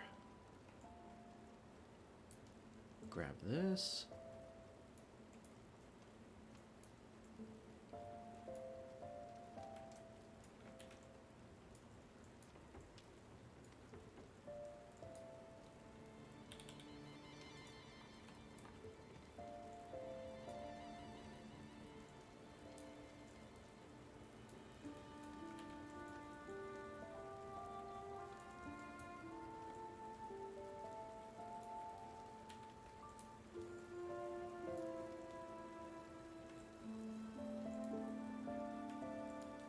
I don't want that. I don't need that edge there anymore. Okay. Modifier, generate, and solidify. Cool.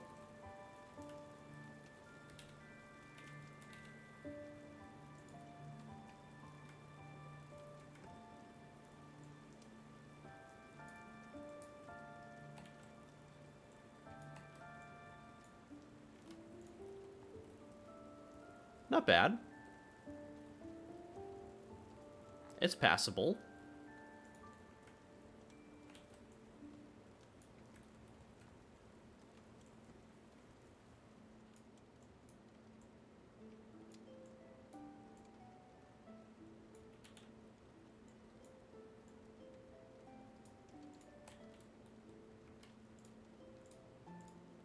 All right, let's apply that solidifier.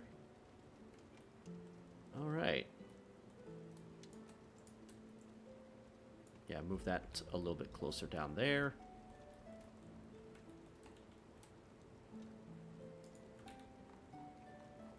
And we'll play with the scale of this thing.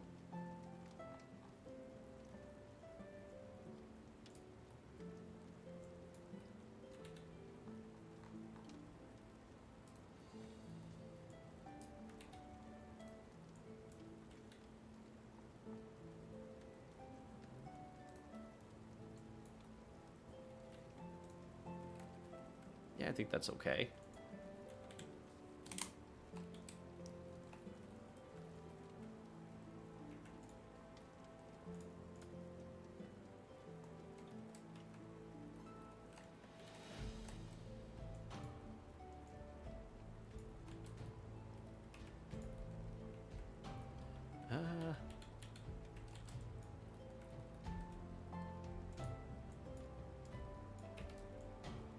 There we go.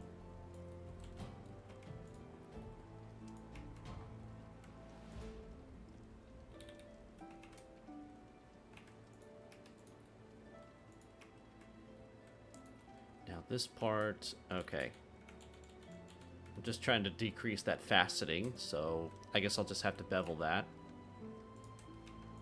Alright, that's better.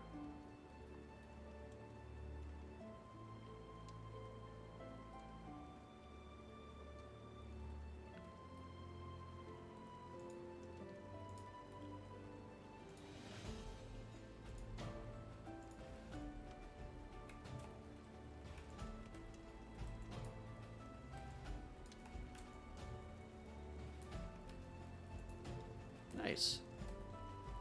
Oh, also it would help if I selected all the vertices there. And I've got some asymmetry happening. Of course I do. Crap. Okay. Oh, well. There we go.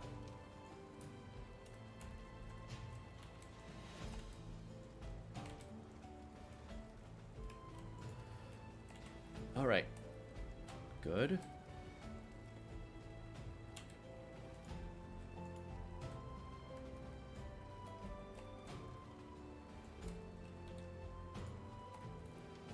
Mark a seam on that thing. And then this other side.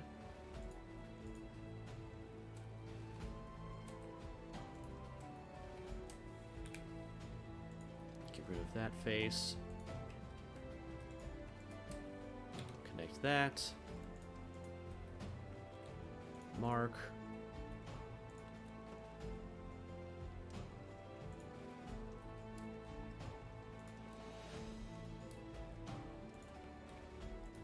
All right.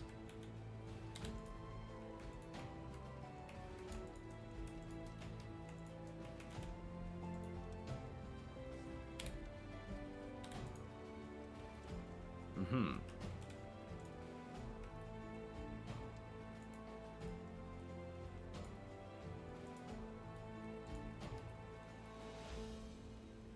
Actually, what if...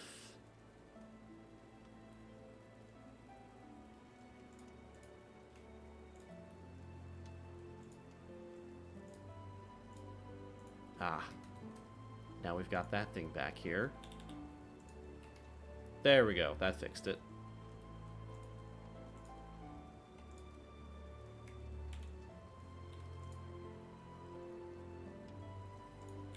Take that, and I want to pack that by shape.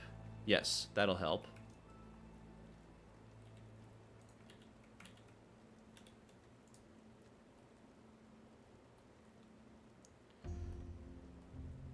Okay, there's a little bit of some other stuff happening here. Okay.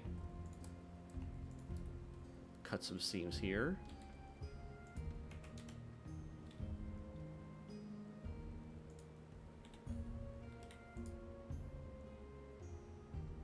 Slightly better. Let's get rid of those seams. Clear.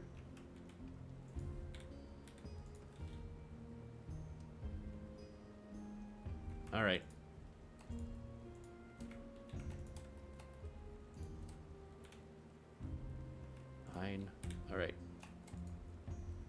clear all those. Start fresh.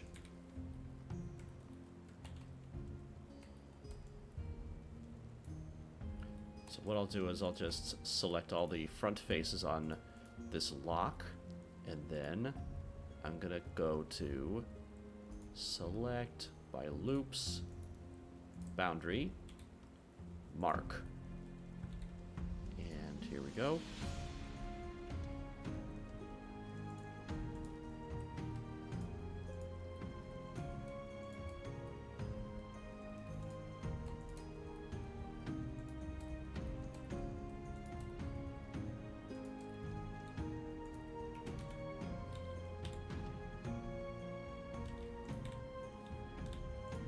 That's better.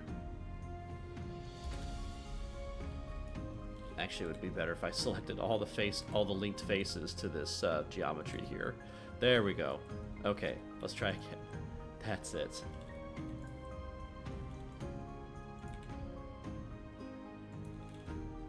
There we go. Pack that up. Cool. That took a little bit longer than it should have, but I got a door handle.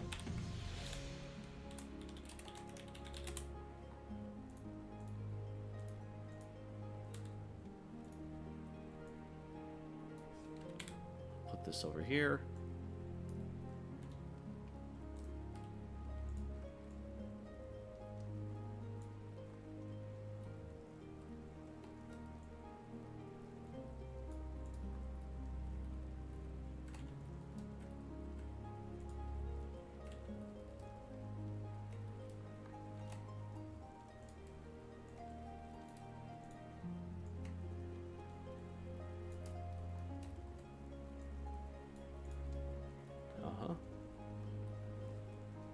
That looks pretty good.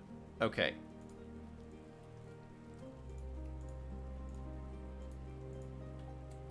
Let's get all of those, let's make sure these are all UV mapped here before we get too carried away with this door. Yeah, actually that worked out.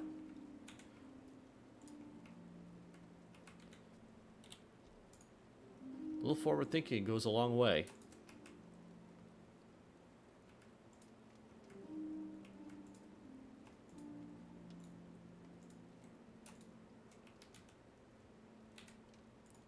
Image, average, pack. All right.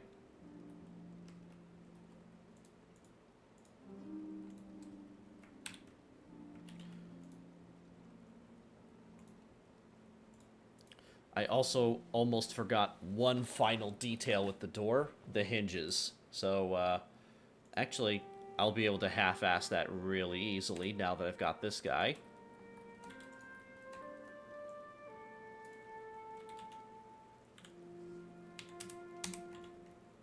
Cool. Bloop.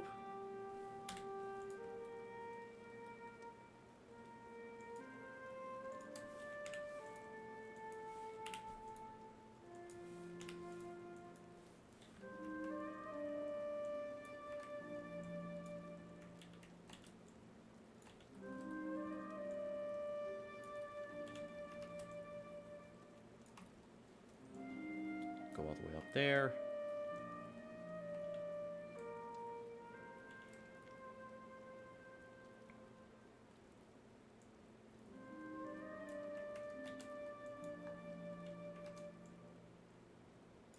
That's it.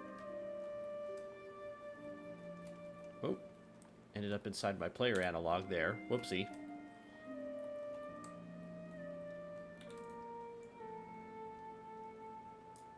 There we go.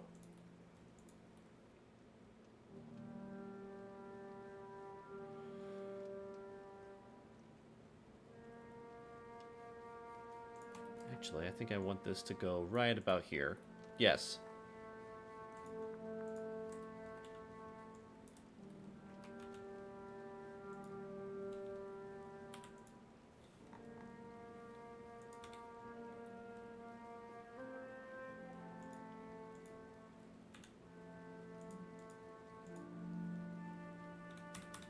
There we go.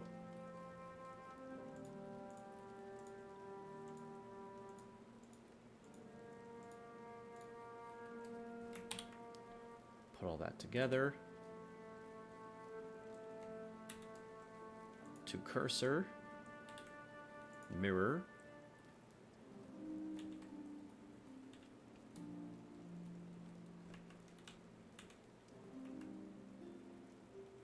And, I don't want to merge those together, I don't think. Yeah, so let's go ahead and apply this.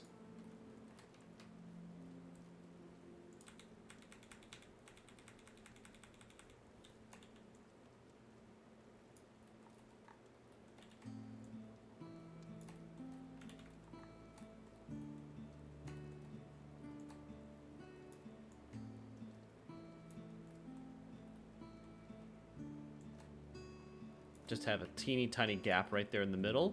There we go. That way the light can catch the the little seam there in the middle. That's really important. Cool.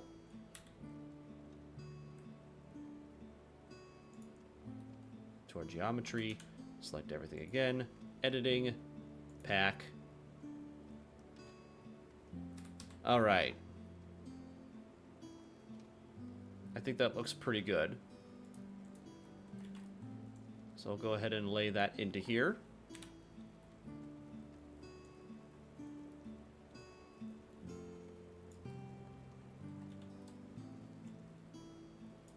I think this should do it right here.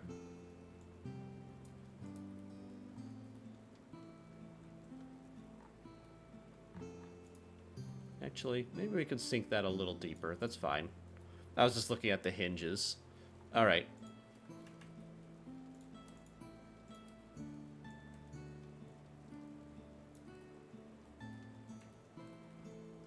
You know what I could actually fix here?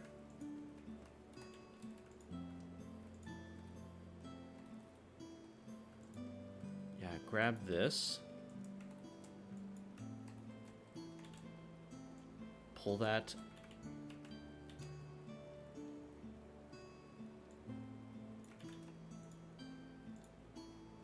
Let's pull that a little bit deeper here. Actually, whoa.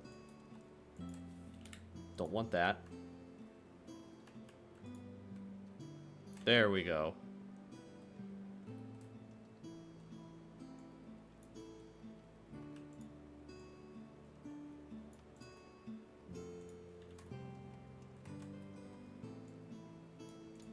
Now it looks like an actual door, like it's actually sunken into the wall. Cool.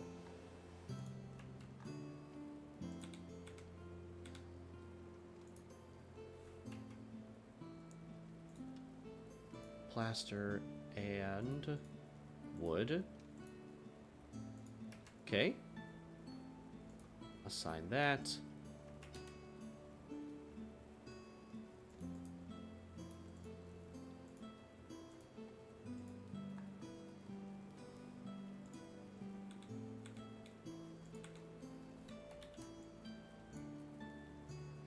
There.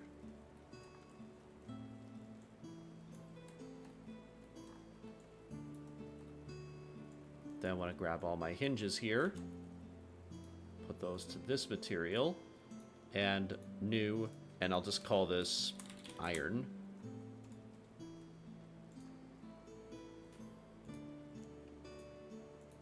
It's going to be slightly bluish.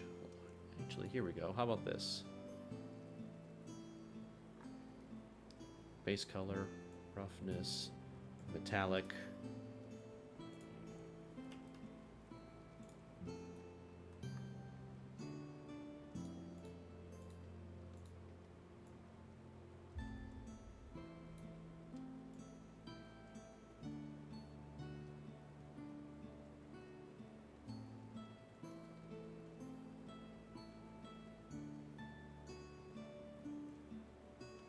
Here we go.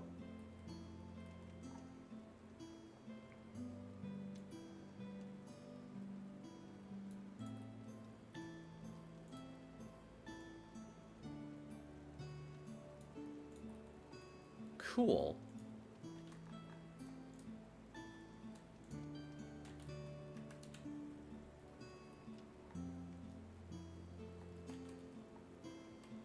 Edge. I just want to get the exterior part of this wall.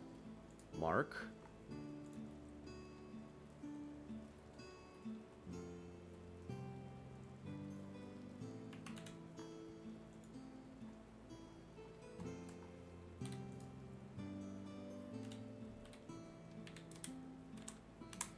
Yes.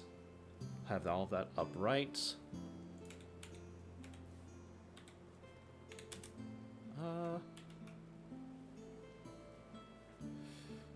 So this is something when it comes to the wood, is that do I want them facing side to side or up and down? And I'm pretty sure the other ones are facing up and down, so let me check. Yes.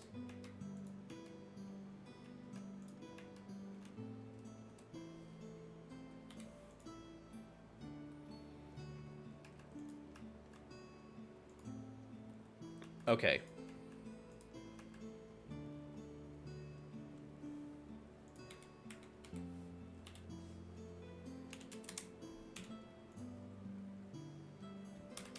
Cool. That's all packed up there. So now I have a boat dock. I have a what do you call that? A boathouse door and a boat and a yeah. Oh. Warehouse wall. Warehouse door. Okay.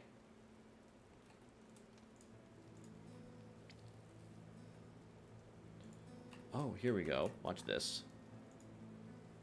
I'm just gonna borrow these.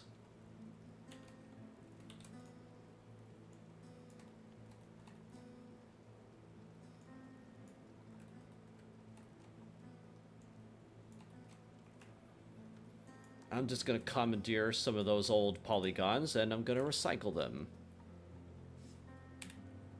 Make sure that we're in X-ray room mode and we grab all of the polygons that we need.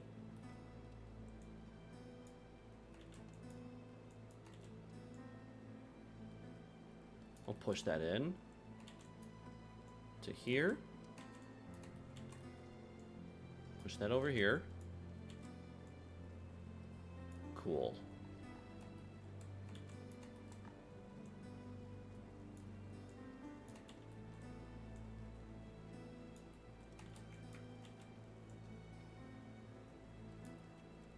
Neat.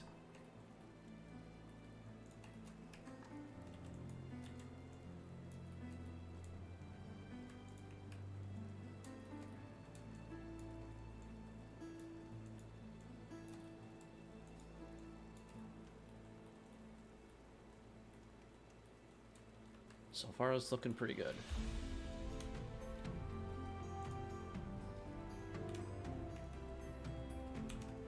Reset the transforms. Join them to this.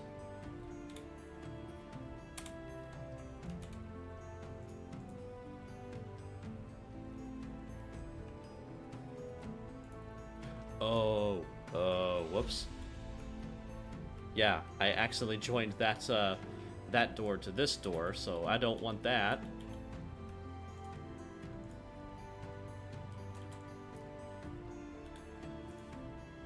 Yeah, delete, separate selection. Okay, yeah, we're good there. Now we can join that.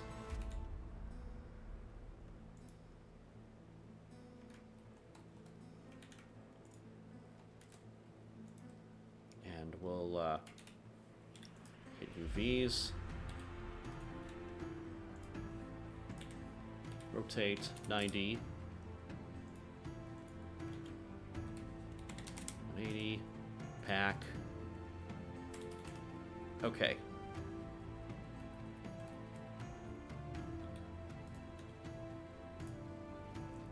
And we'll scale this one up to 2.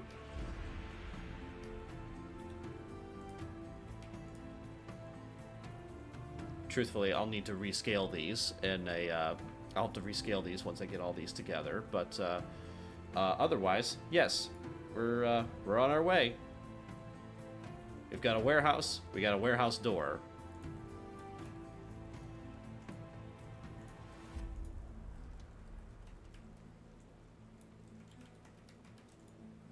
Increment.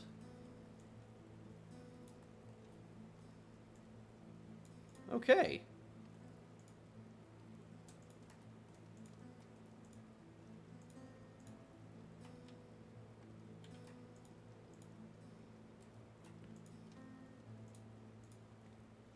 We'll go ahead and join those guys together.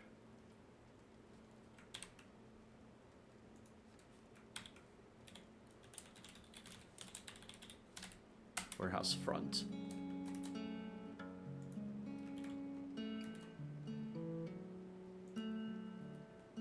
Neat. Oh, but we'll probably need more than one material here, huh?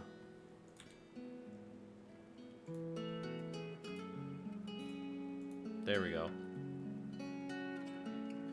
Alright, so I know that I haven't modeled and textured the other side, but, well, I haven't modeled the other side, but that's okay, because I don't really need to. That other side is all going to be done inside of Unity. Let's fix that solidify modifier. Apply.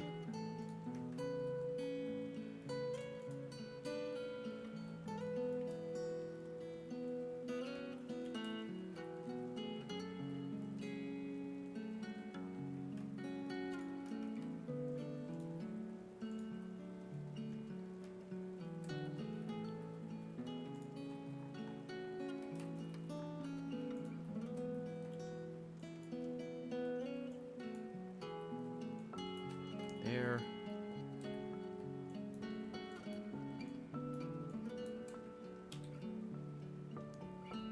Mark. Unwrap.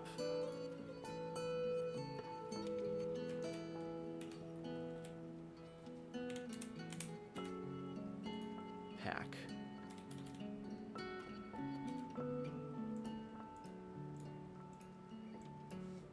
Two. Oh. Yeah. All right.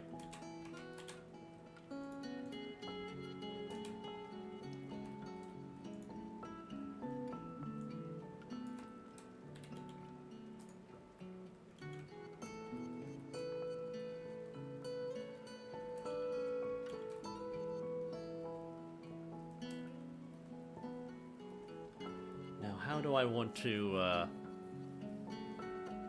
Oh, I know. Okay, let's do this.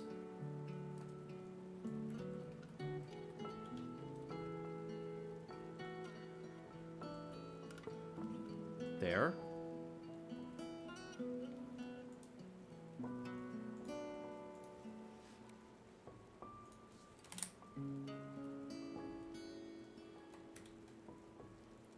To geometry.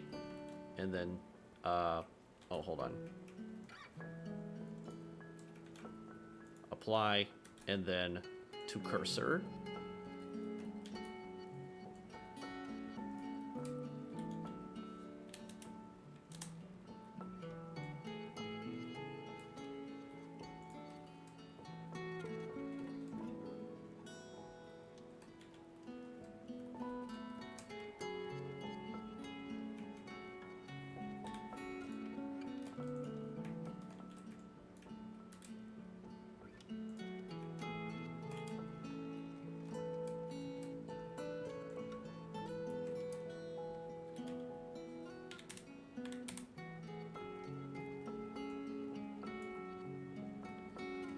Okay.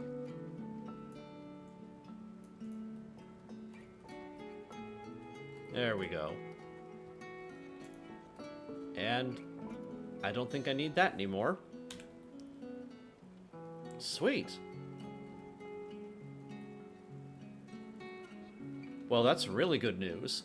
So I've got that warehouse all modeled out. I'll have plenty more to do this week. What time am I at right now? It's 11, about 11 o'clock right now. I think I'll go to bed a little early today because I've been staying up till about 1 o'clock for the past few days. And yeah, I've reached the 4-hour mark. So I think I think I did pretty good today. Yeah, so I want to kind of recuperate my brain because I have, yeah, because I want to get an actual full night's sleep for once. So tomorrow I'll take tomorrow off so that I can kind of take that for a me day, get some exercise, and then the day after on Tuesday, I will stream after that, and I'll probably stream for a really, really long time. Most likely 6 hours. I tend to do evening streams about 6:30, so I will post on Twitter that I will plan to stream on Tuesday at 6:30, and we'll just go from there. So yeah, because I really want to knock out a lot of more modular models, because it's still clear, because as optimistic as I am, it's still pretty clear that we have a ways to go.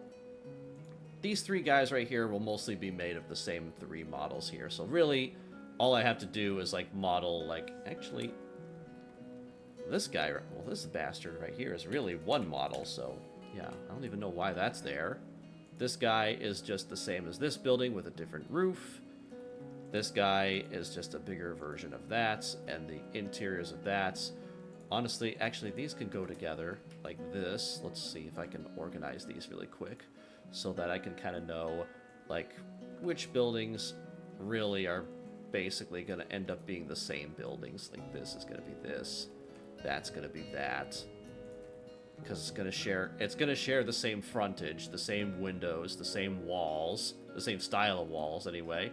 The only thing different about these is just the rooftops. This is a different roof than that guy, and that. Yeah, that. Actually, this guy, I'm not even gonna have that there. My castle wall, yeah, that's gonna be a thing. This church will be a pretty unique thing, for sure. Still not quite sure how I'm going to approach that. That might be the last one I do. Hydrate. Good idea. Good idea. Hydrate.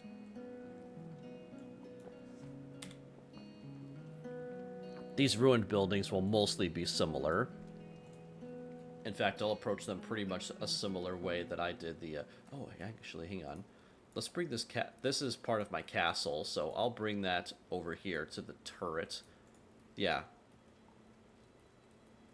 There we go. Pile of debris. Ooh. What is that? I don't know what that is, but it's going away. But, okay. Alright. Cool.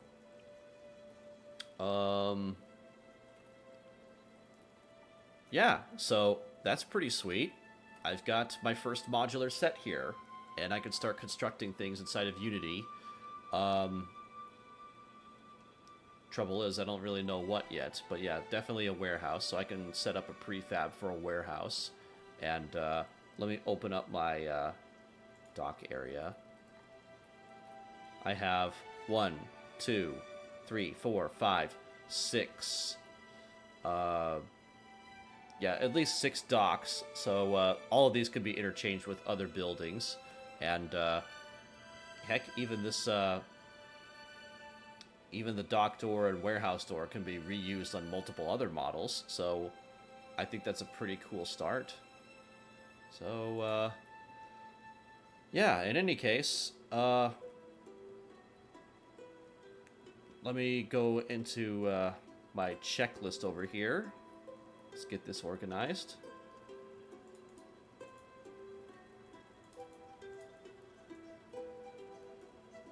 Rock formations, building foundations. I still haven't made building foundations, but that'll... I'll do that when I'll have a more of a clearer head. There we go. But yeah, that's really cool because a lot of those are going to be particularly handy at the beginning of the level. Most of these are kind of redundant.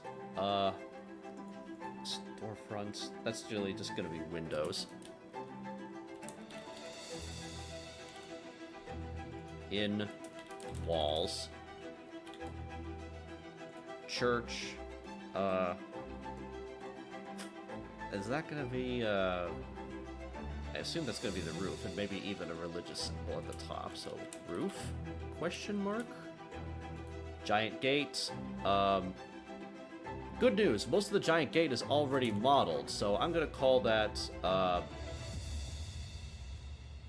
75%, because I'm sure there's something else that I need to fix on there.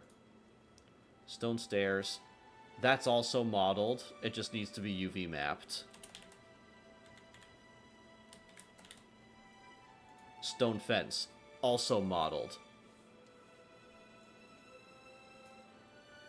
Like, literally, I modeled it in UV map. So, like, that's super easy. So, I'll strike that through. Tombs and crypts, that won't even take 15 minutes. Slums, destroyed church, destroyed stuff, etc. Clock tower. Clock tower. Walls. And roof. Execution stand. I'll call that 25%, because it's basically in the same situation as the planks on the jetties. Stocks or stockades. That's almost there. I'm gonna call that 25%. Actually, no. 50%. No, yeah, because that also includes the guillotine. Fountain. Do I need a fountain? I don't think I do. Yeah, and I didn't even white box one on my level, so I'm gonna take this out. Fountain, get out of here. Market tents, good news. That's already modeled. It just needs to be UV mapped. And, probably made into a double-sided material, maybe? I'd hate to increase the poly count on that, so I think that might be, I'll call it 60%. Double-sided material? Question mark? Okay. I have not started any of the textures yet. This is probably going to take up the latter part of the game jam next week. So right now, we have until the 24th until my team can come up with a minimum viable product. That'll be next Wednesday. So, clock's ticking. So far, I think I'm faring pretty well. A lot of these are already on their way. And all these are pretty low poly anyway. I'm going to do a little bit more research on potentially doing on how I'm going to approach these hand-painted models, whether if I'm going to do them inside of Substance Painter, or if I'm going to do them as shaders inside of Blender, and then export the shaders as image maps. I don't know. Decisions. We need to come to a decision. One thing is for sure, I think Mr. T.S. Nardum is correct. We are definitely going to need Atlas textures. This is going to be really important. Really, really important. But the key part of our textures list is to minimize detail. My team said that they'd be okay with just solid colors. I personally would not settle for that. Mostly because I have standards. I don't know. I I I have standards, but mostly I want to challenge myself. I really want to challenge myself to making a stylized environment with simple textures, with a simple hand-painted textures. And even though they think they might have not time for hand-painted textures, I think I would beg to disagree. And I kind of want to prove it. Mostly to myself, but yes, I'm almost certain that most people can do that. But anyway, yeah, because I just want to do this. This is all I want to do. Because I think this I can do very easily inside of Substance Painter. In fact, I have a pretty good idea how I want to do it right now. All I need is a plane. And I'll take this, and I'll subdivide it once, twice, like that. Atlas plane. And where am I going to put this? Hold on. Was it F1, F3, F4? No, it wasn't. Okay. Atlas plane, warehouse door. Yeah, I'll take all these and I'll put this into modular objects. Plug that up. Take this away. Pull this. Alt G. I will take this Atlas plane and I will export that as an FBX. Selected objects. Mesh. Apply transform. Yes, because I think I have an idea and I want to experiment with this. Because this might actually help me make my Atlas texture faster. Yeah, Blue Turtle. I really love his style. I love that style. Because he's got, yeah, here we go. It does! It does have Mobius. It looks exactly like Jean Giraud. It's like Blueberry, or like, oh my, it's, yes. Oh, look, yeah, please, Rant, please do. Go ahead. You could do that with shaders. I was thinking I could. Just when I was looking at that. I was looking at it last night. Really? So it sounds like I'm not the only one who's done this. Mobius style 3D renderings on YouTube. Let's freaking go. Hang on.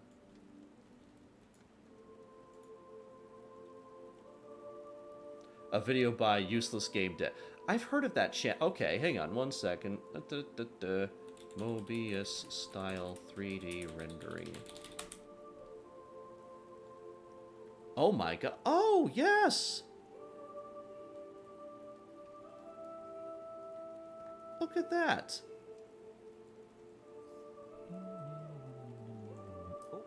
When was this? Oh my god, it was a year ago? Be here for the video. Well, you're in luck because it's about shaders, and if you behave, there I might am be gonna... for you to play at the end. I'm gonna download this. Well, then, let's dive right into this episode of Useless Game Dev. Mobius. All right, I've got a. I'm just gonna quickly thumb through this. I will actually view it all the way through, but I just kind of want to see where he goes with this. Regular texture. The perspective is going to make it uneven and pixelated up close, so there must be a screen space filter to keep everything at the same size. Yes. To do this, we're first going to need an edge detection filter in the form of a Sobel filter, which is a kind of convolution filter. Oh wow. Let me explain. In a convolution filter, for When it comes down to the shader is find outlines, find shaded / highlighted parts, then apply a hatch-like or striped texture to shades, a pure white to highlights, and some outlines. Easier said than done. I would imagine. every pixel on the screen, the result of the filter will be a weighted sum of the values of the neighboring pixels. To do this, you sample the pixels around the target pixel and multiply the values according to a weight matrix. If the weights are just a simple average, we get a simple blur. If the Ah. weights are Gaussian weights, we get Gaussian blur. This is the weight matrix for the Sobel filter. As you may already be able to tell, the resulting sum will highlight the differences between the left and the right sides of the pixel. Mm-hmm. If the values are same-ish, the filtered pixel will be dark. If, however, there is a high contrast between the two sides, the filtered pixel would be much brighter. By the way, I don't mean to make this into a reaction video. I'm just kind of enamored. So this is, yeah, yeah, I'll just thumb through this really quick. But, In a 3D scene, we will... because I'm not very good at reactions, and I don't want to, I don't want to do a whole copyright thing with Mr. Useless Game Dev's video, because I think I could have sworn I might have seen this a long time ago, but I totally forgot. Oh God. Okay, but yes, if it's definitely a shader thing that I could achieve pretty easily inside of Blender, then by all means, I think I should be able to do that. In fact, I would prefer to stay in Blender as long as I possibly can. Mostly because I have a preference. I just prefer to, you know, I don't know. I just prefer not to switch too far, not to do too much. I don't like switching between software. I have those moments too. Didn't I see this before? Yeah. I'm very forgetful. I have autism, so I tend to forget a lot of things, and then I thought, oh, wait a minute, I know I could have sworn I've heard that before. Oh, look at that. Yeah, that already in of itself, that already has that it's outlining the normal map. Doesn't look great. But let's simply not look too closely at objects, and this will be a little secret. Also, we don't want to get too close and risk falling into the void. Oh my. In Mobius's drawing, lighting is mostly conveyed via the line itself, so you will have bright colors, we'll get to those in a moment. The shading is going to be done using cross-hatched lines. To achieve this, I prepared this special texture with 3 dimensions of cross-hatching. Whoa. Horizontal, vertical, and sideways. Oh. These layers write independently Oh, my eyes. green and blue channels of hue. Okay. Yeah. So I'll thumb through that, and I will also my brain is kind of my brain's toast anyway right now, but in any case, that's so cool. Really, really useful for that. But oh yeah, that's right. I was exporting a plane here. Hold on. Atlas substance Atlas plane. Yeah, so I'll just I might not I may or may not use this, but I'll keep it around.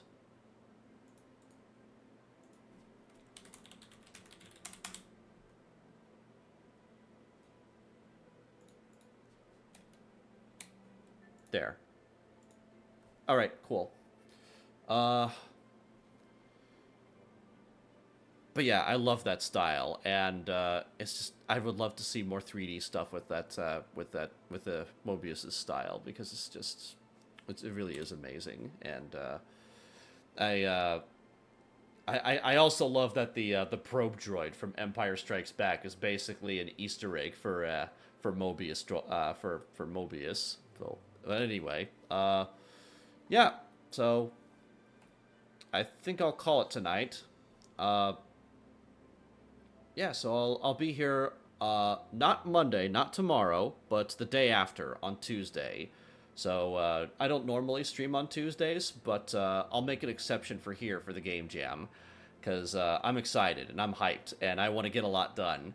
And yep, good stuff. Have fun with the jam. Good luck, and thank you. Feel free. I really enjoyed having you guys here. I really appreciate all the kind words and all the constructive criticism and all that, and I also enjoy all the advice that you guys give me. I feel really, I feel really empowered right now. All right, I'll stop ranting or rambling. So I'll go ahead and close it up here. Thank you guys. Have a good night. Bye. Oh. There we go. Bye-bye.